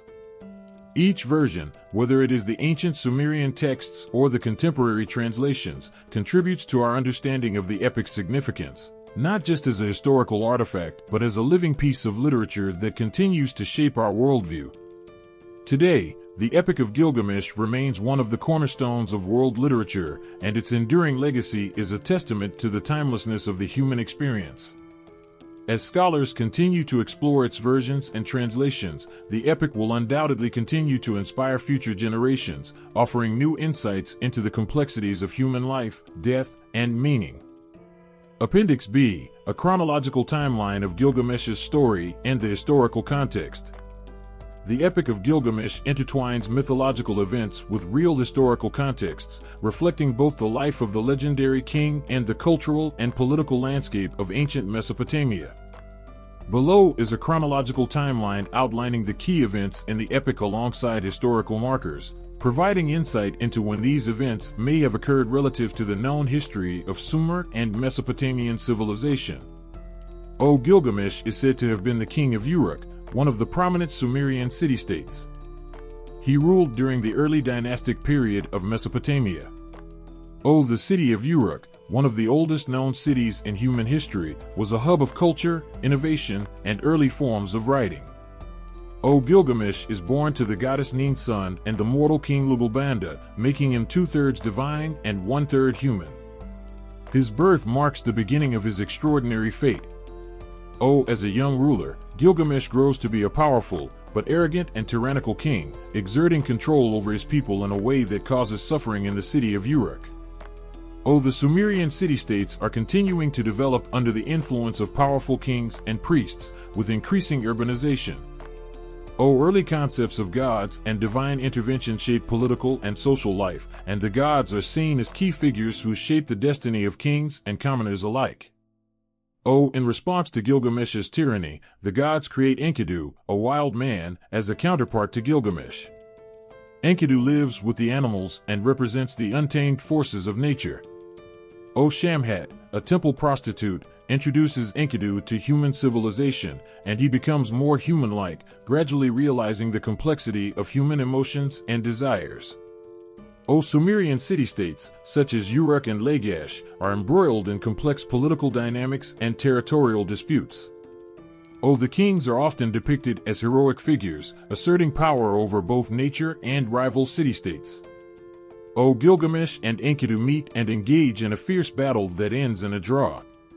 This physical confrontation is symbolic of their internal struggles, Gilgamesh's hubris versus Enkidu's primal innocence. The fight ultimately leads to a deep friendship, as both men recognize each other's strength and become close companions. The Mesopotamian kings regularly sought to expand their territories, often undertaking military campaigns to acquire valuable resources, such as timber and precious metals. The legendary cedar forest, believed to be located in modern-day Lebanon, is a place of both myth and real-world resource extraction for ancient civilizations. Gilgamesh and Enkidu set out on an adventurous journey to the cedar forest, where they planned to defeat Humbaba, the guardian of the forest, and obtain the valuable cedar wood. After a harrowing battle, Gilgamesh and Enkidu kill Humbaba, with Gilgamesh emerging as the victor. The gods are angered by this defiance of their divine guardianship, and this sets off a chain of events that leads to further conflict. The influence of gods in human affairs is paramount, with gods often playing an active role in kings' lives, both protecting and punishing them for their actions. The narrative of the Epic of Gilgamesh reflects the early belief systems in which kings were believed to be representative of divine will. The goddess Ishtar proposes marriage to Gilgamesh, but he rejects her advances, insulting her in the process. In retaliation, Ishtar sends the Bull of Heaven to wreak havoc on Uruk. Gilgamesh and Enkidu fight and kill the Bull of Heaven, a victory that brings divine wrath. As a result, the gods decide that one of the two friends must die to balance the cosmic order. The political and religious spheres of ancient Sumer were intertwined, with the gods often intervening in the affairs of rulers. Death, in the ancient world, was perceived as both inevitable and divinely ordained. Enkidu falls ill and dies as a result of the god's decision. Gilgamesh is devastated by the loss of his friend, which shakes him to his core. The death of Enkidu marks a pivotal moment in Gilgamesh's transformation. It begins his quest for immortality, as he grapples with the meaning of life, death, and the transient nature of human existence. By this time, Mesopotamian society is deeply influenced by religious concepts of life after death, the gods' power over mortality, and the belief in a sort of divine justice that governs both kings and commoners. Epic events. Gilgamesh embarks on a journey to find Utnapishtim, the immortal survivor of the Great Flood. He seeks the secret to eternal life, hoping to prevent his own death. Along the way, he encounters various figures, including Siduri the tavern keeper, and crosses the waters of death, facing numerous trials that test his resolve. The story of a great flood is common in Mesopotamian mythology, and it shares similarities with later biblical accounts of Noah's Ark. The idea of divine punishment through floodwaters can be linked to ancient Near Eastern beliefs about the gods' control over natural disasters as a form of moral judgment.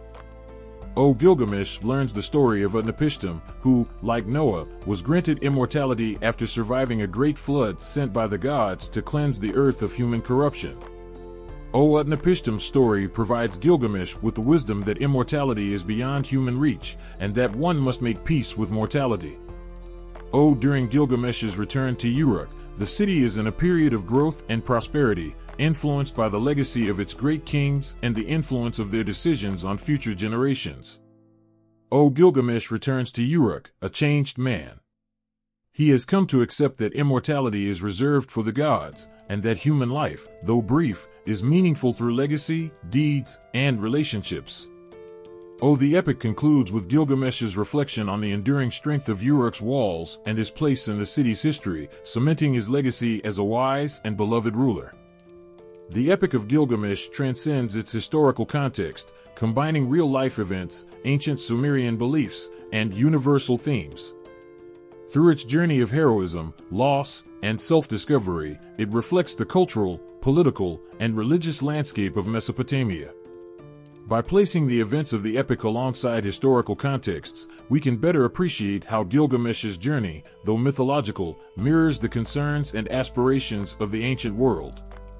His search for immortality and his ultimate realization about the nature of life and death continue to resonate with readers across time and space, making the epic as relevant today as it was thousands of years ago.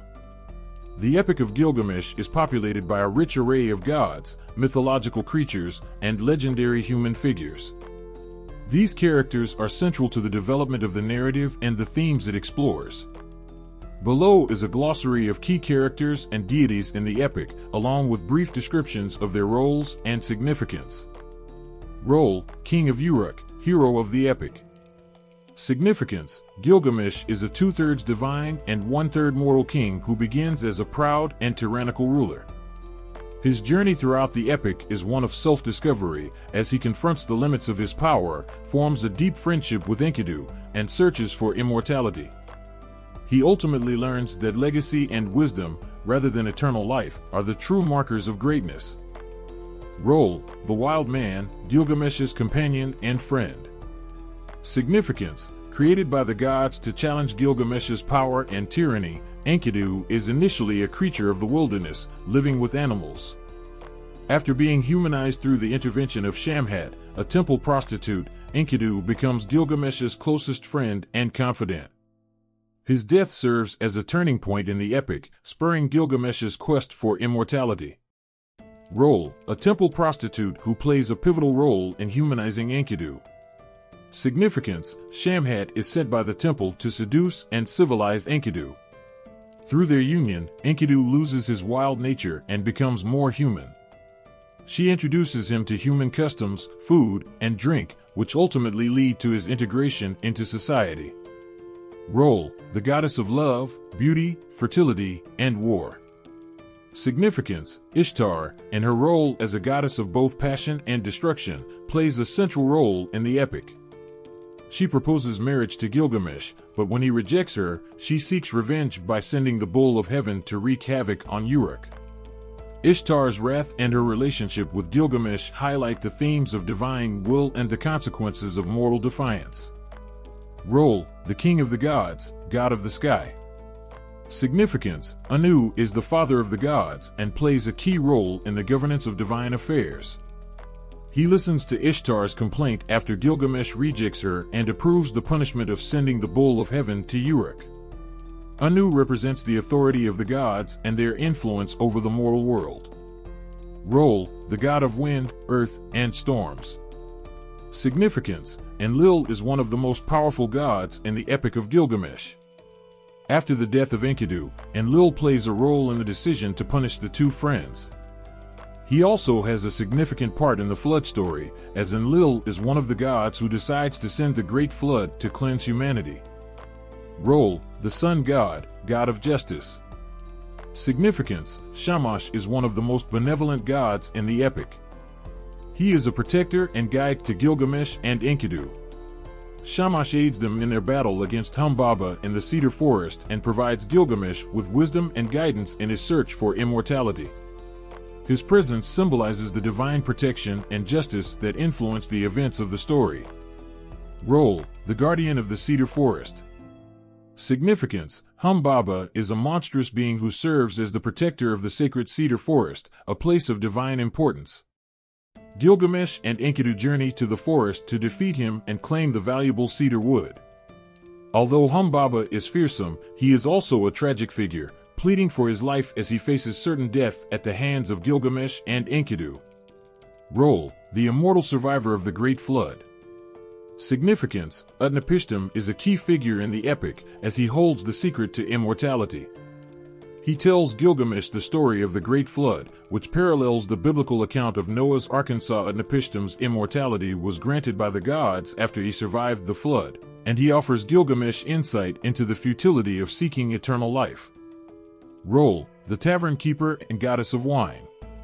Significance: Siduri is encountered by Gilgamesh during his quest for immortality. She advises him that immortality is not meant for mortals and suggests he find peace in enjoying life and living well. Siduri represents the wisdom that mortals must accept their fate and focus on enjoying the fleeting joys of life. Role: a divine beast sent by Ishtar to punish Gilgamesh. Significance: the bull of heaven is sent by Ishtar in retaliation after Gilgamesh rejects her marriage proposal. Its rampage causes destruction in Uruk, but Gilgamesh and Enkidu manage to defeat it. The bull of heaven is a symbol of divine retribution and a catalyst for Enkidu's eventual death. Role: Gilgamesh's mother, a goddess of wisdom. Significance: Ninsun is a protective figure in Gilgamesh's life, offering him guidance and divine insight. She is deeply concerned about her son's fate and tries to guide him toward wisdom. Ninsun's relationship with Gilgamesh is a pivotal aspect of his emotional journey, especially as he grapples with his mortality and the loss of Enkidu.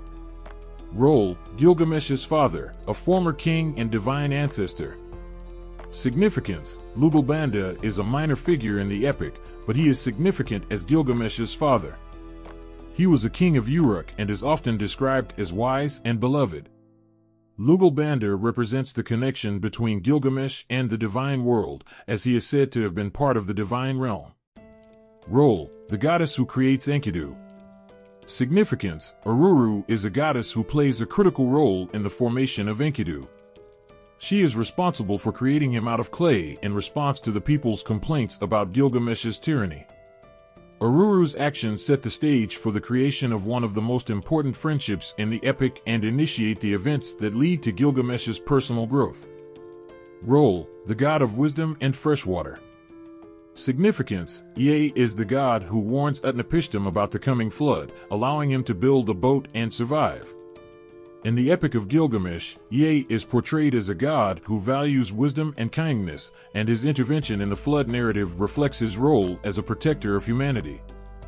Role: the god of fertility and agriculture. Significance: Tammuz is mentioned in the epic as Ishtar's former lover, whose death she mourns. His death and the mourning that follows are symbolic of the cycles of life, death, and renewal, reflecting themes of fertility and rebirth. Role: deities who govern the realm of the dead. Significance: the underworld is ruled by gods such as Ereshkigal, the queen of the dead. These gods are portrayed as fearsome and indifferent to the plight of humans, emphasizing the inevitability and harshness of death. Role: the goddess of the underworld. Significance: Ereshkigal rules the realm of the dead and plays a significant role in the overall theme of mortality in the epic. She is portrayed as a dark and vengeful goddess, representing the finality of death. The Epic of Gilgamesh is a rich tapestry of mythological, religious, and historical characters, each of whom plays an integral part in the narrative. The gods, human heroes, and mythic beings in the epic embody the themes of friendship, immortality, and the human condition, making the story an enduring exploration of the human experience. The Epic of Gilgamesh contains one of the earliest and most famous flood myths in recorded history. The story of the flood, which is a key moment in the epic, tells of the destruction of humanity by a divine deluge and the survival of a select few. This narrative is not unique to Mesopotamian culture. It bears striking resemblances to flood myths found in other ancient civilizations, most notably in the Bible, Greek mythology, and ancient cultures of the Americas, among others. By examining these various accounts, we can gain a deeper understanding of the symbolic and thematic significance of the flood myth in world literature. In the Epic of Gilgamesh, the flood is experienced by Utnapishtim, a figure who is granted immortality by the gods after surviving a catastrophic flood. Utnapishtim is warned by the god Ea, who tells him to build a boat to save himself, his family, and a sampling of all living creatures. The flood is sent by the gods as punishment for humanity's sins and their inability to honor divine law. A divine being warns the hero about the impending disaster. The hero builds a boat to preserve life. The flood wipes out most of humanity. The hero offers a sacrifice to the gods after the floodwaters recede. These elements form the core structure of the flood narrative, but how they appear in other myths offers fascinating insights into how ancient civilizations viewed the relationship between gods and humanity. The flood myth in the Bible, specifically the story of Noah's Ark, shares many similarities with the flood in Gilgamesh. In the Bible, God grows displeased with the wickedness of humanity and decides to cleanse the world with a flood. He instructs Noah, a righteous man, to build an ark to preserve his family and a pair of each animal species. After the floodwaters subside, Noah makes a sacrifice to God, who then promises never to destroy the earth again with a flood, symbolized by a rainbow. Both Utnapishtim and Noah are warned by a divine being about the coming flood. Both heroes are instructed to build a vessel to save themselves, their families, and animals. Both floods serve as a form of divine judgment, wiping out the majority of humanity. After the flood, both Noah and Utnapishtim offer sacrifices to their gods, signaling their gratitude and the renewal of life. The divine beings behind the flood differ. In Gilgamesh, the flood is caused by a collective decision of the gods, while in the Bible, it is God's direct command. The outcome of the flood also differs. In the Bible, God promises not to flood the earth again, whereas in Gilgamesh, the gods offer immortality to Utnapishtim as a reward for his survival. In Greek mythology, the flood narrative centers around Deucalion and Pyrrha, the only survivors of a flood sent by Zeus to punish humanity for its corruption. According to the myth, the floodwaters covered the earth, and Deucalion and Pyrrha survived by building a chest. After the waters receded, the couple repopulated the earth by throwing stones over their shoulders, which transformed into humans. Both Deucalion and Pyrrha are saved by divine intervention, much like Utnapishtim in Gilgamesh and Noah in the Bible. Both survivors are tasked with repopulating the earth after the flood. In this version, Deucalion and Pyrrha are the only survivors, and there is no divine promise not to flood the earth again. The method by which the earth is repopulated, throwing stones, is unique to the Greek myth and differs from the preservation of specific animals as seen in Gilgamesh and the Bible. In Hindu mythology, the story of the flood involves the figure of Manu, who was warned by a fish, often identified as the god Vishnu in disguise, about an impending deluge. Manu builds a large boat, and along with the sage and the seeds of all plants, he rides out the floodwaters. After the waters recede, Manu offers a sacrifice, and he is tasked with restoring life to the earth. Manu, like Utnapishtim, is warned by a divine figure about the flood. Manu builds a boat to save himself, his family, and all living creatures. Both myths feature divine judgment and a process of renewal after the flood. In the Hindu myth, the fish plays a direct role in guiding Manu, which differs from the human-like figure of Ea in Gilgamesh. The focus on the preservation of plant life through the seeds is more prominent in the Indian version. Various Native American tribes have their own versions of a flood myth. The Navajo, for example, tell of a great flood that covered the world, wiping out all but a few of the people. The survivors took refuge in a hollowed-out log, which they used as a vessel to float across the waters. When the floodwaters receded, the survivors emerged to a new world. The survivors of the flood are saved through a boat-like vessel. After the flood, the survivors repopulate the earth and live in a new world. Native American flood myths are often tied to spiritual themes of purification and rebirth, with a strong connection to the natural world. Across these various cultures, flood myths serve as powerful symbols of divine judgment, purification, and renewal. In each story, the flood is an apocalyptic event that marks the destruction of the old world and the creation of a new one. The survivors, often chosen for their righteousness or wisdom, are seen as the progenitors of a new era, tasked with rebuilding and preserving life. The flood also symbolizes the cyclical nature of life, death, and rebirth. In many cultures, the flood represents a moment of transition, a clearing away of corruption or sin to allow for a fresh start. This theme is evident in the Epic of Gilgamesh, where the flood not only serves as divine punishment but also as a moment of transformation for Utnapishtim, who was granted immortality. Furthermore, the act of offering sacrifices after the flood is common across these myths, symbolizing gratitude, reverence, and the acknowledgement of divine authority. These sacrifices serve as a form of covenant between the survivors and the gods, ensuring the continuation of life and divine favor. The flood myth in the Epic of Gilgamesh shares remarkable similarities with other ancient flood narratives, from the Bible to Greek and Hindu myths. These stories transcend geographical and cultural boundaries, reflecting a universal human desire to explain natural disasters, divine justice, and the cyclical nature of life and death. Whether viewed through the lens of divine punishment or spiritual renewal, the flood myth remains a powerful and enduring symbol in the history of human storytelling. Bibliography and further reading. The Epic of Gilgamesh stands as one of the foundational works of ancient literature, offering profound insights into themes such as mortality, friendship, divine will, and the search for meaning.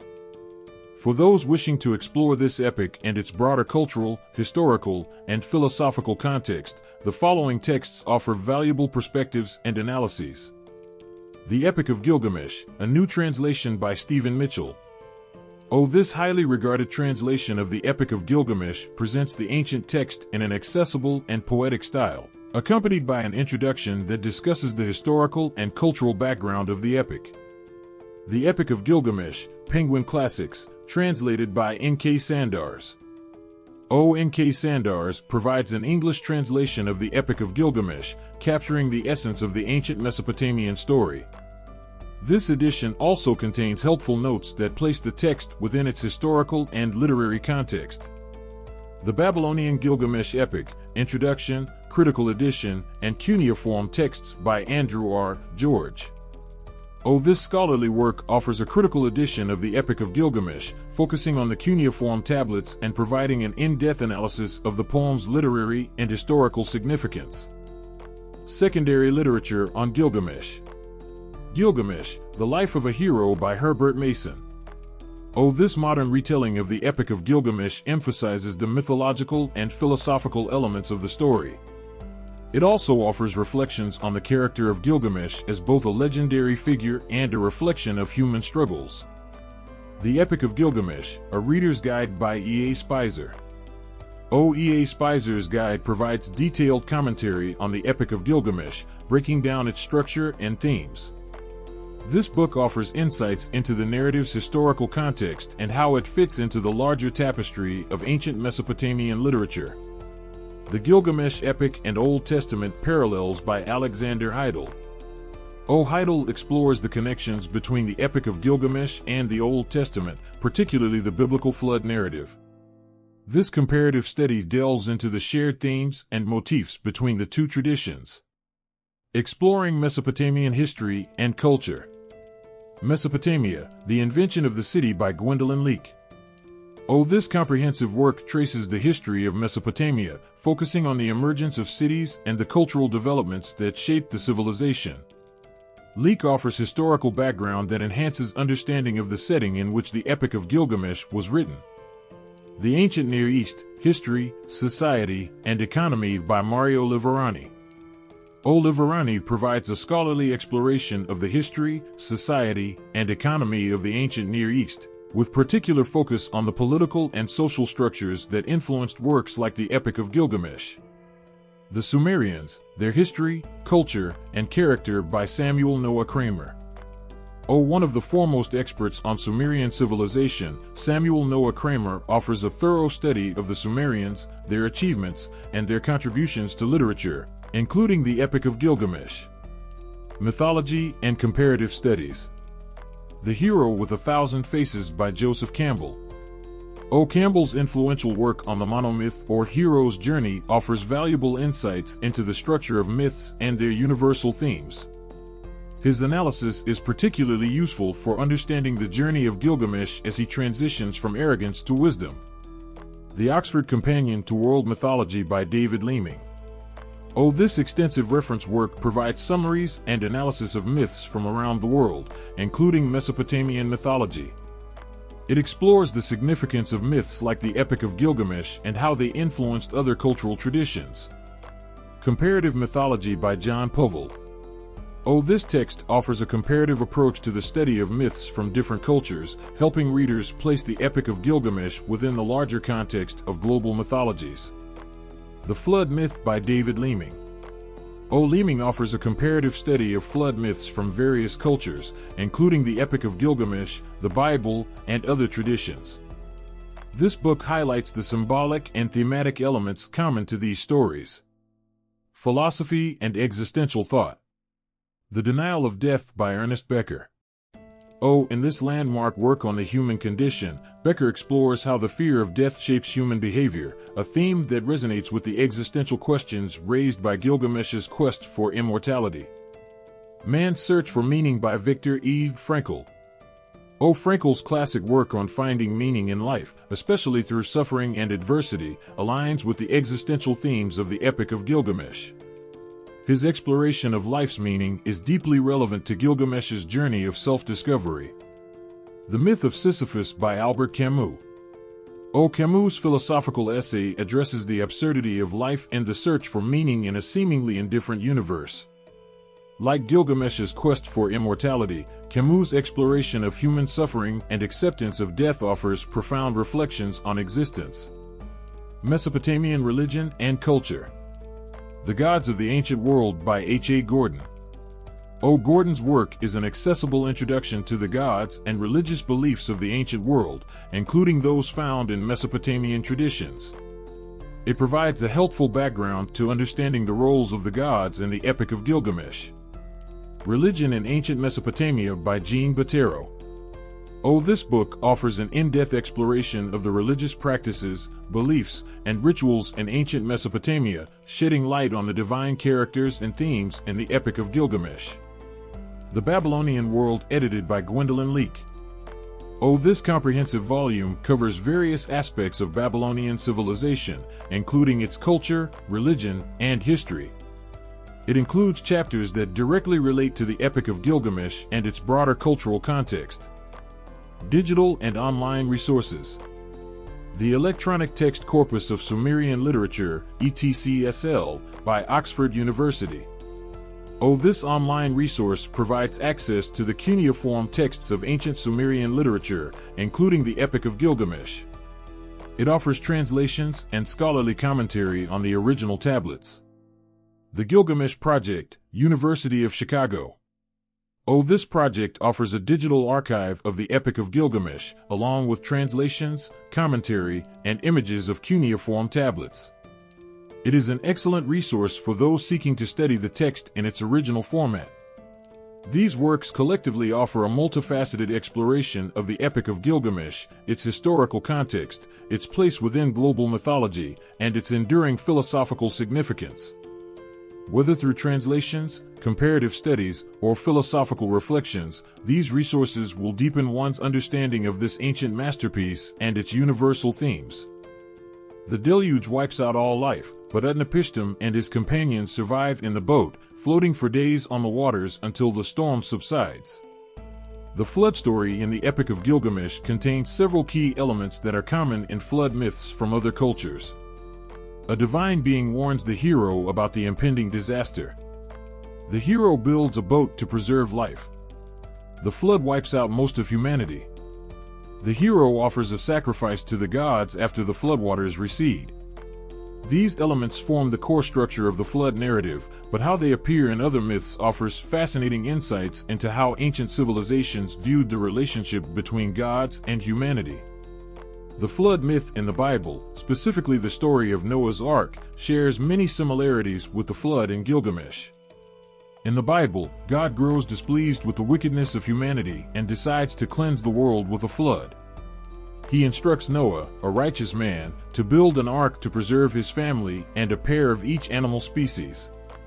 After the floodwaters subside, Noah makes a sacrifice to God, who then promises never to destroy the earth again with a flood, symbolized by a rainbow. Both Utnapishtim and Noah are warned by a divine being about the coming flood. Both heroes are instructed to build a vessel to save themselves, their families, and animals. Both floods serve as a form of divine judgment, wiping out the majority of humanity.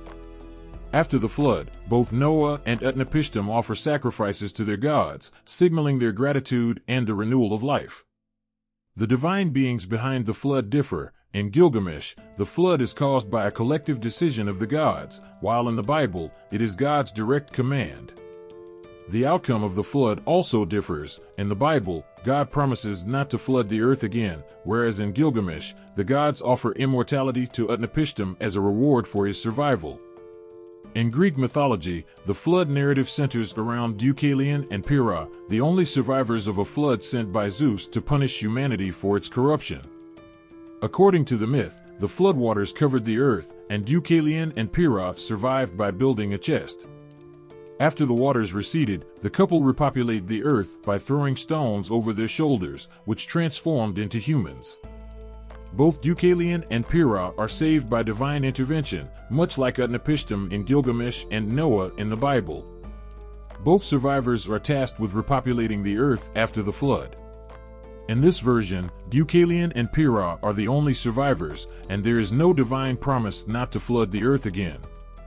The method by which the earth is repopulated, throwing stones, is unique to the Greek myth and differs from the preservation of specific animals as seen in Gilgamesh and the Bible.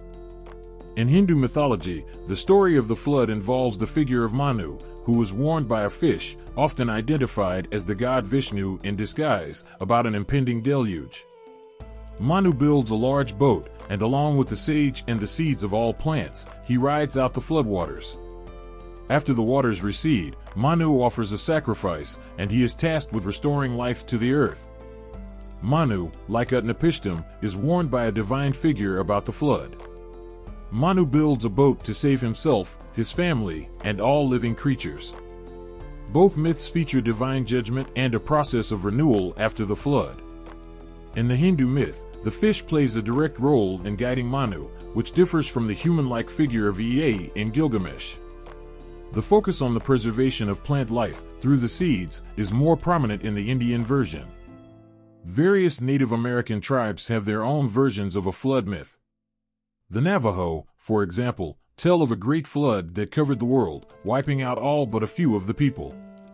The survivors took refuge in a hollowed-out log, which they used as a vessel to float across the waters. When the floodwaters receded, the survivors emerged to a new world. The survivors of the flood are saved through a boat-like vessel. After the flood, the survivors repopulate the earth and live in a new world. Native American flood myths are often tied to spiritual themes of purification and rebirth, with a strong connection to the natural world. Across these various cultures, flood myths serve as powerful symbols of divine judgment, purification, and renewal. In each story, the flood is an apocalyptic event that marks the destruction of the old world and the creation of a new one. The survivors, often chosen for their righteousness or wisdom, are seen as the progenitors of a new era, tasked with rebuilding and preserving life. The flood also symbolizes the cyclical nature of life, death, and rebirth. In many cultures, the flood represents a moment of transition, a clearing away of corruption or sin to allow for a fresh start. This theme is evident in the Epic of Gilgamesh, where the flood not only serves as divine punishment but also as a moment of transformation for Utnapishtim, who was granted immortality. Furthermore, the act of offering sacrifices after the flood is common across these myths, symbolizing gratitude, reverence, and the acknowledgement of divine authority. These sacrifices serve as a form of covenant between the survivors and the gods, ensuring the continuation of life and divine favor. The flood myth in the Epic of Gilgamesh shares remarkable similarities with other ancient flood narratives, from the Bible to Greek and Hindu myths. These stories transcend geographical and cultural boundaries, reflecting a universal human desire to explain natural disasters, divine justice, and the cyclical nature of life and death. Whether viewed through the lens of divine punishment or spiritual renewal, the flood myth remains a powerful and enduring symbol in the history of human storytelling. Bibliography and further reading. The Epic of Gilgamesh stands as one of the foundational works of ancient literature, offering profound insights into themes such as mortality, friendship, divine will, and the search for meaning. For those wishing to explore this epic and its broader cultural, historical, and philosophical context, the following texts offer valuable perspectives and analyses. The Epic of Gilgamesh, a new translation by Stephen Mitchell. This highly regarded translation of the Epic of Gilgamesh presents the ancient text in an accessible and poetic style, accompanied by an introduction that discusses the historical and cultural background of the epic. The Epic of Gilgamesh, Penguin Classics, translated by N.K. Sandars. N.K. Sandars provides an English translation of the Epic of Gilgamesh, capturing the essence of the ancient Mesopotamian story. This edition also contains helpful notes that place the text within its historical and literary context. The Babylonian Gilgamesh Epic, Introduction, Critical Edition, and Cuneiform texts by Andrew R. George. This scholarly work offers a critical edition of the Epic of Gilgamesh, focusing on the cuneiform tablets and providing an in-depth analysis of the poem's literary and historical significance.